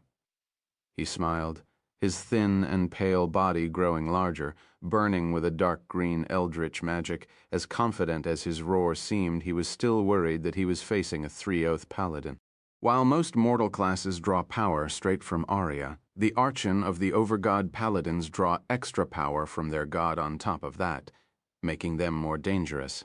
The problem with a paladin is that their power relies heavily on their faith in their god, and that God's willingness to provide them with power. The more the paladin's goal aligns with their god, the more power the god will give them to achieve it. Judging by the divine power leaking off Lydia, he could tell that the god behind her was one of the latest things he wanted to deal with at the moment. The previous queen of the heavens and the shining starlight of the world, the one and only glory that never fades, the one above all else, and the third strongest of the gods, the one his kind dubbed the World Mother. Amaterasu, the goddess of the sun, dusk, and dawn, his eyes stole a glance at it shining in the sky, and he could feel the warmth. That was her, the literal sun-given life, out of everyone's reach, shining and disappearing at her own whims, and everything in the mortal world owes her their life. Lydia, that thing, is an abomination, natural-born enemies of this world. Amaterasu's voice boomed in Lydia's head. I'll grant you as much power as your body can handle, so send him back where he came from. Lydia's divine magic spiked higher than it was ever before, and everyone started panting as the temperature started rising beneath the sunlight. The sun turned red in the sky as Lydia took a step, the ground beneath her feet burning as her blade turned golden. The abomination smiled, realizing that Amaterasu was going after him without hesitation. It was the Overgod's orders, after all, kill abominations on sight unless they were within one of his seals. He roared and lunged forward. You might be the vessel of a god's power, but you're just a weak mortal. She'll die with a sufficient injury. Lydia swung her sword and he lifted his arm to block her attack, but the impact pushed his arm back into his face and smacked him into the forest like a ball hit with a baseball bat. Divine magic flashed as that was a divine cleaver.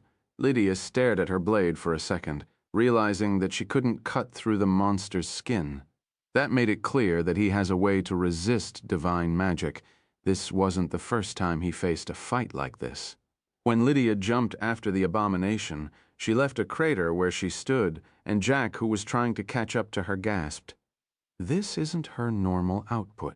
The divine magic is stronger than before and enchanting her physical abilities, which usually means she's sustaining damage from that. He swung from some trees trying to catch up to her and the abomination. The abomination landed in the middle of the forest and looked up, sweating. Paladins are the gods' vessels to fight in the mortal world without destroying it. This was the Overgod's rule after Tiamat and Zalaria nuked and destroyed the mortal plan in a fight. Zalaria isn't even a god. Lydia fell toward him from the sky, swinging her sword. If a normal divine cleaver didn't work, then she needed to draw more power. Solar wind. The moment Lydia's sword started moving, everything that's metal in several kilometer radios moved with it, the temperature so quickly the forest burst into flames, and a blinding flash burst out in a crescent-shaped superheated plasma, and magnetic waves moved fresh out of the sun's crust up in the sky. Everyone in the school watched, and some even started prying. This made the difference between the gods and mortals clear. This whole world with everyone living in it, from humans to bugs to dragons and demigods, all would die in an instant if Amaterasu, the literal sun, arrived. She wouldn't even fight. The world would just evaporate from her heat. The teachers were freaking out in the chairman's office. A huge burst of Amaterasu's divine magic is detected in the forest, and the strange creature's magic is slowly fading. Lucia yelled, "No shit. Look at that." Another teacher pointed at the pillar of light burning in the forest. Do you think the shockwave would reach us? Rewimovlik. Luckily, both the school and Croc City were protected by Betty's barrier, so they only cracked a bit. Another news. One of the signs in the hallways has disappeared. One of the creatures is dead. I'm sending the mage eyes, she shouted. They could see Gojo wiping his hands in the empty hallway with Maria sitting in the back, terrified. Strangely enough, the hallway looked spotless. There was no trace of a fight even starting. Gojo burped, gently covering his mouth. Excuse me. But suddenly his eyes shifted to glare straight at the mage's eyes. Teacher Lucia, no peeping, you pervert. The signal vanished, and the image cleared. Are you getting us the image, or what? One of the teachers looked at her, waiting for her to change the crystal from the monster location map to the mage eye feed. "I've lost signal," she replied. "What did just happen?" "That was Aaron's older brother, Jogo." "Don't tell me he's also another monster." She wanted to cry, albeit Gojo was strong enough to end the fight without damaging anything. There was another person who managed to end the fight without the abomination getting detected, a creature that stood above everything else. The moment the abomination clone was about to materialize in the school, it instead appeared alone in a white room. "Where am I?" he gasped. "I faced one of your kind just a few months ago." Senna sighed, sitting on a throne in the middle of the room.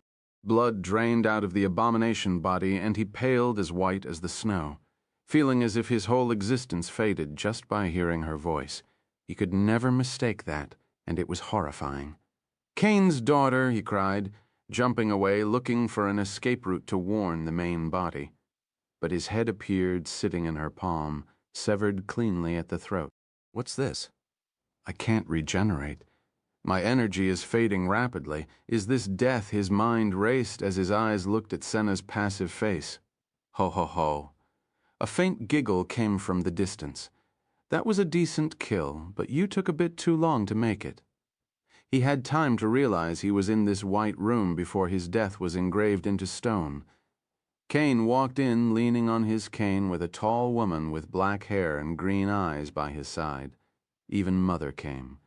Senna stood. It was a clean kill. He couldn't escape anyway. Cain approached her and smacked her in the head with his cane. The hit didn't hurt, it was more like a gentle knock. This was a weak clone. The real body would have had a chance of escaping this cell you've made. "Not that he would have escaped," Sophia said with a smile as she stood beside Cain. "Gracie is right outside waiting in the darkness. He wouldn't have escaped." Chapter 805, Lydia's Curse. Another clone of the abomination walked into the outer sheds of the school where the artificer's class was. The place looked like a large garage filled with magic gems, half-built golems and strange machinery that most people in the world couldn't tell what they were. "A lot of humans here. I'm starving for souls." He smiled, and all the students stared at him, confused. But his smile didn't last long, as his eyes opened wide, staring in silence at the large man standing in the middle of the shed talking with one of the girls. Arad's clone was there, talking with Mira. "I'll deal with him. It won't take long. You keep drinking them, sorry, but I might need the extra power." He patted her head. "You're supposed to be fighting the main body," the abomination gasped. Arad turned toward him and started slowly walking. The teacher ran in. "Wait, who is that?" he asked Arad. "Didn't the chairman call all the teachers into her office?" Arad looked. "He doesn't listen to anything when focusing on making something." Mira replied in the back, "Betty called?" The teacher gasped, and Arad walked past him. "That won't matter anymore. Stay here and protect the students." He said that, but he knew this was the last abomination clone on the loose. If he handled him, the place would be safe again. Arad's muscles started expanding, and his feet began cracking the ground as he walked. A faint purple aura started burning beneath his clothes, and the small specks of dust showed in the sun rays burned around his body. Well, it doesn't matter. Humans can't handle this well. The abomination started lifting his arm, ready to blast Arad and everyone behind him. Clack. Arad instantly closed the distance with a sword swing, slicing the abomination's arm from between the middle and index finger up to the shoulder. It was then that the abomination knew he messed up. He noticed that the sword Arad used was made of adamantine, a dull metal, but it'll grow sharper the tighter the user's grip is. It's a weapon that grows stronger proportionally to the user's strength, and for it to grow sharp enough to cut his skin, flesh, and bones was an absurd feat. At that moment, the ground shook and all the metal equipment in the shed lifted off the ground and smacked everywhere. A bright light flashed across the windows as a wave of heat washed over the whole place. It was Lydia's solar wind in the moment the students gasped. Arad grabbed the abomination by the neck and teleported away, leaving everyone unable to comprehend what had just happened amid the chaos. Only Mira sat in the back, sipping on mana potions. hoping Arad would be okay. Arad's clone that was in the university flew with one of the Abomination's clones toward the forest where Lydia was fighting. "Why? You're supposed to be fighting the main body," the Abomination clone growled, glaring at Arad's face. "Unlike you, I have people to protect in this place. It would have been bad if I wasn't around." Arad clenched his palm on the Abomination's neck, and the monster swung a fist at his face. Arad opened his mouth and bit the Abomination's fist off like it was nothing, glaring at him with glowing purple eyes. "We're going to finish this off!" He threw him down into Lydia's divine flames, and the Abomination hit his other clone with an immense force. Arad landed beside Lydia. "Brother locked the place. No one would see or feel what happens here," he said, and ripped his shirt off. "Except Jack, he's over there preparing a trap. Keep him in mind while attacking." Lydia stared to the side and spotted him in the distance. Unlike Arad, she didn't have strong senses and was merely detecting the Abomination by sniffing him out with her divine sense. "Can you fight? This is the clone, right?" Lydia asked, taking a step forward with her armor burning in divine magic. "Friebne Voltum, it's like a left and right hand to me. They are the same, but this is my left hand." Arad cracked his shoulder. "Makes sense?" Lydia's divine flame faded and revealed something stunning. Her fire didn't burn the forest or the wildlife. The energy was targeted straight at the Abomination. But that won't last for long as the ground beneath her feet starts cracking and the plants began to wither and die. Tar-like black and red glowing liquid dripped from Lydia's sword and started spreading on the ground, rotting everything it touched from trees to animals, and the Abomination clone stood baffled. Her armor turned from silver into rustic black, her hair shifted from blonde to white, and her golden eyes glowed with a disturbing red and purple hellish flare. How could this be? "No, I know what this is. Alice, fucking Alice. Lisworth, that damnable devil lord," he roared. After Alice found out that Asmodeus, also known as the Devil Lord of the Nine Hells, was in fact Amaterasu's Archon, a fallen angel that could fully utilize her divine power, she was stunned. But it quickly dawned on her that the devils were merely the jailers of hell, the ones keeping the sinners from jumping back to the world. Using the connection she got to Alice from the Hells, she can use her medium to receive Amaterasu's power. This wasn't uncommon.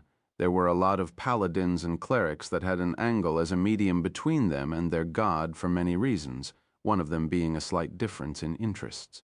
In Lydia's case, she was just unable to control the reflection of Amaterasu's power and would kill herself if she tried to harness it alone. Thus, the Lord of the Nine Hells, Asmodeus, is tailoring the magic to fit a human body. Divine and curse magic were two faces of the same coin, and this was a fact rarely known in the mortal world, and the only one in history to manage to control both at the same time was Asmodeus. Lydia would stop pulling divine magic from Amaterasu, clear everything out of her body to zero, and then pull the curse from Asmodeus. In that way she can have one at a time, but not both. This means she loses the healing capabilities of the divine magic, but instead gains Asmodeus's curse, which has a higher damage output. Arad clenched a fist with a smile. "Let's finish them quickly." Lydia pointed her sword at the two abominations. "Yeah," Doma smiled in Arad's head. "Asmodeus's curse is rot. Everything that the sun doesn't touch rots and withers away." As two abominations roared, Lydia's sword flashed, unleashing a beam of condensed black flames. Asmodeus always mixes her rot curse with hellfire, and the gravity of Amaterasu's sun. This results in a beam that rots, burns, and rips everything apart. The beam flashed between the abominations that barely dodged it, and it exploded behind them in a massive flare. Lydia wasn't done, and she swung her blade to the side, following one of the abominations with the still-firing beam. The other abomination lunged at Lydia, but he forgot the second monster there. Arad grabbed him by the face and threw him into the beam. The abomination burned, but he immediately flew away by conjuring wings on his back. He stared at Arad with a raging face. "You fucking dragon, get out of our way." "Hell no. You two are the strongest that I detected. Fighting you requires a quiet place like this. Arad lunged forward and swung his sword at the abomination, cutting the wings off. You lack the strength needed to fight me and doesn't have enough defenses to resist Lydia's curse. We two are your worst enemy. Arad smiled. Fool, you're the same as us. The abomination swung around and kicked Arad in the neck, sending him flying toward Lydia's beam. Burn in the Hell Lord's curse and die, you disgusting Asgorath born. The abomination being chased by Lydia's beam smiled. Once she shuts off the beam to save Arad, he'll run straight toward her and take her head off. Lydia clenched her hands on the sword and roared, the beam growing far larger and stronger. The two abominations gasped, but their surprise only grew bigger when a second beam flew out of the first beam and burned the abomination that was running away. You bastard. The abomination in the sky grew a second pair of wings and tried to escape. He saw it with his own eyes. That dragon Arad was eating the beam and shooting it back out of his hands. Lydia is a lesser curse user than me. Feel free to swallow her curse so I can redirect it anywhere. You're immune to curses cast by a curse user with less skill than myself. I don't know about Asmodeus herself, though. I never fought her. Arad and Doma discovered this in their last fight with Lydia when she showed them this power. Before the abomination could escape, Jack appeared beside him in mid-air. Surprise, he wrapped strings around him, stabbing him with several magic-blocking rods. How did you manage?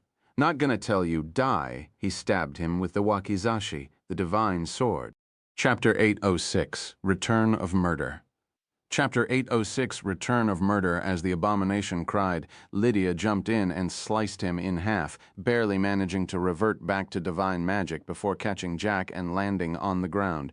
We did it! Jack gasped as he saw the abomination disintegrate. This was just one, Lydia said, looking to the side with a worried face. When Jack looked, he saw a massive hole in the ground. Arad's clone headed to where the monster's main body is. He wants to become whole again, which means the fight isn't going well, she mumbled. If he left before the abomination here was confirmed dead, it's really bad there, Jack said, and looked at Lydia.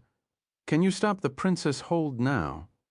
Lydia stared at him with a red face. Shut up! She threw him to the side and was about to follow Arad into the hole. We need to assist him. Wait! Jack caught her by the shoulder. What could you even do to help? With a single squeeze, she fell on her knees, growling and panting. You can barely move after using that. The rot eats at your flesh, even with Asmodeus tailoring it to your body. Don't even bother moving now, he dragged her away. No matter how she struggled, she couldn't muster enough strength to even escape Jack's grasp. We can't let Arad fight alone. The real body of this thing would be much stronger. She glared at Jack. He'll die even if Tempo is with him. I can't see him winning. Big words, but you couldn't beat him no matter what you tried to do. Jack smiled. Arad is strong, and he's growing faster than any of us could comprehend. Gojo might be stronger, but he lacks one thing that makes Arad scary. Whatever we throw at him, he mimics and uses. He's learning from each fight. And what's more scary, he can mix everything he learned to create new things. She stopped struggling. You divine smites are his bane, and he decided to fight you barehanded and started deflecting them without a weapon. Even when you pulled the curse, he ate and spat it back like he did earlier. Most monsters can be planned for. If someone decided to kill Gojo, I bet they could set a plan in a few months and take him down. But I can't see that ever happening to Arad. Jack sat with Lydia beside a tree, resting as he pulled a healing potion for her. The way he fights, he reminds me of Adam, the father of humanity. Lydia sighed, looking at the sky. The first man created by God in his shape, a powerful being that had the ability to learn everything in the world. That's why humans are one of the most intelligent races. And after that, Chad, the current human god, also was known to smack everything with his fists, Chad. I've read in one of your books that he punched time to move it. You sure that isn't some bullshit? Jack stared at her. Who knows? Those were written almost 5,000 years in the past. Lydia shook her head. The only thing I can say is fighting Arad feels like a story from their books. He was weak to divine magic, so he punched it with his bare hands. Yeah, that indeed sounds close. Jack giggled back at the university. Eris swung her fist at the abomination's face, caving his shattered nose into his skull with a grin. Come on, where did all of your talk go? The abomination recoiled back, leaning on the wall. What's going on? She's punching me with her mixed fist, but there is something off about her divine magic. After the first hit of Amaterasu's divine magic, there is a second wave that doesn't feel normal. Crack. Eris kicked him in the ear, smacking him into the wall and at Lala's barrier. Are you this frail weak? I doubt it. What plan are you thinking of? She grabbed him by the head and smacked him on the other wall, charging another fist and smacked him in the guts. Lala watched the seemingly one-sided fight with a worried face. Eris was wasting a lot of divine magic in her punches. She wasn't as efficient as other paladins, but instead relied on her durability to push divine magic forward. What Eris doesn't know is that the barrier Lala made is constructed with Gracie's divine magic, meaning Amaterasu's magic can't pass through it. She isn't receiving divine magic, and her supplies are running dry. This wasn't a problem that Lala knew about or even considered, as she never needed to fully drain her divine magic within the barrier. And even if she did, she could get Gracie's divine magic. With each punch thrown, the abomination had noticed that Eris's overall divine mana supply was running out quickly, so he decided to save his energy and wait, taking hits and holding in a war of attrition. When she tires out, he'll strike back at full force, and the fight shall be over. Come on, monster pugilist of the new era, show me what you can achieve. And then it happened. Eris's punch landed devoid of divine magic, and the abomination knew it was time. He lunged forward, cutting her arm off, and sliced her throat and stomach with his claws before flying straight to Lala. It's over, I win. Eris had run out of divine magic, and she couldn't keep the abomination pinned anymore. Lala could fight him, but that would require her to drop the barrier, which would only result in the students getting massacred. Lala grunted as if her time stopped. She tried to call upon power from her goddess Gracie, anything that could help flip this situation around, but she was only met with a rejection, a strange occurrence that never happened before, which only meant this was the fated end of both of them. With the abomination's smile, he swung his claw at Lala, but could see it from the corner of his eyes, an ugly and bloodied gremlin sitting on the window frame gnawing on his nails with a crazed smirk. Murder! Pin growled. Eris's hand appeared beside the abomination's neck. She managed to catch up to him at this speed. She grabbed him by the neck, crushed his throat into his spine, and violently pulled him back with a divine spark. He gasped, unable to think properly. What did happen? She was out of divine magic. I dropped my resistance to it in exchange for more power. She shouldn't have any more. Where is she getting it? He smacked to the ground, and before he could regenerate, Eris ripped his collarbones out. Lala stared in shock with a gaping mouth as Pin giggled in the window frame. That's it, my lady, murder. Murder this innocent bastard. His crime was the worst, fighting for survival. Rip him to shred, bone by bone, while he's alive. This shall be a magnificent deed. The abomination swung his fist at Eris's face, but she ripped it off with a bite. His magic started taking a nosedive, and his body felt heavier and became sluggish. It's that other divine magic that was seeping after her attack. It's now coming in full force, and it's strange. Lala did notice that Eris ran out of divine magic, but now she wasn't sure of that, as she seemed to still have more in her. Albeit she wasn't sure where that divine magic was coming from, or what that gremlin at the side was. I can't resist. I can't identify which god this divine magic comes from, so I can't counter it. It's eating out at my power at this rate. I'll end up killed. The abomination tried to roar, but his throat had already been ripped apart. He tried to stand, but Eris plunged her foot through his stomach and crushed his spine. That's it! That's it, mistress! Pin had never seen something more beautiful than this. The crimson-red blood dripping. What a magnificent, priceless sight. I know I was right. He yelled, scratching his cheeks with his claws. Ah! Hi! Even if everyone forgot, Pin never forgot the lady's grace. I kept praying and praying each day that you'll regain your inheritance, and so you did, and even better. The abomination's alien anatomy didn't matter. Eris ripped him bone by bone and organ by organ without him being able to resist. The hallway got painted red as she hung his guts on the walls and crucified his corpse on the wall, staring at it with a happy face for a few seconds. It was only then that Lala noticed something strange. Eris's divine magic was full, even though no divine magic got past her barrier. Pin had already disappeared into a puddle of blood, and Eris fell asleep. Far away inside Sina's white room, a pale-skinned woman with red eyes grabbed Cain by the neck, choking him. "You old geezer, where is it? I didn't get it. I said stop it." Tiamat tried to pull her away. "Let him be," Sina shouted at her. "Akame, let me breathe. I can explain." Cain waved his hand at her with a nervous and scared face. "You don't need to breathe. Where's the portfolio? If I didn't get it and you don't have it anymore, it has to be with someone." Akame, the goddess of undeath, vampires, and undead, growled. "I followed my rules, I swear. She had a stronger worshipper than you." He waved his hands. "Albeit only one?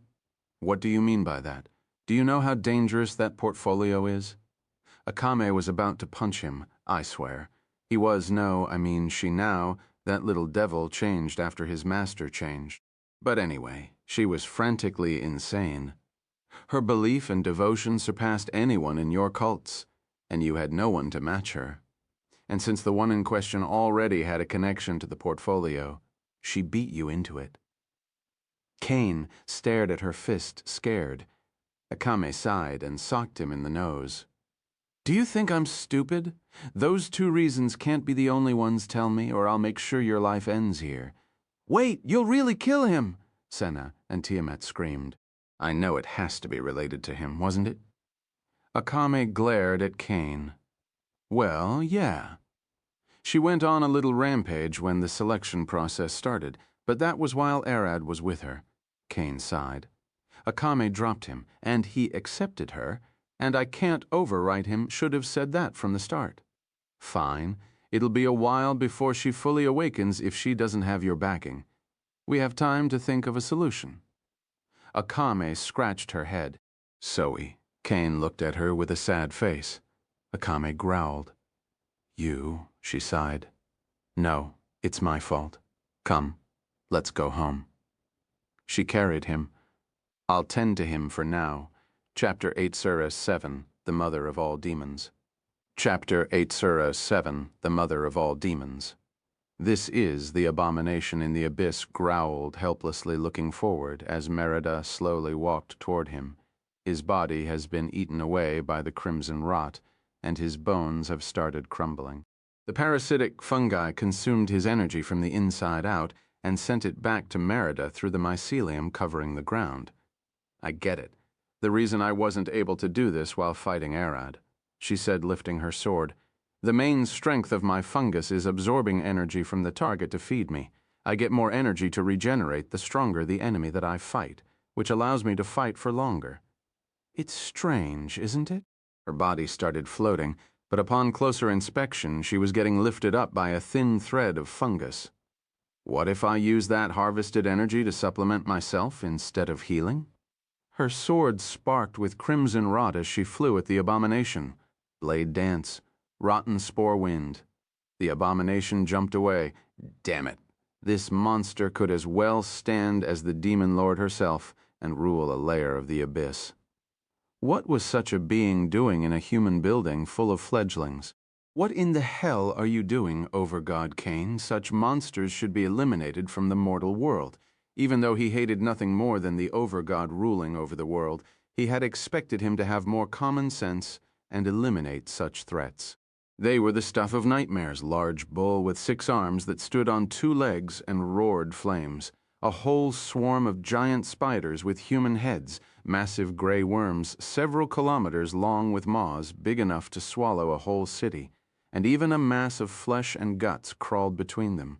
Merely looking at them was enough to make a human puke.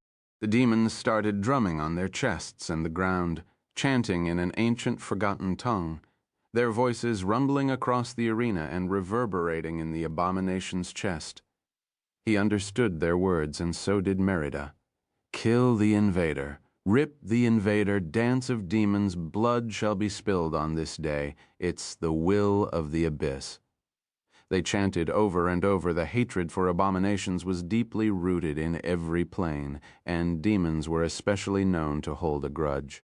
Our mother is coming. Make way today. Invader blood shall be spilled. Merida stopped swinging her sword just as she was about to finish the abomination. The fungus inside her warned her. The pale night, the mother of all demons, is coming.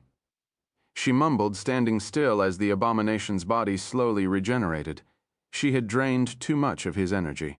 Blood started gushing out of the ground like geysers, and a massive mass of flesh burst out, a titanic, horrid, and twisted womb spewing demons out like it was nothing. She covered the whole arena, and Merida jumped away, dragging the abomination with her. Above the womb stood a pale woman that looked in her mid-40s, wearing a white dress and a veil.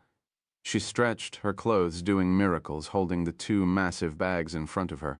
Her glowing eyes quickly glanced at Merida, and she took a step forward, disappearing from above the womb and appearing right ahead of her. What do we have here? A human girl? No, Merida. Harem Orion's wife. She smiled. You know me? Merida replied with a stern face. She could tell that this woman wasn't any demon. She's their mother who taught them to be demons. If anything in the abyss shouldn't be fought, it's her. Of course, I know the woman who raised a new demon lord and now is using her power.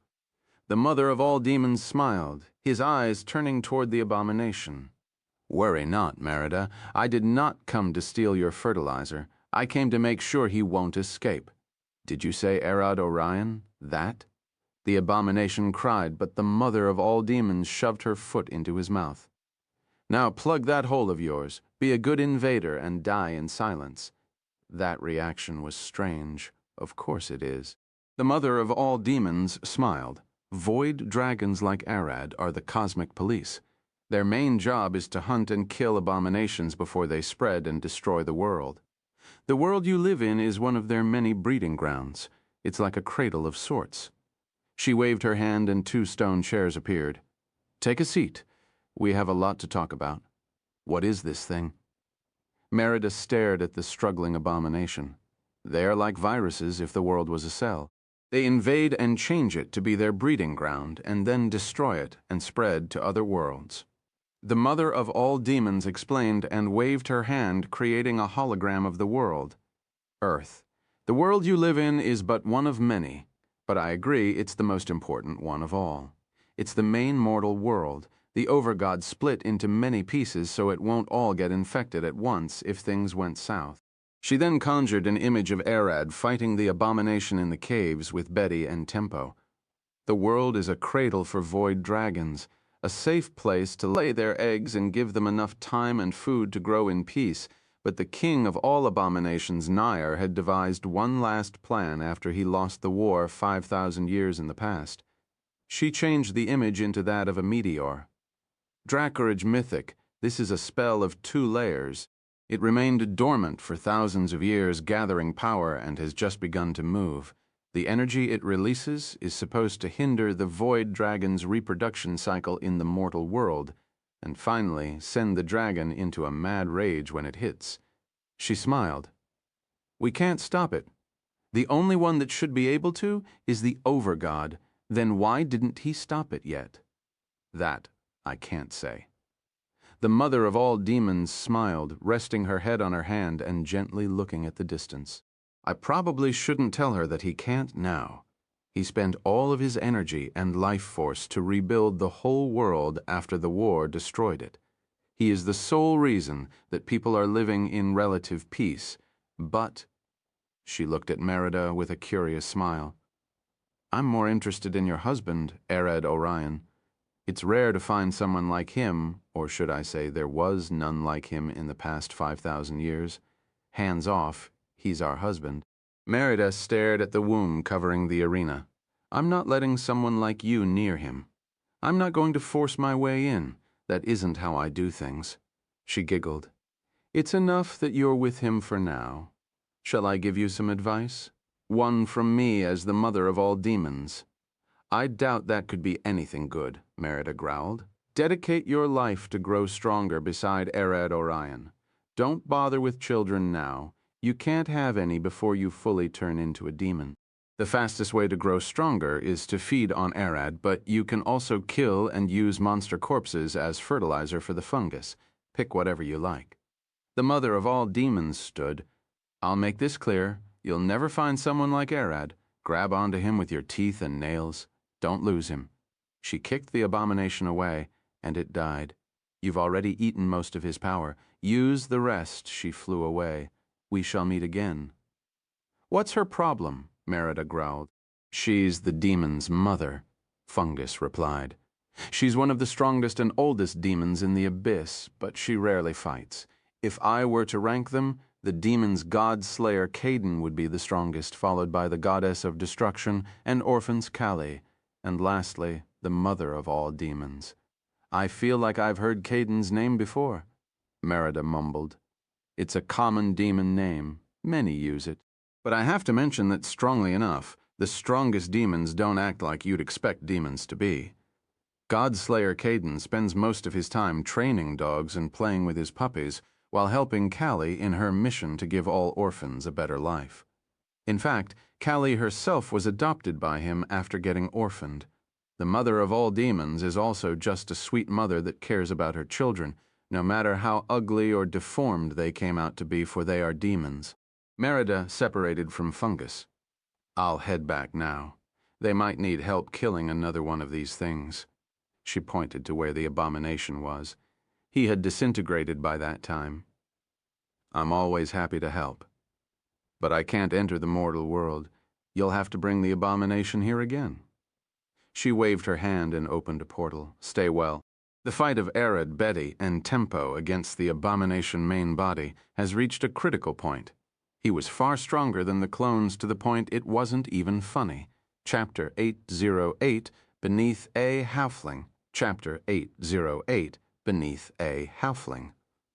Arad swung his fist with all of his might, and the abomination caught it. Such an impressive raw power, but that's all you have. He swung a fist at Arad's face. Flash Burn Tempo jumped in with a swing and slashed the abomination's fist. Betty came in after in a flash, thrusting her light sword at the abomination's chest. Damn it, she growled, seeing that the abomination's skin had turned black, so dark that looking at him hurt her head. Perfect black is a color so black it absorbs all light and disperses it. You can never harm me with your light attacks. He twisted his body and threw a kick at Tempo. Arad kicked the abomination's foot and grabbed him by the neck. I'm the one you're fighting. He swung his head at the abomination, sending him flying with a powerful headbutt. Betty is the fastest one here, and Tempo is more skilled with a blade than I am. I have more strength, but since I can't use any powerful magic as I'm still tuning my void to heal Zool, I'm holding them back. Arad rushed after the abomination, hoping his clone could return to him. Soon, Betty landed far, swinging her palms in the air. Her body started floating, and a long staff with a clear crystal on top appeared out of a flash. Specks of light danced around her as the staff began orbiting her. After being a sorceress with a light dragon bloodline, she has studied magic. Betty didn't reach her spot as the chairman with just her innate power. She was a wizard who taught Merlin, and when talking about spells, she never ran dry. What is this? Arad froze in place and glanced at Betty as he sensed the overwhelming magic rushing out of her body. It was like nothing he had felt before. A flood of pure mana all dancing in rhythm. The feeling he got from her was that of a danger that he never expected to sense from someone as small as her. Not even Kinryu had felt like her. Now you're a pain in the butt. The abomination growled, staring at her with an eye of disdain. You're on the same level as the mages of the old war to think someone like you existed in this age of peace. What kind of battle were you hoarding that power for? Nothing. I was just looking for a way to grow taller that isn't painful. She swung her palm down, temporal crack. The abomination's body cracked alongside the space around him, but he suddenly disappeared, landing on the wall above her. I'm quite resistant to time magic. Her eyes turned toward him. D, with a single word, His body turned into dust as everything behind him melted away. Arad and Tempo could feel their souls quake at the word, but even this wasn't enough to kill the abomination. He formed back out of nothing and giggled. Even word magic, where did you learn so many spells? I thought your kind has a hatred for us halflings. She smiled as her nails sparked with arcing magic. Don't you remember why? The abomination's face twisted.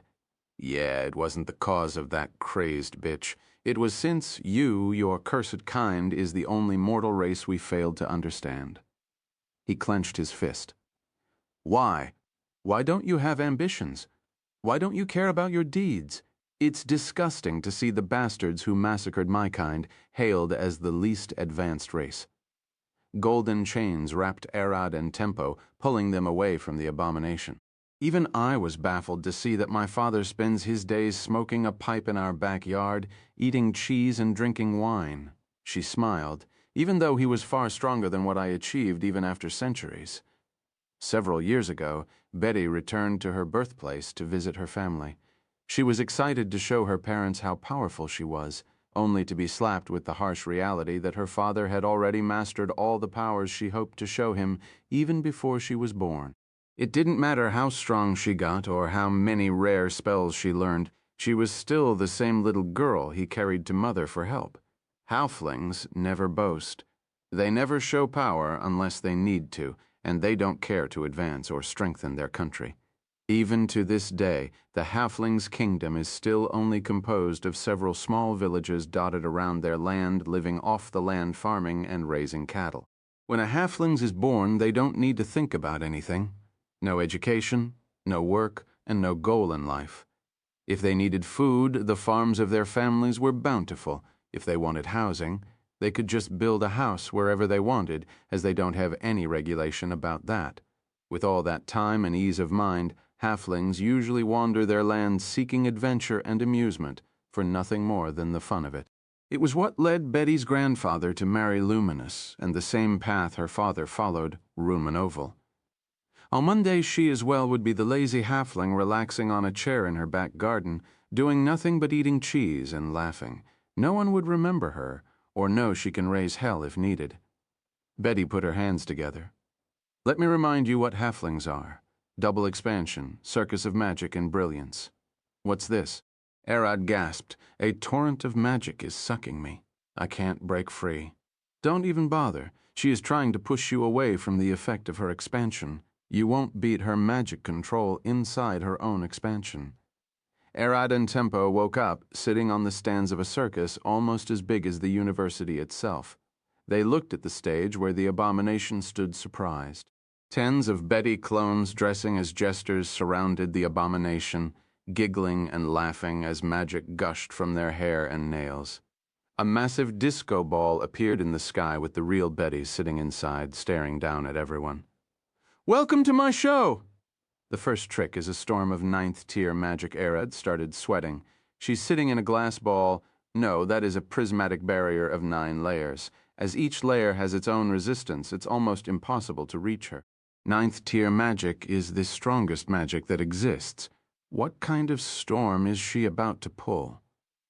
The disco ball started spinning and beams of multicolored light flashed everywhere. Each color carried a different element. Lasers of pure elemental energy carried through light magic. Red was heat, white was cold, blue was lightning, and so on. The abomination had nowhere to escape, but that wasn't all. Betty's jester clones lifted their hands, and the show finally started. Meteor fall. A meteor started falling from the sky. Time stop. Time stopped for everyone except Betty, her gestures and spells. Reality break. The fabric of space-time around the abomination cracked, making it hard to cast time or space magic, making escape near impossible. He can't make time move again, nor teleport away. She was ordering him directly to die using word magic. Pillar of Dawn, a pillar of divine magic, fell from the sky, a divine smite sent directly from the magic goddess herself as a 9th-tier spell right at the abomination's head. Summon Devil, Lord, the devil lord of the fourth layer of hell, got pulled out right from the arms of a succubus, straight into battle under Betty's control to do her bidding, and he swung a claw at the abomination to get summoned when it was just getting fun. "Fuck you, abomination," he shouted. Final flash, one of the jesters shot a beam of concentrated light from her hands, screaming her lungs away. Blade of chaos. A jet-black sword of pure chaos emerged out of nowhere and flew directly at the abomination's neck. Divine imprisonment. The same golden chains that pulled Arad and Tempo away chained the abomination in place and started draining his magic. Weird dream, a blast of psychic magic rushed from one of the jesters toward the abomination. It could drive any living creature into insanity. What in the timbers? Flatail screamed in the back, and this when Arad and Tempo remembered that he and Phila were still there with the other beavers. Betty is trying to blast the abomination while still protecting them, using almost half of her jesters to conjure several layers of prismatic barrier around them. A blinding flash engulfed the circus as everything hit the abomination at once, and Arad gasped to cast a double expansion and use several ninth-tier spells at once. Where was she hiding all of that mana and magic skills? And was that a devil lord that popped out of nowhere? He didn't miss the devil, even if it was for a fraction of a second. Betty stared down at the raging chaos she created, a smirk on her face as her elongated nails dripped mana and faint crystal scales spread across her cheek and arms. "Do you remember now? Why do you hate us halflings? Stay put down and be shorter than me for all eternity." She only sat inside the disco ball, since it was higher than everyone, and she could look down on them. Chapter 809, Swinging the Sun. Chapter 809, Swinging the Sun. As the ashes faded away, nothing was left on the circus's stage, only fire and brimstone. The sheer heat and magic gushing out made the beavers pass out, and even Arad and Tempo could feel it. How much power Betty backed into that massive combo. Not yet, the devil lord that Betty summoned shouted, "This fucker is an abomination. The fight is never over with them." He clenched a fist and then extended his claw, fire sparking out of his wings as he started unleashing each remaining drop of his curse. "Betty, we can't hold back against this thing. I'm going all out." The devil's magic expanded into a burning aura as he swung his arm, conjuring a massive seal of fire and skulls around where the abomination was. A tiny blood droplet floated in the air, and from it, veins expanded out in the blink of an eye. A skeleton formed, one that, albeit taking a general humanoid shape, had tens more joins and far denser bones. 7 brains and 9 hearts emerged inside the skeleton before the organs filled in, and then everything got covered with flesh. One glowing red eye glared at Arad before the body fully healed. The abominable monster regenerated out of nothing in the blink of an eye. His regeneration was off the chart. Arad expanded his wings, shifted into his half-dragon form, and flew to help the devil lord. "The one who beat Aloni? I'm counting on your help." The devil smiled, conjuring a massive morning star. "Don't forget about me." Tempo flew in and cleaved the abomination's neck off, burning the head and upper chest into ash. He then turned around, eruption. With an upward slash, he cut the abomination from the groin up, and his blade released an explosion akin to a volcano erupting, blasting the monster into burning ash. The abomination's left arm survived the blast and got flung into the sky, spinning from the sheer impact of Tempo's attack.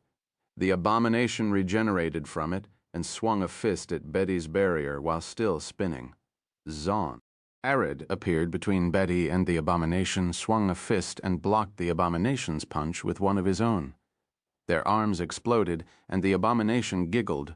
"We're equal in strength, but I'll win in regeneration." Arad's bone immediately grew back toward the abomination's face and caught him before the flesh could even regenerate. He used gravity magic to move the bones before the muscles could regenerate, allowing him to act a bit faster than the abomination that had faster regeneration. Gray. As the abomination was about to speak, Arad punched him in the guts with a fist engulfed in darkness. Arad was going from blunt damage using the void's shockwave that releases when it absorbs matter If the flesh is bruised and not destroyed, that might make the regeneration harder. Usually, crushing damage is harder to regenerate than even lost flesh due to needing to remove the damaged flesh before healing. This isn't needed with cuts. Viti.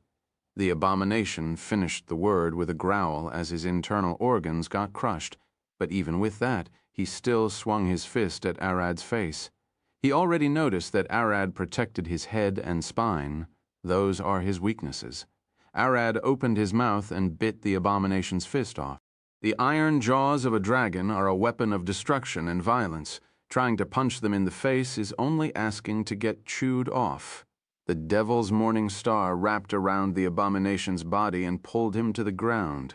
The abomination spun and swung a kick toward the chain of the morning star, but his mouth was left open as he saw Tempo running on the chair toward him. To the Titan's glory, rising burst Tempo sliced the abomination from the leg up to the skull, exploding him in a burst of lava. Betty! Your combo didn't work! Arad looked at her. I know. If completely erasing his body wasn't enough to kill him, we have to attack his soul directly. She growled. It'll take me a while to prepare such a spell. The memories of his last fight with the Dreamwalkers flashed in his mind. Abominations don't have a soul. He and the devil shouted at the same time. Wait, what? They do? Betty gasped. Their knowledge conflicted. She was certain the abomination had a soul, but now with two people telling her otherwise, especially since one of them is a devil that lived since the old gods' war, she can't help but rethink her plan. Do I waste mana on keeping the expansion up? Do I cancel it and create a powerful soul destruction spell? No, that would be suicide if they didn't have a soul. Is it better to seal him back in? Forming a massive sealing spell might be a better bet, if nothing but to give them time to think. Betty's mind raced in the fraction of a second that the abomination needed to regenerate from Tempo's attack. Normal sealing magic won't work. I couldn't even bind him to the 9 hells. The devil flew up and breathed a blast of acid at the abomination's regeneration bits. Arad flew in through the acid and punched the abomination in the face the moment he finished regeneration and sent him flying to the ground. The abomination landed on his feet, and Arad pulled the adamantine sword and swung it down, engulfed in flames. He aimed for the abomination's neck, but missed and slicked him down the shoulder. Those moves, Tempo gasped, seeing as Arad shifted his stance. Void eruption with an upward swing. Arad released the energy he harnessed from crushing matter in the same manner that Tempo did with his magic, blasting the abomination in a beam of pure white energy. He then quickly stored the sword back into his stomach. My sword skills? Tempo shouted, and Arad roared. A chain of plasma emerged from his palm with a white nova dangling at the end. He started spinning it while releasing waves of gravity magic that forced Tempo and the devil to back away. Even though Doma was helping Arad a bit with maintaining such magic, as he was already focusing on curing Zul, the fact he pulled something like this made Betty start sweating. Who? Arad roared, swinging the white nova at the abomination. This was a combination of his spell, Eris's chains, and what he had just witnessed from the Devil Lord. The abomination saw the white nova flying toward him with a chain, and he couldn't believe his eyes. The sun he tried to dodge, but Arad's gravity magic was pulling him and the spell together. He couldn't dodge it. The nova burned the abomination into ash and reduced him to nothing more than energy from the sheer heat. It exploded in a brilliant, blinding burst of light as the plasma chain crackled with lightning, and Arad pulled it back to him. Those were my Morningstar moves, the devil growled. Is this how Aloni lost? How fucking fast is this bastard at learning? He glared at Betty. Did you raise a damn monster? It wasn't me, I just met him a few days ago. Betty cried. Crackle! Arad held the chain and started spinning both ends. In each of them a new white nova appeared. This bastard thinks he's a monster. Let's see about that. As long as matter exists in my reach, I'll keep conjuring novas and smash his head in. My wives are on the surface. I can't let this thing out no matter what. 2 at once. Tempo lifted his sword. He can fight like that. I knew he killed Vlad and destroyed the second layer of hell. But isn't this too much power? He stared at Betty. I don't know. Don't ask me. She stared at Arad, unable to believe her eyes. He was running out of mana, but immediately sucked back what he used. Mana recycling, she can do it, but not to his extent, simply as she doesn't have the body nor constitution of a dragon. The abomination started regenerating from the last hit, and he glared at Arad with a single eye burning with rage. I see you're the biggest problem here. Just what are you? I don't remember a void dragon swinging a white nova like that. That is Kusuth's move, the goddess of fire. He realized that Arad was swinging two, not one. What are you doing? I'm nothing more than a husband and a future dad. Your existence endangers my family. I have to protect them. Eliminating any possible threat is my job and duty. Arad stared at the abomination with a passive face and remembered Yuwaku, Saren, and Ignis, his wives above the ground. Mira is pregnant and is now drinking potions, and they hurt her stomach. One of his wives is suffering now, so he can fight. He can't let this continue. That's it. I'm nothing more than a dad doing his best so his wives and children live a calm, peaceful, and fruitful life. You don't exist in that ideal future of them, so you shall die by my claws. Arad started to realize his reason to fight wasn't that different from Lydia's first oath. It was to protect.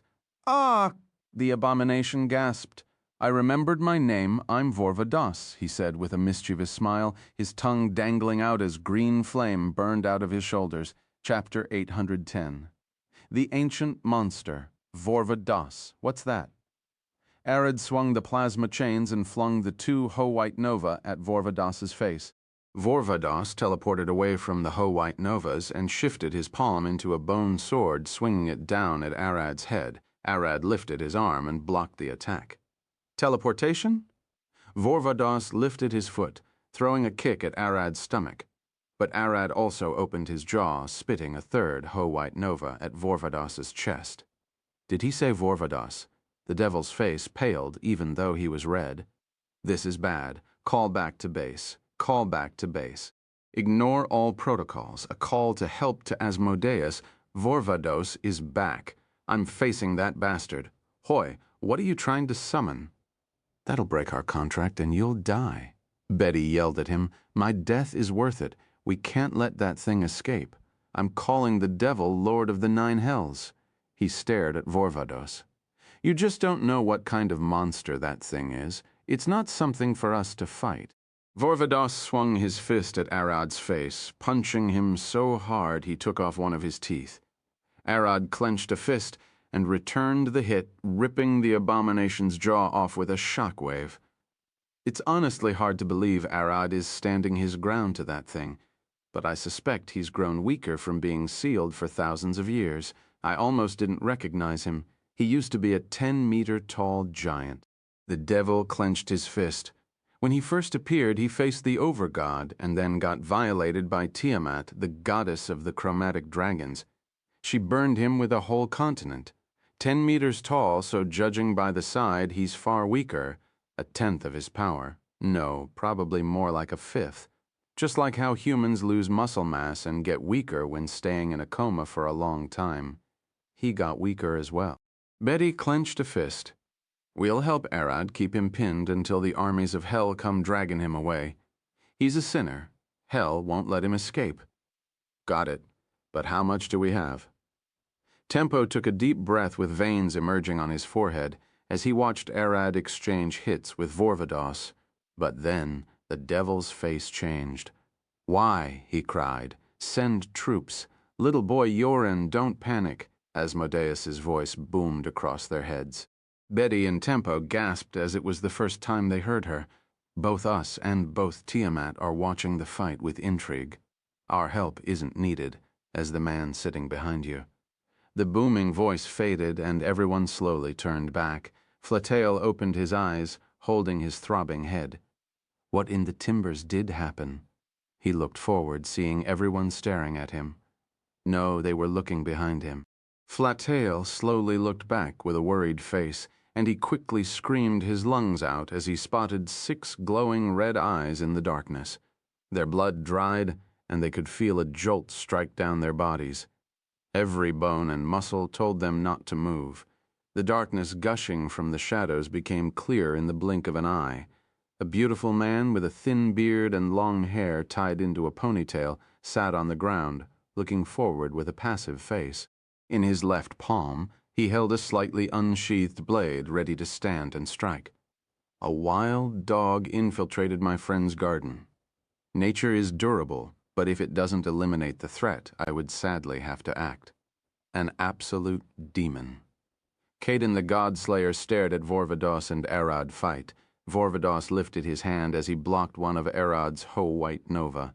He immediately started teleporting around Arad and threw punches, all of which Arad blocked with the chains and his arms. "You're one annoying bastard," Vorvados growled. "I know I'm far weaker, but for you to be casually deflecting my attacks, who taught you how to fight?" Void Step Arad started teleporting everywhere, just like Vorvados. He quickly freed his left hand and swung it at Vorvados. Slap. Vorvados recoiled back from the slap and could see that Arad's moves had changed. Close range now? He flew back. Try to hit me now. Arad's stance changed again, shifting from Dalla to someone else. He pulled Aella's steel bow and took a deep breath, firing an arrow with a Ho-White Nova attacked to the tip. Vorvados dodged the arrow with ease, but Arad teleported above him in an instant and threw a drop kick. Vorvados blocked the kick and spun in place, his legs crackling as he sent a kick at Arad's shoulder. Upon impact, Arad's shoulder upper torso spun, and he got ripped in half at the waist from the sheer force. The abomination's strength was rising. Arad's body immediately healed, and he landed behind the abomination, his legs cracking as his eyes glowed purple. Vorvados gasped as Arad kicked him in the shoulder and ripped him at the waist in the same way. My kick. When did you learn it? He coughed blood as he regenerated, but Arad immediately punched him to the ground. Vorvados teleported away and breathed a gust of green flames, which Arad dodged by teleporting to the cavern walls. The muscles on his legs expanded as he tried to force more of his draconic power into his humanoid half-dragon body. He can't fully transform, as that would only make him a bigger and easier target, and it's not worth it. Arad jumped toward Vorvados, shattering the walls. Tempo and the devil did the same thing, rushing the abomination to keep him in place. Betty, on the other hand, released her expansion to charge a sealing spell. That seems to be the only path to victory. Percent Vravad Vorvados lifted his hand, glaring at them with a smirk. In the blink of an eye, everyone found themselves standing on a silver land extending to the horizon, with no end in sight. Tempo fell on his knees before everyone, his skin turning red and his veins bulged out as he was forced back into his true Titan form. But even with that, his conciseness started rapidly fading as he could feel his heart failing to beat. Loud gargles echoed in his ears and his muscles started twitching. Something was really off about this place. Gah! The devil tried to pant, but there was no air around. His skin started falling apart, but he still stood first. For a creature used to the hellish scape of the 9 hells, this environment was still painful, but not enough to keep him down. Betty had immediately protected herself and the flattail who had been pulled with them with a barrier, but even that didn't seem to be lasting for long. Welcome to the outer void. We're outside your world and existence. This is where we abominations come from. Vorvados walked toward them with a smile. No creature of the inner world can survive here. His words boomed into their heads. With his victory looming in the distance, Vorvados stared at them with an evil grin. But that didn't last long as he saw Arad walking toward him unharmed and with a clenched fist. You can move? Arad punched Vorvados again. I'm a void dragon, you fool. No, even void dragons shouldn't survive here. This isn't the world's void. It's the outer void.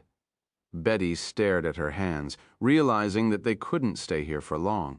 To solve that, she shifted all of her focus into an old spell, Homeward, and created a grape-sized red gem of pure magic, With all of her remaining magic condensed into the gem, shattering, it would teleport them everyone back into the cavern, but the one who broke the crystal would remain. It could also be changed to teleport the one who breaks it and leaves everyone else. It's all in the hands of whoever holds it. Now it's your end. She glared at Vorvados, hoping he would attack her and teleport them back, which would leave him alone. Vorvados smiled and flew at her, conjuring a blade of green flames and swinging it at her head. Zon Arid teleported between her and him, catching the blade with his hands. You aren't killing her. He didn't know of Betty's plan. Fool, the blade turned black and flew riding between Arid's hands, slashing him clean in half from head to groin. Soul-splitting blade. It cuts the soul and body in half and separates them. This can even kill the gods, and you aren't regenerating from it. Arad fell on the ground, bleeding without moving an inch. His soul had started disintegrating after being cut in half. Doma scrambled to stitch it together, but doing that was too much work, and it disintegrated faster than she could fix. A losing battle. Betty swung the crystal at Vorvados to break it, but he kicked her in the face and sent her flying. It's your loss. This dragon Arad is dead, and soon all of you will. A young titan with mortal powers, a devil of the third layer, one of the weakest, and you are a mere wizard. To the upper echelon of the world, you're nothing but mere bugs crawling on the ground. Tens of Vorvados clones appeared and surrounded everyone. This is where your fate ends. Vorvados lifted his arms as hundreds of meteors appeared in the sky, falling, while engulfed in bright green flames.